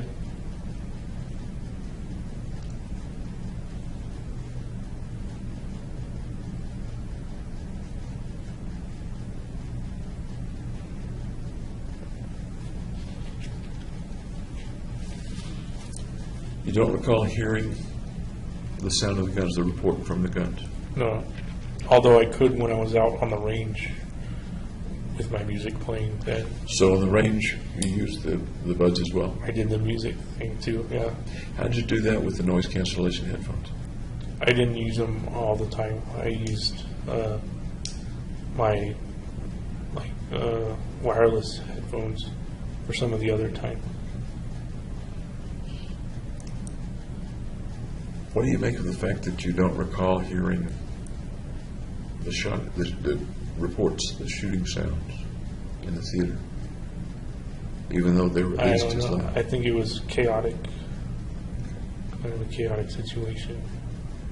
Do you think you heard them and don't remember hearing them? I think I Because heard of this- them, but I don't. I don't recall Okay. the gunshot sound. Anything else that you heard besides the music? No, You said a minute ago that you heard the people up in the far I end heard the screen. one person scream at the beginning, and that was it. That was that. I didn't hear anything else. Did the music stop at any point, or did it keep going the whole time? It was set to play the whole time. I don't know if it did or not, because I wasn't really hearing the music either. Tell me about that. You weren't really hearing the music either. Yeah, I don't remember the music. So even if it had paused or was between beats or between songs, you don't remember things being heard in the course of what happened. Right. Yeah. Okay. Other senses, did you smell anything? Even with the No, gas? I had a gas mask. There are certain smells you can smell through the gas mask. I didn't smell any of them. Could you smell the Materials? right gas, yeah. No. Okay. Any physical sensations on your body that you were aware of? No. Heat, cold, sweat, Nope. tingle, None of that. the feel of the floor under your boots, the weight of the weapon in your hand, any of that? Nope. What do you make of at least your memory today is that you didn't feel it. What do you make of that? It was a pretty important event. Right. So I didn't remember every detail. What you're sort of saying is that in terms of some things, you don't remember any details. Yeah, it was kind of blocked out. Do you think it's been blocked? Blocked And out then. and I don't know the answer to this either. Do you think it's been blocked since the event, or do you think it was blocked during the event and you weren't perceiving anything at that time? What do you think? During the event. Okay. You've dropped the shotgun. You're using the AR. Are you moving around? Are you standing still? What? I'm basically in that corner the whole time, except for once I go into the light, which is later. Okay. The lighted hallway, I think. Move me through up to that point, can you? What gets us to There's the emergency exit, and I go in, and it's in the corner, and I shoot people from the corner. emergency exit down low? There exit outside or an exit at the back of the theater? The emergency exit is at the back of the theater. I'm not picturing it quite. There's an emergency exit down by the screen. Which is at the back of the theater. Okay. Is there also an exit behind the seats, up No, in the direction of the seats? there's two corridors or aisleways Okay. besides the seats, and they go to the front door of that theater. The ordinary doors that would lead out of Double the doors, yeah. At any point, did you go to those doors? No, I went halfway down the aisleway. About halfway to the doors? On which side? Well, coming from in through the emergency exit on the left side. Okay. Tell me about that walk and what you were doing as you walked there. I was checking the weapon, and I discharged the magazine that had misfired, and was trying to put a new one in, but they wouldn't go inside they wouldn't click in there. So as you were, what was your purpose of walking up that aisle? To be able to see, because I couldn't see very well in the corner. And it was a safer spot to reload. Was it a better lit? Is that one of the things you're saying? Yes, the aisleways are lit while the Okay. kind of, And a safer spot to reload. right, so because they couldn't see me in there. So this wasn't along seats. This was in some way that the seats It was could. like, this is the aisleway, and the seats would go up, and it Okay. goes down. And you went down. So what happened? The magazines wouldn't click into the AR. Right. Then what happened? Then I walked out. I think before I went into the aisleway, I shot some with the handgun, but I don't remember shooting the handgun. Before you went into the alleyway. Okay. Yeah.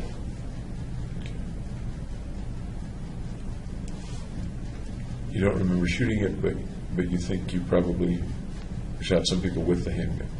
Well, I've known afterwards, because it got revealed by the lawyers in court, that I shot the handgun. Okay. The shooting that you did any of it occur any place other than down near the screen where you came in from the outside door? No, it was all in that one corner. Did you walk up the aisles at all and look down the aisles to see if there was anybody behind seats or anything like that? No, I didn't walk up into the stands. Okay. What else about being in there? It happened, or did you feel or experience or sense?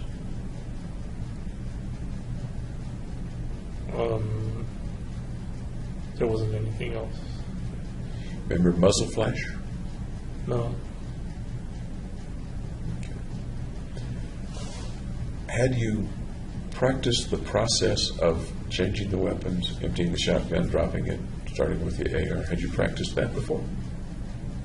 Not dropping the shotgun or anything, but yeah, inserting the magazines and reloading, I'd practice that.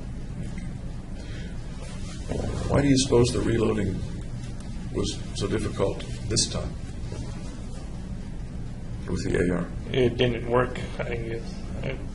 I think the main reason why was because it was so dark that it was hard to see. Okay. They're shaped a certain way so that they can only go in one way, Right, yeah. and you were aware of that. You were putting They're them in, curved. right? The So ones you I put them did. in with the curve the right direction, or Right. forward. Yeah. Okay. I mentioned this when we were talking about the range. My understanding of those magazines is that they need not to be completely filled in order to minimize the chance of a jam. I didn't know that. Okay.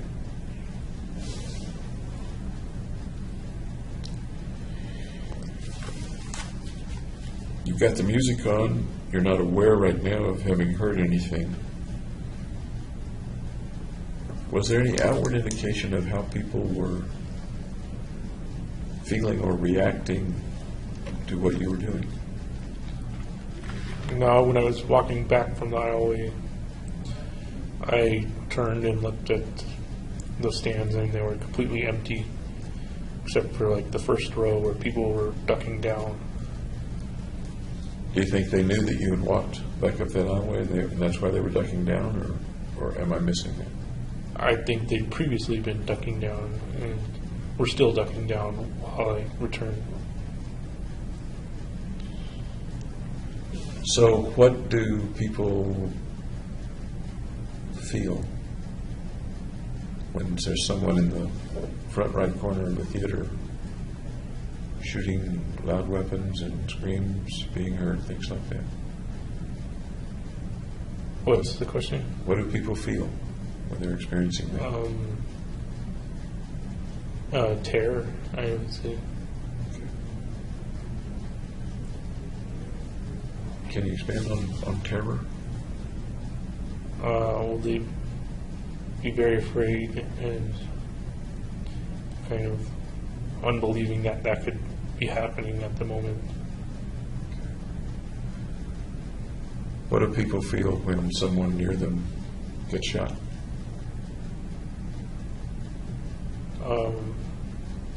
That there needs to be help coming. What do they feel when they get shot? Shock. Anything else?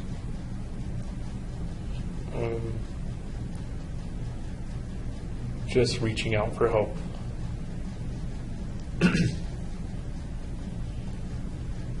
I think we've been over this a little bit, but have you ever been seriously injured?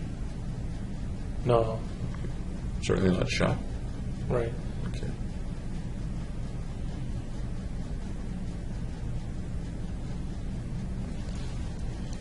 Do you remember what it felt like to pull triggers? No, I had gloves on. You did. Did you practice with the gloves? Yeah, at the gun range, I put the gloves on as well. The gloves have a light trigger finger, less material on the finger, on the index I think finger. it's like neoprene material or something. Okay.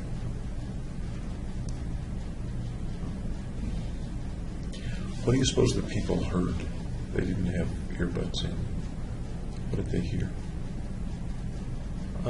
Yelling and screaming. And I think the fire alarm or the emergency alarm went off. And it was making noise. I'm sorry? It was probably making noise too, Okay. but I didn't hear it. What about the light in the theater? How light was it?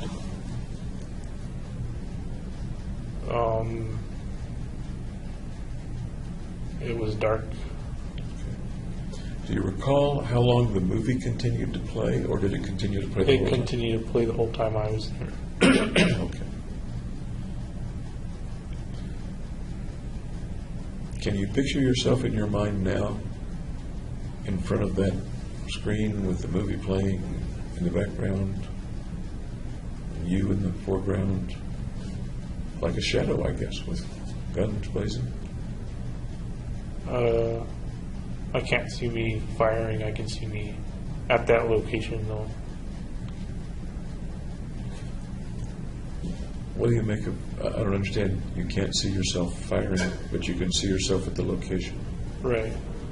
What do you Pointing mean? the weapon.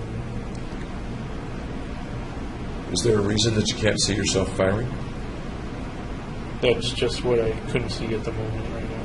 I'm sorry? That's just what I couldn't see right now at the moment. Can you cause yourself to see that? See yourself firing? Yes. What do you see? Bullets going towards seats. Bullets going towards seats. What else? That's it.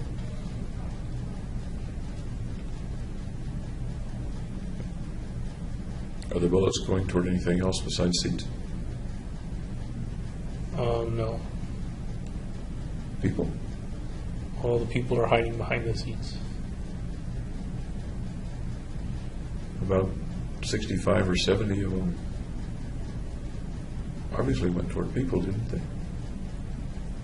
So, yeah, I assume it went through the seats and hit them. Really? Really? Yeah. How many folks do you suppose were hit directly, and how many of the bullets went through the seats and hit them?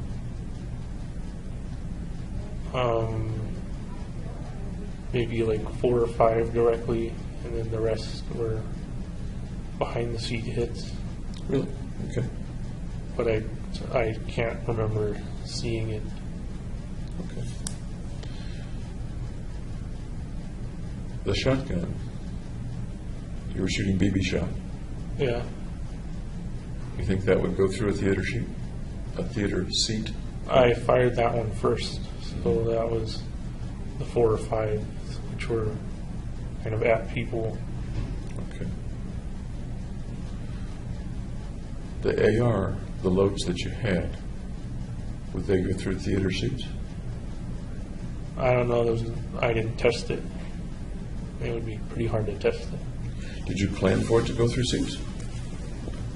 I thought they would go through seats because they're rifle rounds. Was that part of the assumption for getting people killed? Or no, I don't mean to put words in your mouth. I'm not sure what the question is. What's the assumption that... You wanted to kill people. Right.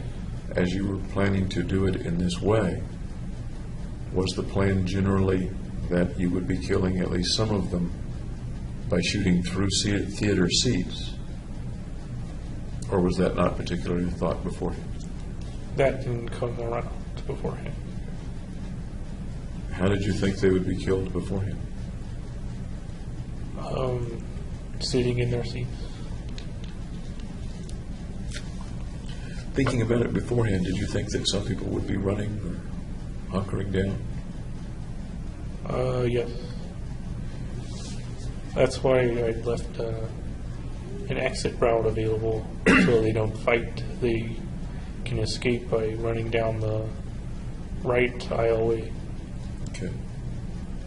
And what would happen then if they're running down the right aisleway? Well, I wound up shooting at them, but only a few tried it, I guess. But what you just said is that part of the plan was that they would run down the exit aisleway to be shot. To escape. But the plan was that you would shoot them while they were running down the aisleway, or do I misunderstand? No, the plan was to contain them so they wouldn't start running. But I left that aisleway because I was kind of blocking the left aisleway and the emergency exit. So the only exit would be that right aisleway So why did you leave them that exit? because it was far away from me. And they wouldn't attack me, come down and run and attack me. So the thought was they would go there rather than attack you. Right, they'd run away. Kind of a pressure valve, I guess. Yeah, pressure release valve. Let them go down that way. I'm sorry, go ahead. Let them go down that way so they don't attack where I am at. Okay. Those that did run that way, did you shoot at them or no? Yeah. Hit some of them? No, I don't believe As so. far as I you think know? there were 3 shots though that went through the wall and into Theater 8. Were you trying to? I didn't know it would do that. Were you trying to shoot them? Yes, I was aiming at them. Okay. The question in my mind, I guess, and I think you've answered it, but maybe not.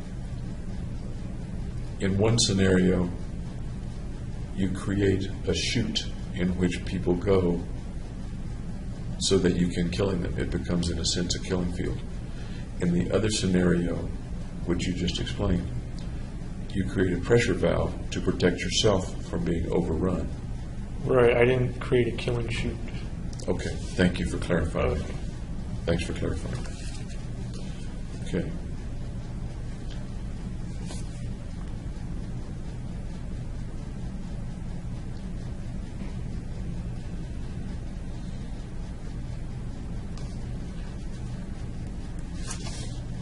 You remember the reloading, you remember the jamming,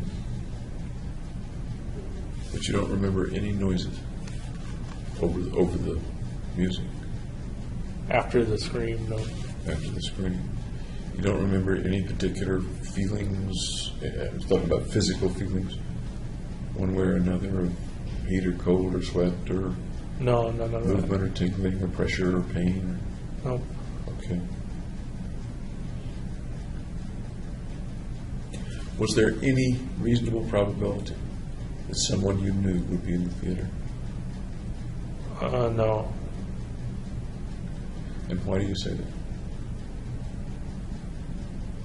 Because the probability is very, very low. They could have gone to another theater around Stapleton. They would have had to have been going to the premiere, and they'd have to have been in Theater 9 instead of Theater 8 or Theater 10. Was this a theater that folks near you, folks from the campus, frequently went to, or was it pretty much out of the way for them, not a common No, theater? it was close enough that they could have gone to. Did you go to the movies very much? Or? I know you watched a lot of Netflix. Did you go out to the movies very much? When I was taking reconnaissance, Other times, did you go to theaters by yourself or with friends? to see movies? sometimes, yeah. Ever accidentally see anybody you knew there? No, I'd usually go with somebody that I knew there. Ever accidentally see someone in the theater or around the concession stand that you happen to know? No. Okay.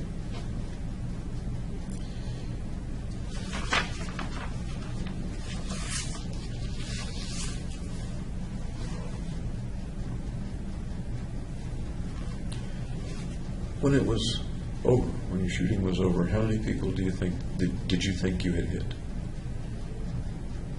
I think I hit maybe 20 people and maybe killed only 3 people. So Sorry. I wasn't sure I'd actually killed anybody at that time until they said there were people deceased over the police radios. But at the time that you finished shooting and left the building, Yeah, I know that you didn't know for sure, but your impression was somebody's probably died. roughly 20 and 3. Yeah.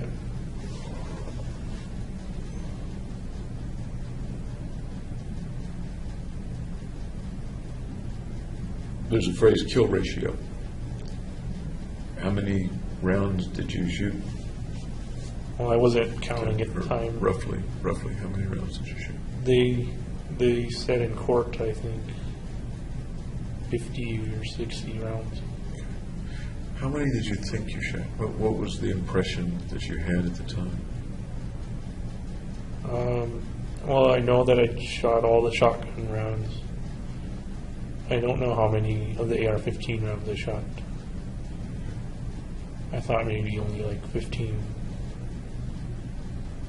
The clips are 30 or 31 shells, right? Or am I could be wrong about The that. clips I had were, I believe, 40 or 45. Okay. And I had one snail loader magazine clip that was 100, which was the one I was shooting off at the start. Did that one jam, or did you adjust it? That was the one that jammed. Okay.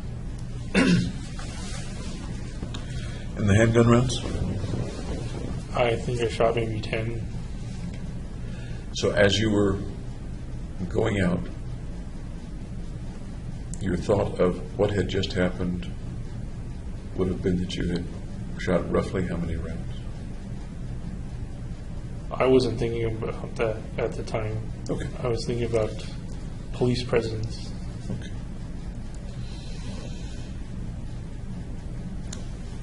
There are lots of things that I know that I missed asking about with that. Is there anything else about the experience inside the theater that sticks in your mind that you remember vividly? Just one guy in the front row was smiling. Yep. I thought it was kind of odd that he'd be smiling. At what point was he smiling? When did you see This him? was when I was going to leave, going towards the exit, and just looked back and saw that he was smiling. What do you make of that? I think it's probably a stress reaction that he did. As far as you know, did you look alive? Yeah, he was alive and moving a little bit.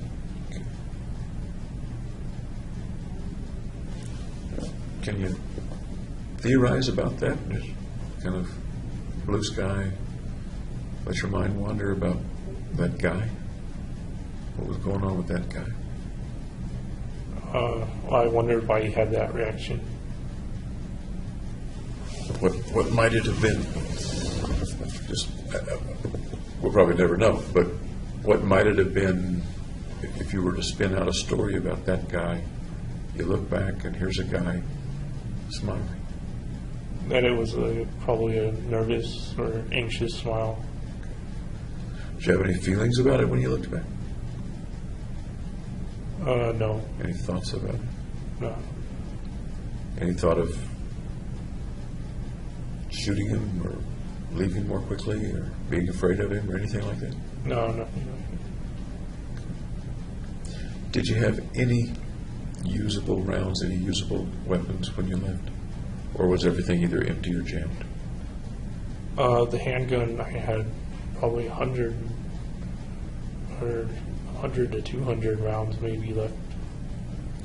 In your jacket? And that wasn't jammed. Yeah, in my belt and In your belt? in the ballistic vest, there were also a couple. The clip that was in the weapon, was it emptied as far as you recall?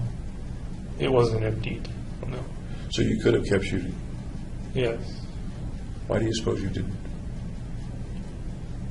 I wanted to fix the AR-15. Okay. Is that why you were leaving at the time? Was to go out and fix the AR?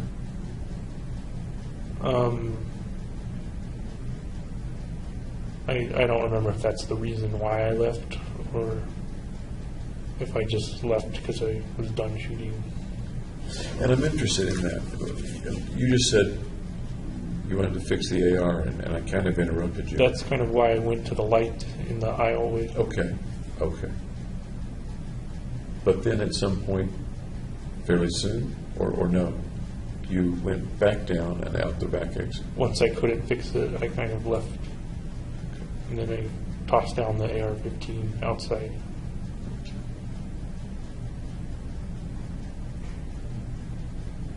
You said, actually you said it yesterday as well, that your leaving may have been just that you were done.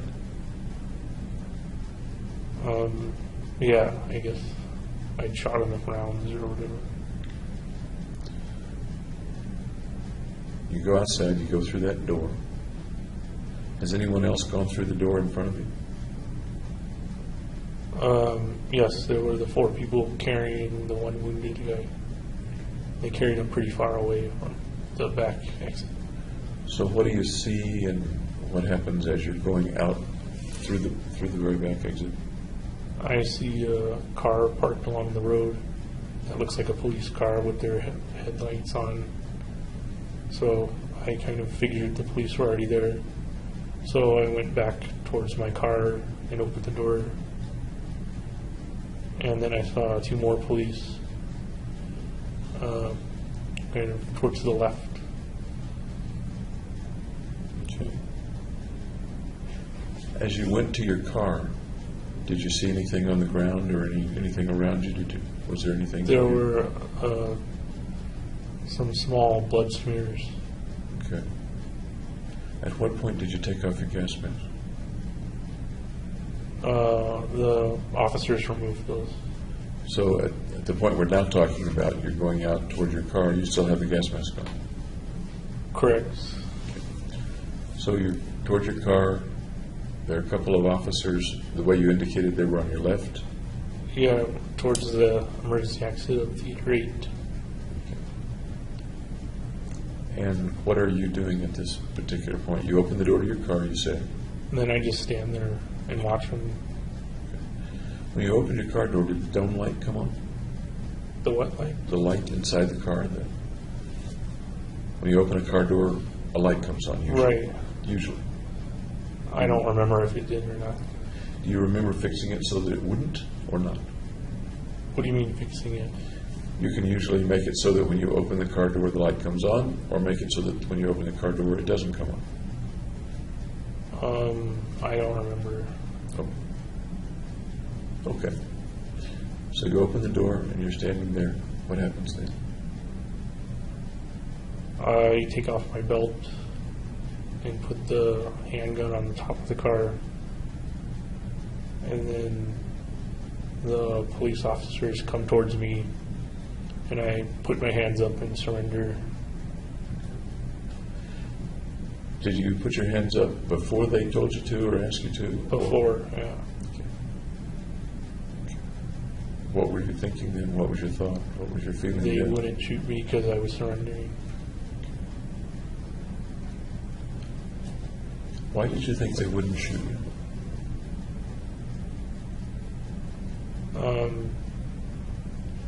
Because I made a surrendering motion. If anyone in the theater had made a surrendering motion, would you have shot that person? I don't know, and I don't know if any of them did or not. It And didn't it's a sound- hypothetical situation. Yeah. But you describe yourself when you're on the, let's say, victim end of expecting not to be shot.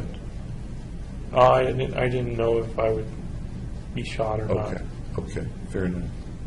Fair enough. So you put your arms up, what happens then?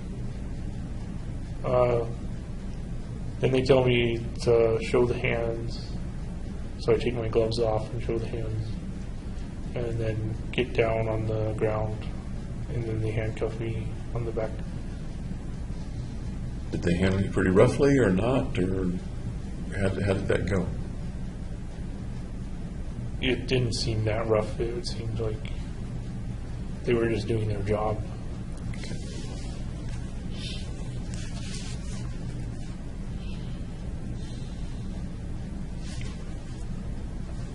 We've talked a little about the effect of the shooting on people in the auditorium who are hit or who have people near them who are hit.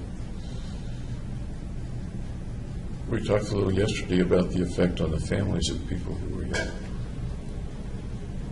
What about the effect on the community? What do you think the effect on the community has been? I think it made the community more tightly knit. Okay. Made the community more tightly knit? Anything else?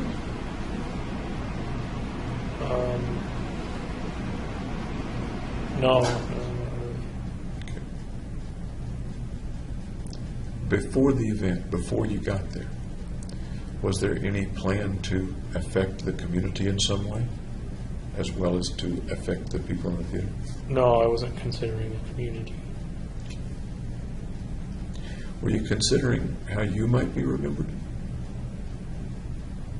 No, I was just occupied with getting it done. Okay. You made a notebook that has to do with how you'd be remembered, among other reasons. Right. You took selfies that had to do pretty specifically with how you'd be remembered. Right. I don't think people were going to remember me for any other reason. Is it important to you to be remembered? Let me rephrase that. At the time, was it important to James Holmes to be remembered? I don't know if I came up with that at the time, or if I analyzed what all the pictures meant. And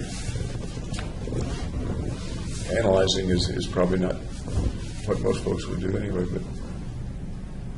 but the behavior, the thing that you did,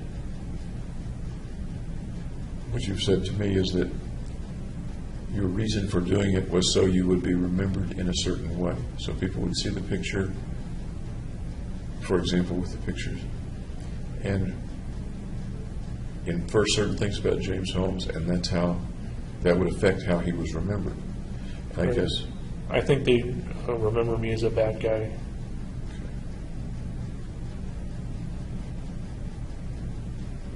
did you anticipate that before the shooting, that they would remember you as a bad guy? No, I don't remember bringing me up at all. Let me come back to kind of one of my question earlier. Is it important to be remembered? That depends on who you ask and what their beliefs But are. I'm asking James. Is it Holmes. important to me to be Yes, remembered? yes. And specifically, was it important for you to be remembered in the first half of 2012? I'd say yes. Tell me about being remembered and how you thought about or may have thought about being remembered in April, May, June, July of 2012. I don't know how to answer that. How'd you want to be remembered?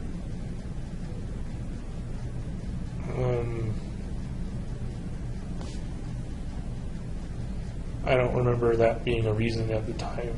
A reason for what? A reason for doing the shooting was to be remembered. I don't remember that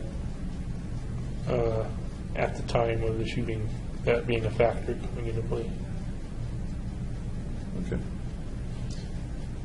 But it had to do with the selfies, or at least considering sending the selfies to the New York Times. I know you didn't do it, but the consideration of sending it. It's kind of a reason behind why I did that, that what didn't surface consciously. How, at that time, do you think you would have wanted to be remembered?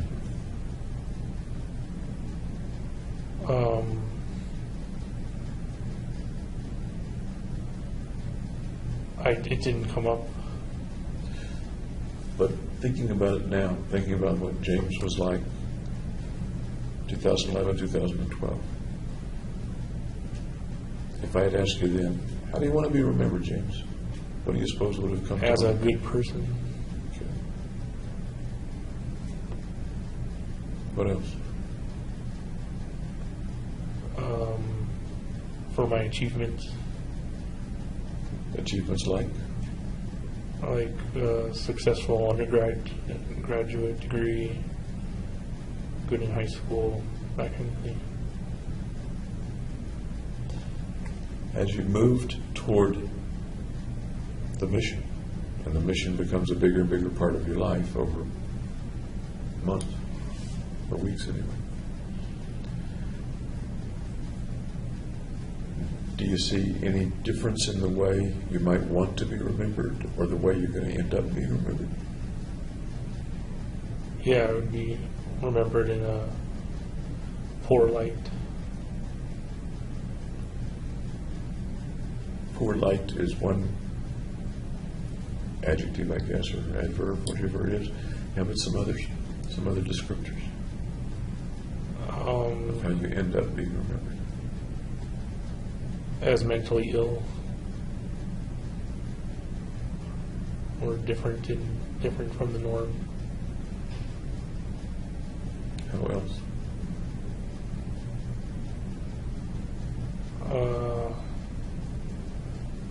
Being successful with the mission. I don't know. How else? I don't think there were any other ones. Before the mission, I think you used the word successful, but maybe you didn't use that word, about, for example, a neuroscience profession, perhaps, Right. or your work in undergraduate school. Then you use the word successful with regard to the mission. So I accomplished what I set out to do. Okay. At the time, just after the shooting, you thought maybe you had hit 20 people and killed 3, you weren't sure. Right. Would that have been a success? 3 or more, in my view, would have been a success. 12? Successful. We're on the scale of little success to really big success. Where does it- Moderate. Moderate. How about the 50-some-odd people who are injured? Collateral damage. So does that come under the success column or not? It doesn't play a factor. Does it detract from the success? No. Is there any level of collateral damage that would detract from the success of 12 kills? Oh, no. 1,000 wounded. I'd only count the kills. The collateral damage of damaged families, things that we talked about the last couple of days, Right. losing a parent, things like that. Never came under consideration. How about now? Does it count against the kills? No. A slightly different question. Does it matter? Does what matter? All the collateral damage. Yes. How does it matter?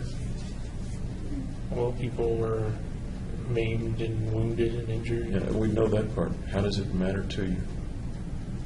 To you?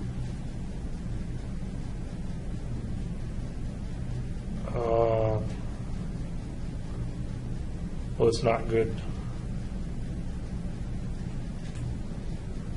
In what way?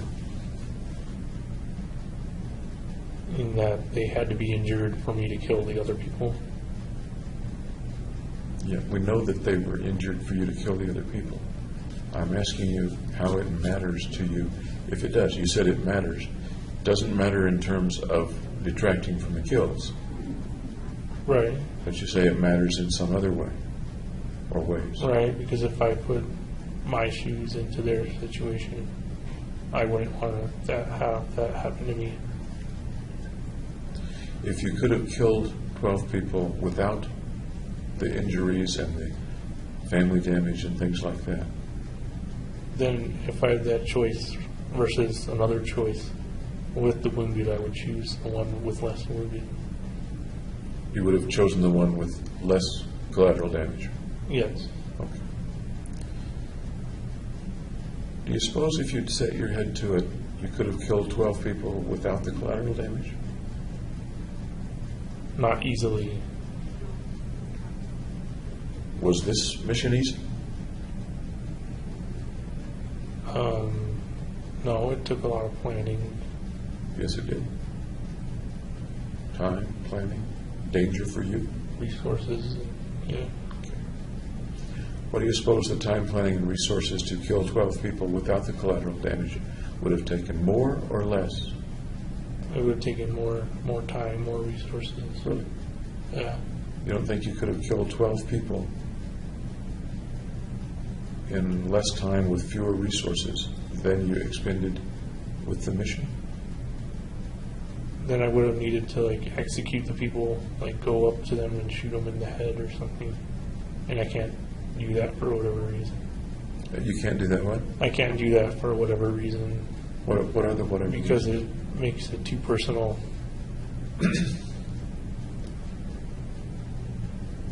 Some of the people in the theater were pretty close. Yeah, I didn't know them. I didn't see who I was You wouldn't have shooting. known the people on the street if that's where you would choose to execute them. Right, but I would be executing individuals instead of a crowd. You weren't executing individuals in the theater? No, I was just aiming at the crowd.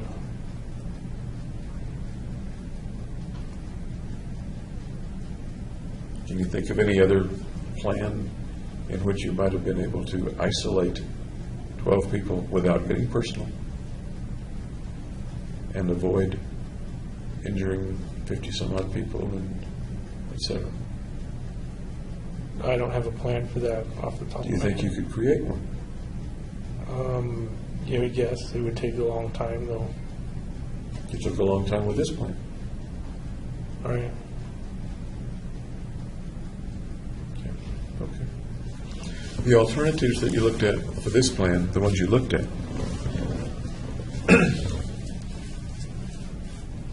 some of them would have involved more kills, or would likely have involved more kills. What would have involved more killing? The various alternatives that are written out in your notebook Okay. that you eliminated as you moved toward this particular mission. They could have involved more killing. It's possible. And as you were anticipating the mission, it sounds like you said 3 kills would have made it worthwhile. At least. At least 3. Yeah. Okay.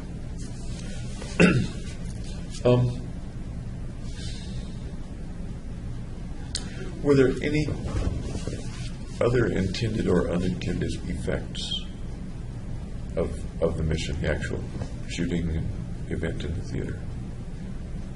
Anything else relevant or important that was intended or unintended that you can think of? No. Damage to the theater? I'd say that's minor when compared to wounding people and killing people. How about the effect of your being arrested? It prevents me from killing other people. Tell me about that. Is that a good effect or a bad effect or a neutral effect or a planned effect? It's just the result. Intentional or unintentional?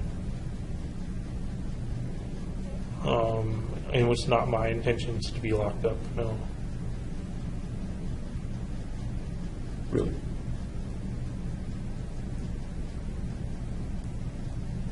What did you think the chances were of you not being locked up? Very slim. So I knew I was going to be locked up, but that doesn't mean I wanted to be locked up.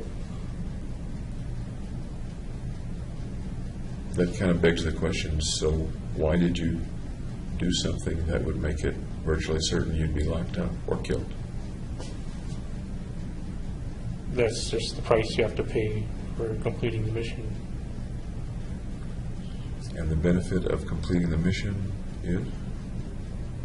Increasing my self-worth.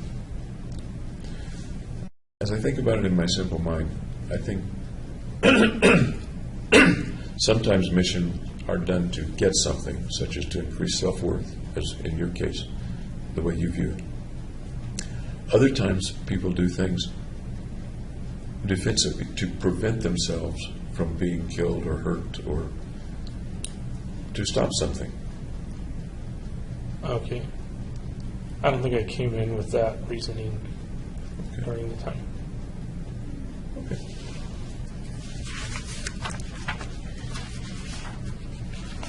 Let's talk a little about the arrest. You've never been arrested before. What was it like being arrested? Pretty much what you see on TV, kind of. Or what was it personally like for you?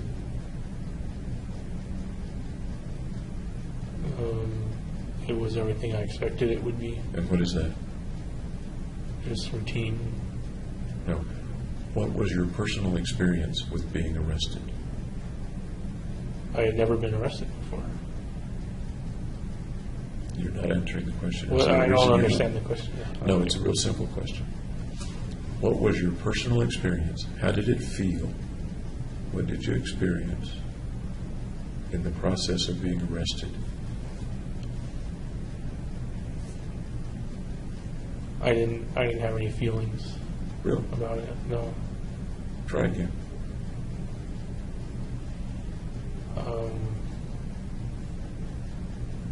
I just kind of felt it was something that was going to be done.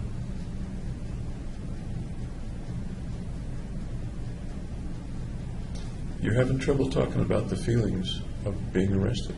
I As didn't if- have any As feelings. if either it didn't matter, it really at that time to you didn't make any more difference than being served a cup of coffee, or the feelings are somewhere and you're not able to get to them, or the feelings are there and you're not sharing them. It's not the last one. Okay. Okay. Is it the first one that it had no more effect on you at the time? It's not every day you get arrested. Right. Right. That's why I'm asking you, what does it feel like to get arrested? How long do you propose the arrested?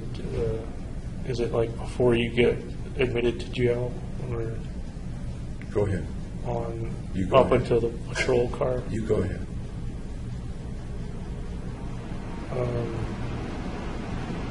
It was just expected that they handcuffed me and put me in the back of the patrol car. There were no surprises. What did it feel like to have the handcuffs close around your wrist? They were pretty tight, so it hurt. There's a feeling. There's an experience. Tell me more about that experience from the time the officers put the handcuffs on. Well, it was uncomfortable.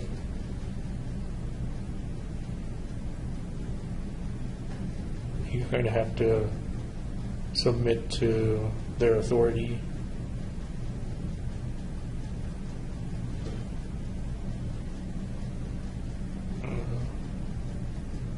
That's about it. Are you accustomed to submitting to other people's authority or not? Yeah, you work for your boss, your advisor, your professors.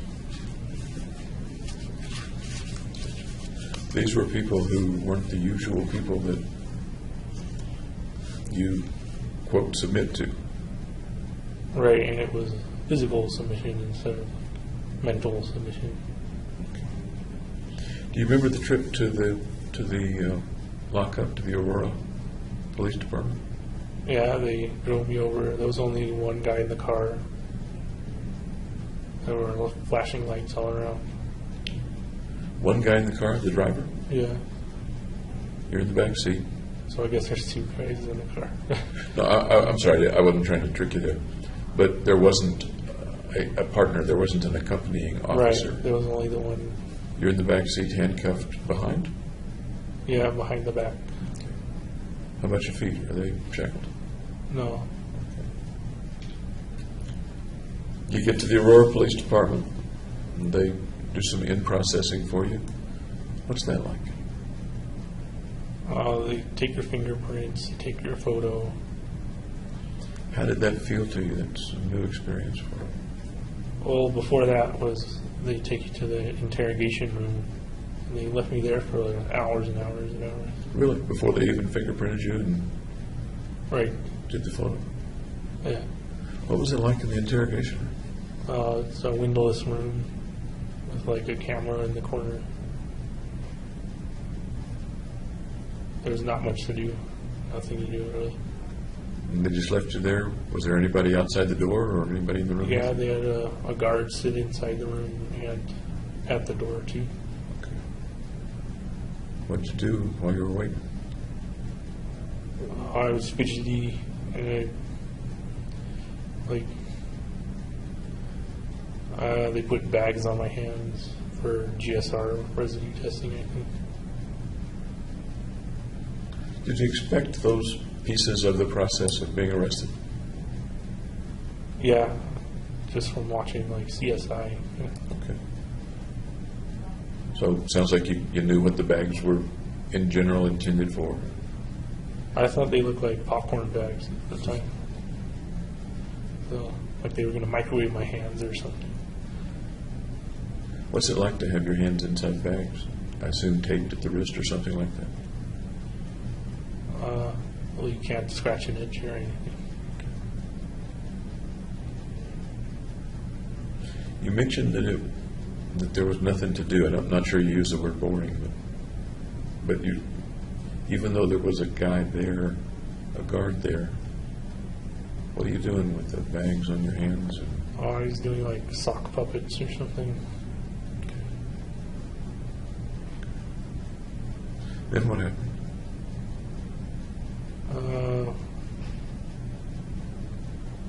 Then they took me down to booking and did all the fingerprinting, strip search, all that stuff. Did anybody come in to try to interrogate you before you went to booking? Yeah, two detectives. I said I wanted a lawyer after they said the Miranda rights.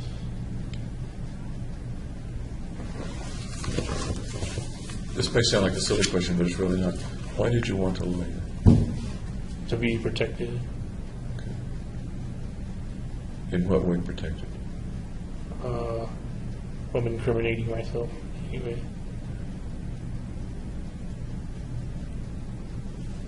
It sounds like you had, within the plan, two possible outs: dying and going to prison. Right, A slim chance of getting away. That's now gone. right. In what way did you need to be protected from incriminating yourself if that was the path that was now there? Well, you're supposed to ask for a lawyer instead of letting them interrogate you. That's what I garnered from. As you're sitting there, what did you think the possible outcomes were then? A lawyer would come and legally help you, I suppose. What would be the difference between a well protected or defended by lawyer defense and one that was not well protected? They make me talk, and I don't like talking.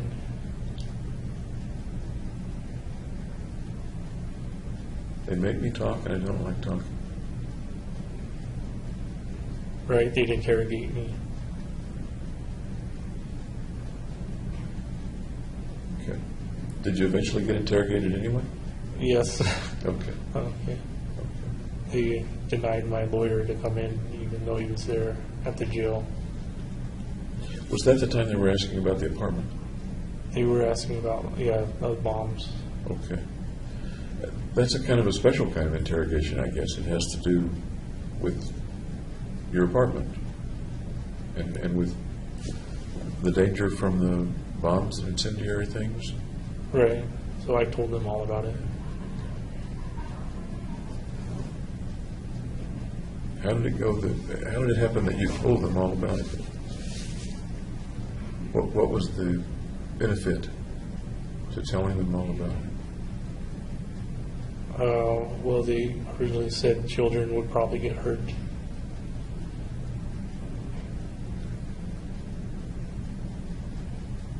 And that, how did that change, if it did, the view that you didn't want to talk? Well, I didn't want children to get hurt, so I talked to them.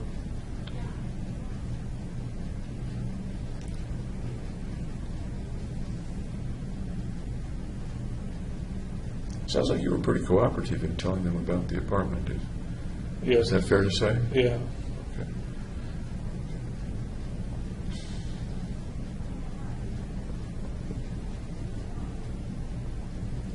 As you're at the station and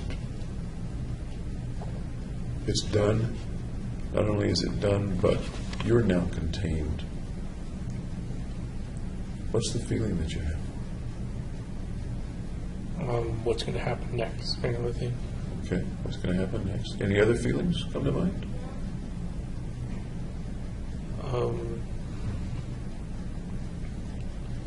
Just that feeling that it's finished. Okay. Was there anything else? You said finished. Can you think of anything else that needed doing? No.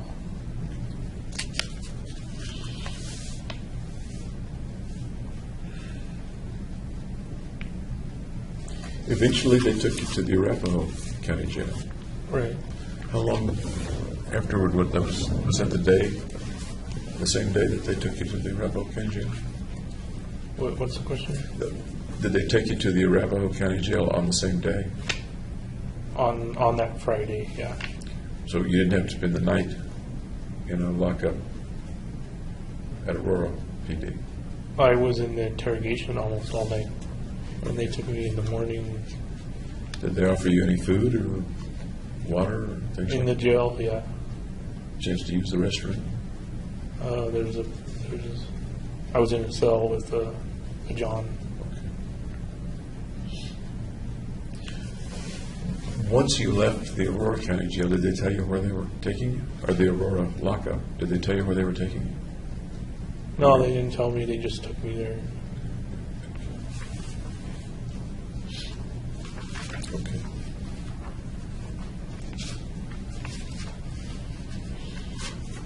What was it like to go to court? You've been in court several times. What was it like the first time, for example?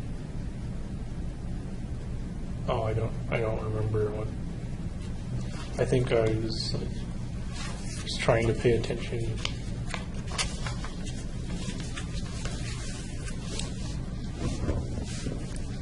The first time you went to court, they would have had to bring you from the Arapahoe County Jail to court, right?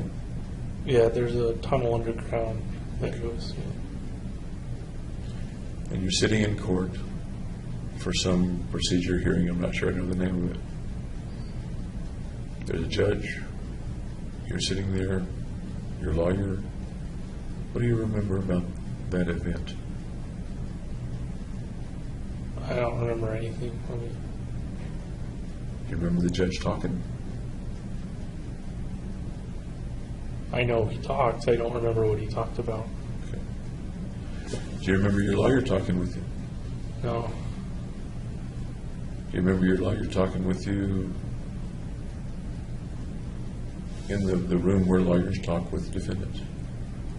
There's a little room. I think it's the same place where you met with your folks. Do I remember my first lawyer's visit? Is it? That's a better way to put it. Thank you. Yeah. And I told him about the notebook. So they tried to see if they could recover that. And You told them about the notebook. Did you mail the notebook? yes. Anything else? I'm not trying to get into your legal strategy at all. I told him I love my parents, my Okay. family. So you remember a little bit about that meeting, it sounds like. Yeah. Okay. Fairly soon thereafter, you were in court. Right. Remember anything about being in court? No. What the room looked like? It's the same room that I've been in. Okay. What does the room look like? What's it look like? Oh, it's hard to describe it. Well, the jury seat. The jury walked to a table. I sat at the table. Okay. The prosecutor sat at a different table. Did it make you nervous to be in court? I don't think so. No. You've got somebody up there, the judge, that's... I don't have to do anything. I just sit there. But the judge has got his fate in your hands, and it's out of your hands. Yeah. He's got your fate in his hands, and it's out of your hands. Right. So there's nothing I really need to do. Do you like it when your fate's in other people's hands? No. But it didn't bother you in the court, as far as you remember. Right. Yes. How about other times in courts, hearings and things like that? Do you remember those times? They all started to blend together. But yeah, I remember seeing specific witnesses and stuff. What was the last time you were in court? Or roughly when? Maybe 2 weeks ago, I think. Do you remember what was being talked about in that hearing or that event? Yeah, they were asking professional witnesses or professional experts on their procedures and qualifications. So firearms and tool marks specialists, gunshot residue specialists. Of course, that's much more recent, and it's as you are today, not necessarily as you were 2 years ago. I'm real interested in how you perceived things in court 2 years ago. or 18 months ago?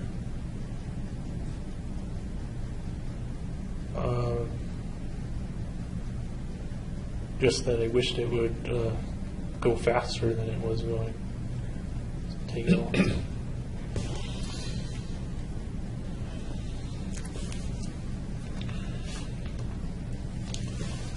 Once you got to Arapahoe Jail, Dr. Woodcock saw you there, I think, right? Yeah. Do you remember Dr. Sather? Yes, I think he was the treating psychiatrist of the jail, maybe. That may be Dr. Mosier. That's Dr. Mosier. Yeah. Dr. Sather, no, I don't remember. Okay. Tell me about Dr. Mosier. What's your experience early on with Dr. Mosier, if you remember? He just asked if I was having side effects with the medications. Were there medications early on?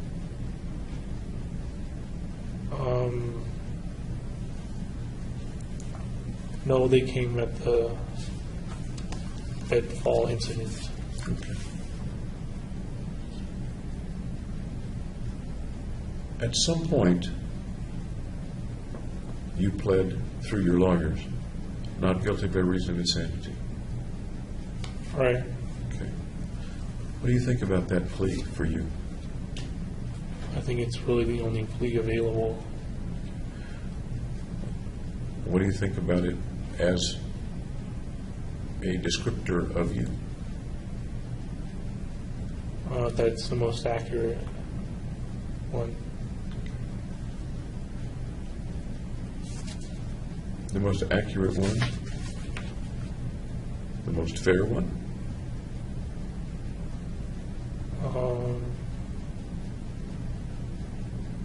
Fair compared to, I'm not sure about that word. However you want to interpret it. I'm a shrink, remember? I get to ask open-ended.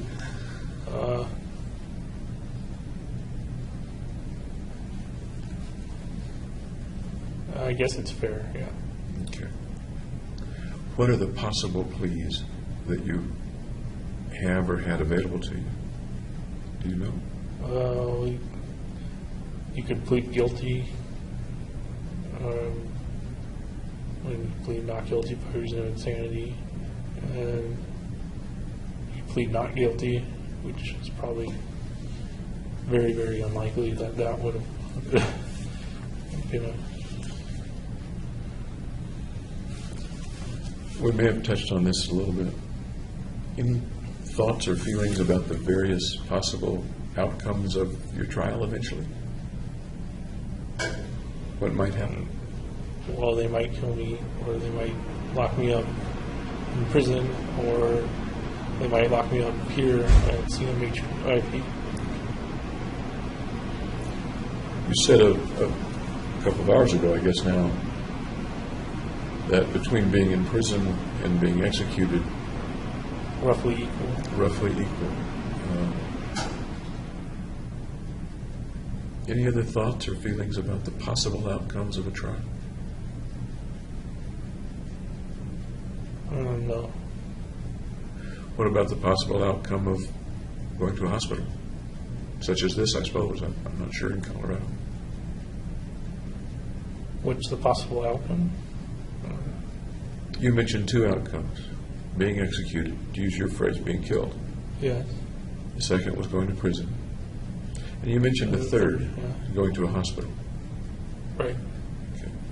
What do you think about that outcome, that possible outcome? It's possible.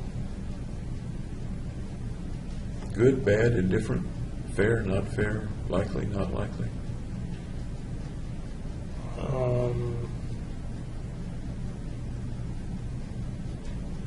Low chance, I would say. If it were to happen, good, bad, indifferent, better than prison, worse than prison, better than execution, worse than execution? Well, it's better food at least. We do know that, don't we? Yeah. Anything else that would make it better or worse? Or about the same? It seems pretty similar. to jail, but this is a special situation they have me in.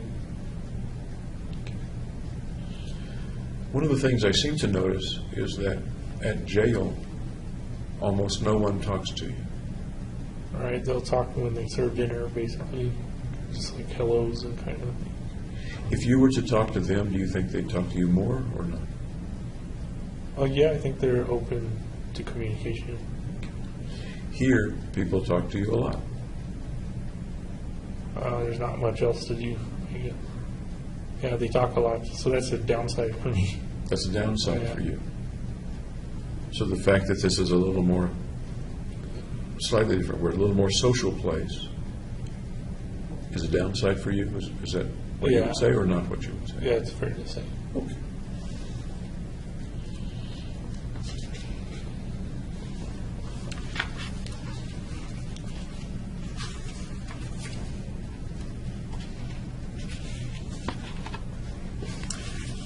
With the notebook, you sent some other things. You remember what else you sent with the notebook?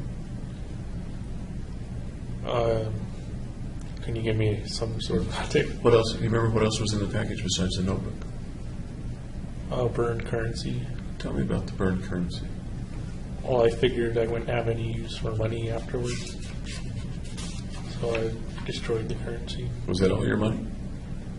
No, it was about as much as I could take out from the ATM machine. Tell me what that process was. What did you do in terms of getting the money? I rode my bike over to the ATM machine and tried to pull out as much money as I could with my debit card and my credit card. How much did you get?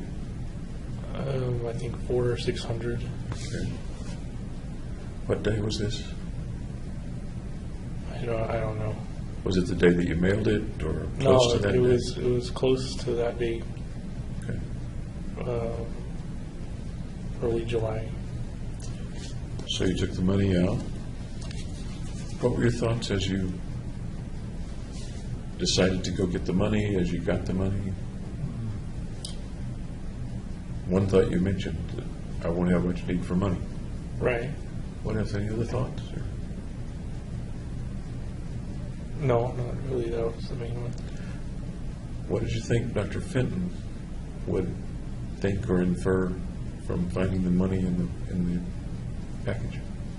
Well, one of the reasons I didn't stay with Benton was because my insurance was going to get canceled because I dropped out graduate school. And she charged like $80 an hour, so it would have been unreasonable to have sessions without the insurance. What does that have to do with sending money with the notebook? That money didn't matter anymore. But I asked you what Fenton would think, and your answer was something having to do with what she charges for sessions. I don't understand the connection between that and the money that's in the package. The money was a factor in me not continuing on the therapy with Benton. Yeah, we know that. But why put money in the package? You weren't going to have any more sessions. Right. Why send her money? Well, send her burnt money. Why send her burnt money? To show that was a reason why I didn't come back to her. At the time, did you expect that she would put all that together? Because it's very confusing to me. At the time, I don't know what I was thinking.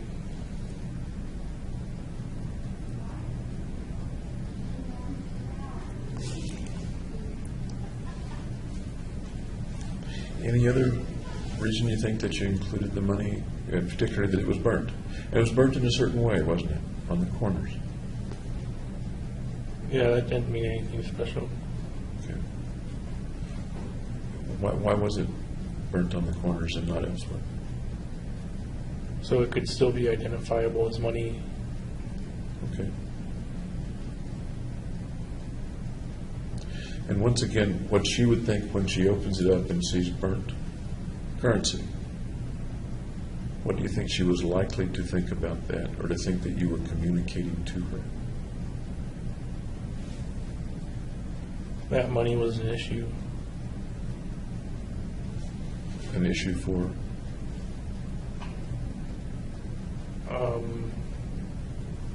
For the shooting. That money was an issue for the shooting? Yeah. That's what you just said. I don't understand.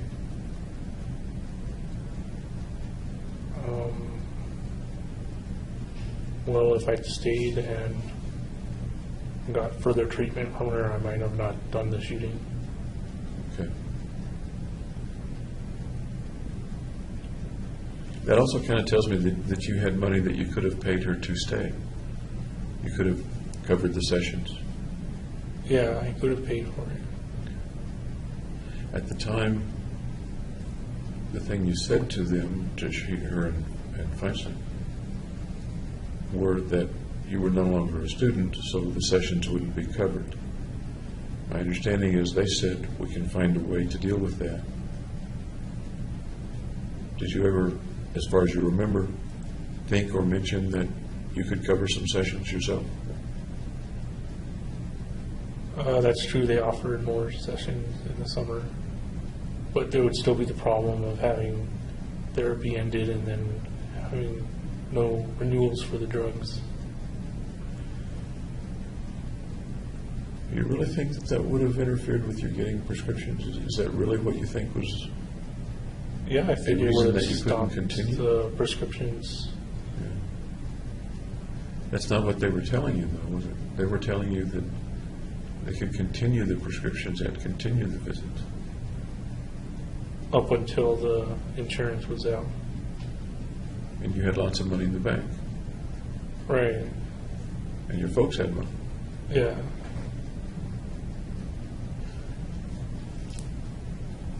You stopped. You decided to stop seeing her. And left at that point and said goodbye, right? Yeah. Okay.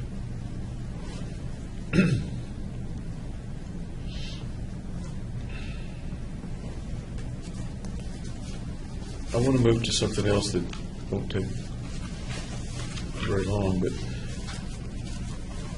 is there anything that, I guess particularly the attorneys have said that you really should let me know that I haven't asked about or you haven't thought to mention? No, they just said, be yourself. Can you think of anything that I ought to be asking about, but I'm not asking about? No. Anything that you'd like to share with me that you haven't shared with me? Nope. Okay. May I take your pulse again? Okay. Thank you.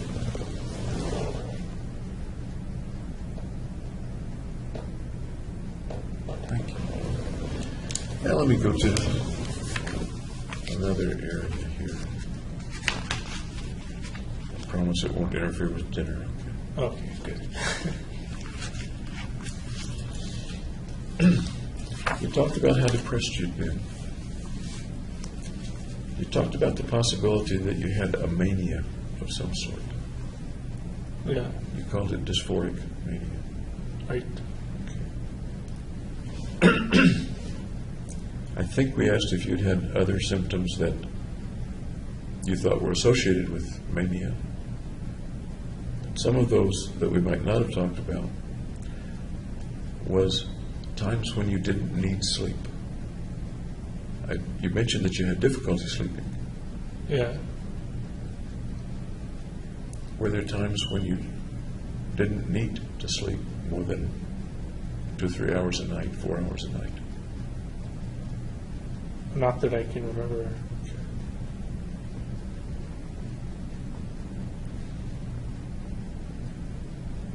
Times when you went out and bought lots of things that you didn't need. Spending sprees, if you will. Major spending sprees. Yeah, on all the weapons and armor and stuff. You've described a purpose for those things. Right, so I did need them. Okay. It's not like they piled up in your apartment in unopened boxes or something. They serve their purpose, it sounds like. Yeah. Anything else that you spent a lot of money on in the 5 or 6 months of early 2012? No, not really.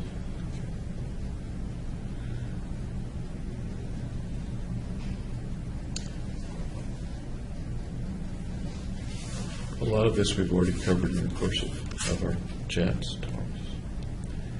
You mentioned PTSD, and then you mentioned that you couldn't think of an event. Which caused it? I think it's more chronic stress.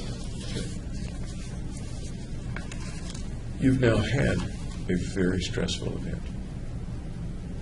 I don't think I have PTSD. Okay, then that was my question. Okay. Are there times that you think a lot about the shootings? Well, in Even court, they bring it up. How about when you're not in court? Sitting in jail, sitting here? Well, the jail reminds me of the shootings as well. Are there times when it comes back to you and vividly? Kind of intrusive and vividly, yeah. Okay.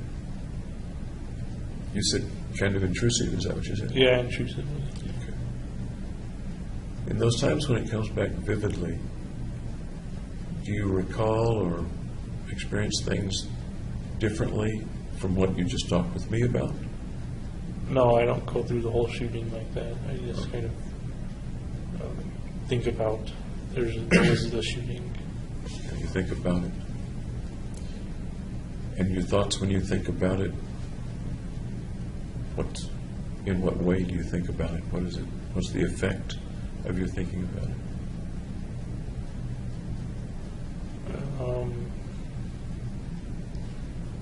I don't know.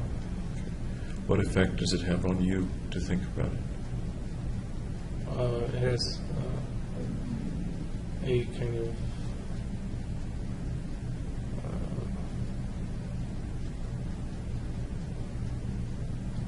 distraction, kind of a distracting effect. Distracting? So it distracts me from sitting alone in my cell. Okay. Something to distract you. Any other effect it has on you? No, I don't think so. Distracting when you're sitting alone sounds a little like that might be a good effect, something that would pass the time for you. But I may be misunderstanding that. Am I misunderstanding? It does pass the time, but I wouldn't say it was a positive thing. Okay. All right. Your reaction when the thoughts come up then is what? That I don't want them to come up. Okay. What do they make you feel?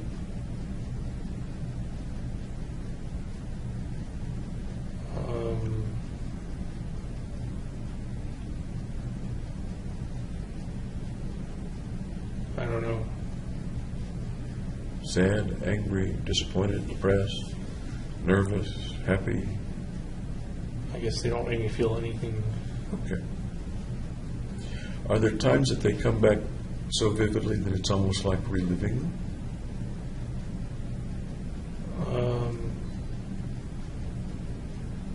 Well, we're living them with those kind of chunks missing in the video.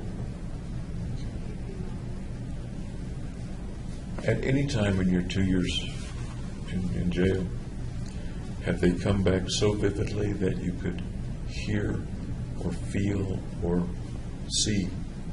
No. Okay.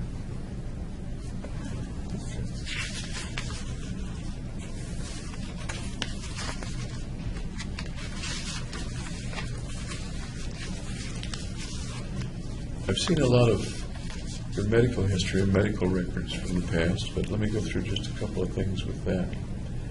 Have you ever had a serious illness before? No.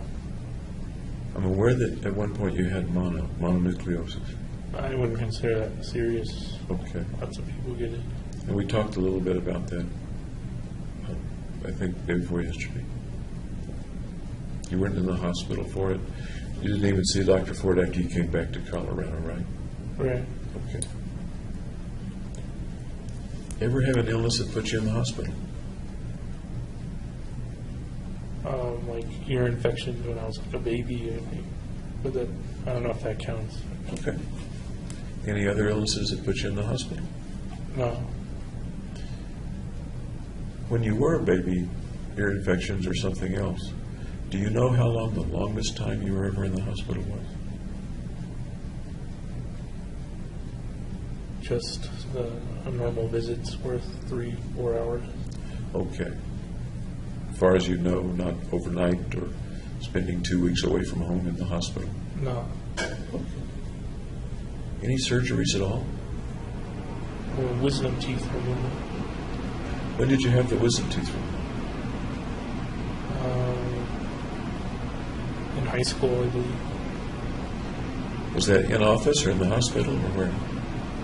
In the dentist's office. Did they give you anesthesia or Yeah, anesthesia and then painkillers for you. put you to sleep? Yep. Any other surgeries you had? No. Tonsils, appendix? No. Anybody ever say that you had seizures or convulsions? No. Ever seen a neurologist before? No, I don't think so.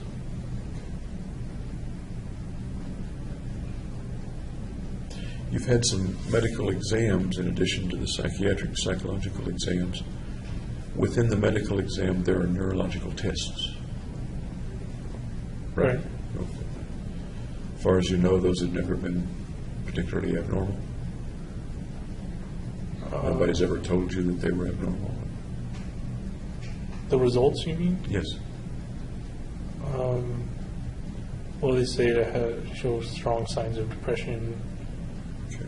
and moderate psychotic symptoms. And who is it that says that? The person who gives me the test, When did somebody tell you that? well, just earlier today, Dr. Gray said, Okay. So he communicated that to you about some tests, about the test that you took? the depression at least, yeah. Okay. How about the psychosis? Did he communicate that to you? No, he didn't mention it. Where did you get that? From the last time they administered the test, I think they said that. So someone talked with you about that as a result Of the test. of the psychological test? Okay.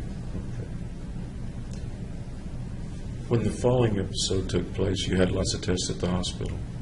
I don't remember them. I was, Really? Yeah. You don't remember? You remember being at Denver Health at all? Yes, yeah. I remember them putting me in an ambulance and sending me over. But you don't remember particular tests or CAT scans or whatever they did there? I remember them wheeling the cart over, but I don't remember having the test performed. Okay. Any other childhood diseases that you remember having? Or that your mama said that you had, or somebody told you you had? Chicken pox, I think. Oh, serious? No. Serious childhood disease? No. Your diet, while you were planning the mission, May, June, July 2012, what was your diet like at that time? Frozen pizzas, spaghetti, rice, chuck roast, chicken. Were those usually things that you cooked, or Yeah, things I cooked. some were pre-prepared? Frozen. Frozen. Yeah. Did you actually cook some of them, like cook a roast? I just baked and boiled some of them. Okay. Any vegetables? Mixed vegetables, soybeans, green beans, carrots, corn. You're describing a fairly balanced diet. Is that That's reasonable, what my diet was. Yeah. reasonable to say? A lot of sweets? No, not really. I don't remember buying candy. Lots of desserts, cake, donuts? Donuts, yes. I would buy donuts. How many donuts a day did James Holmes eat? I was probably at one a day. Okay. Did you smoke? I tried it at the end, cigarillos. About when? Maybe like a week or 2 weeks before.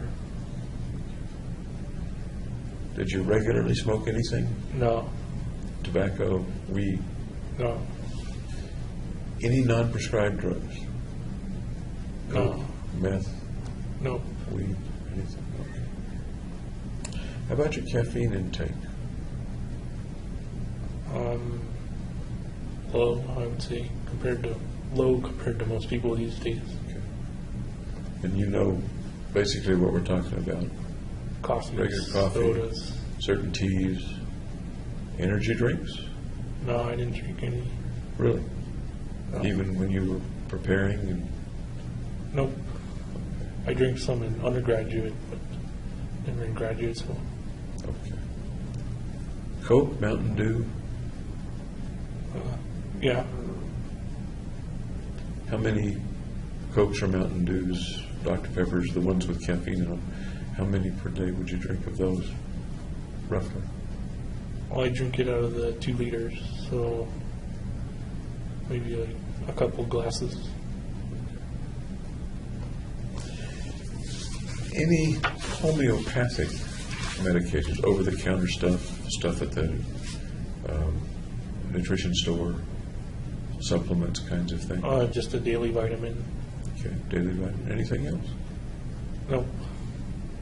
You mentioned the depression and being concerned about that.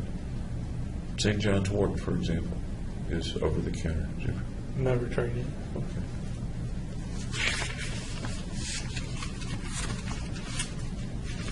Okay. I think we're at the end of my part for now. All right. I'm not certain what else is going to happen here, but we're at the end of my part.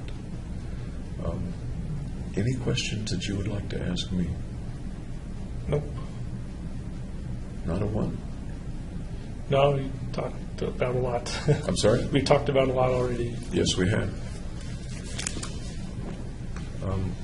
Any questions about what my role, my job is? We talked about the first day, but we haven't talked about it since. No. Okay. All right. I will wish you what I wish everybody I talk with, and that's that I hope whatever happens is fair. All right. Okay? Thank you for spending time and working with me. Okay. Okay.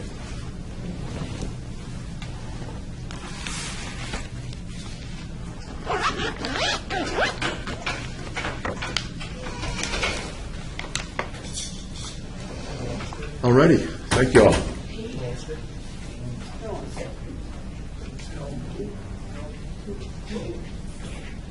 Did you use restroom, James? Nope. You're going to need a couple of minutes. Did you not hear? May I? Actually, I know. I was standing here.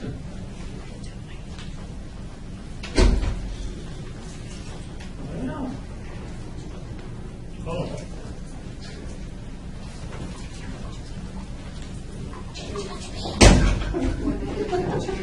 No.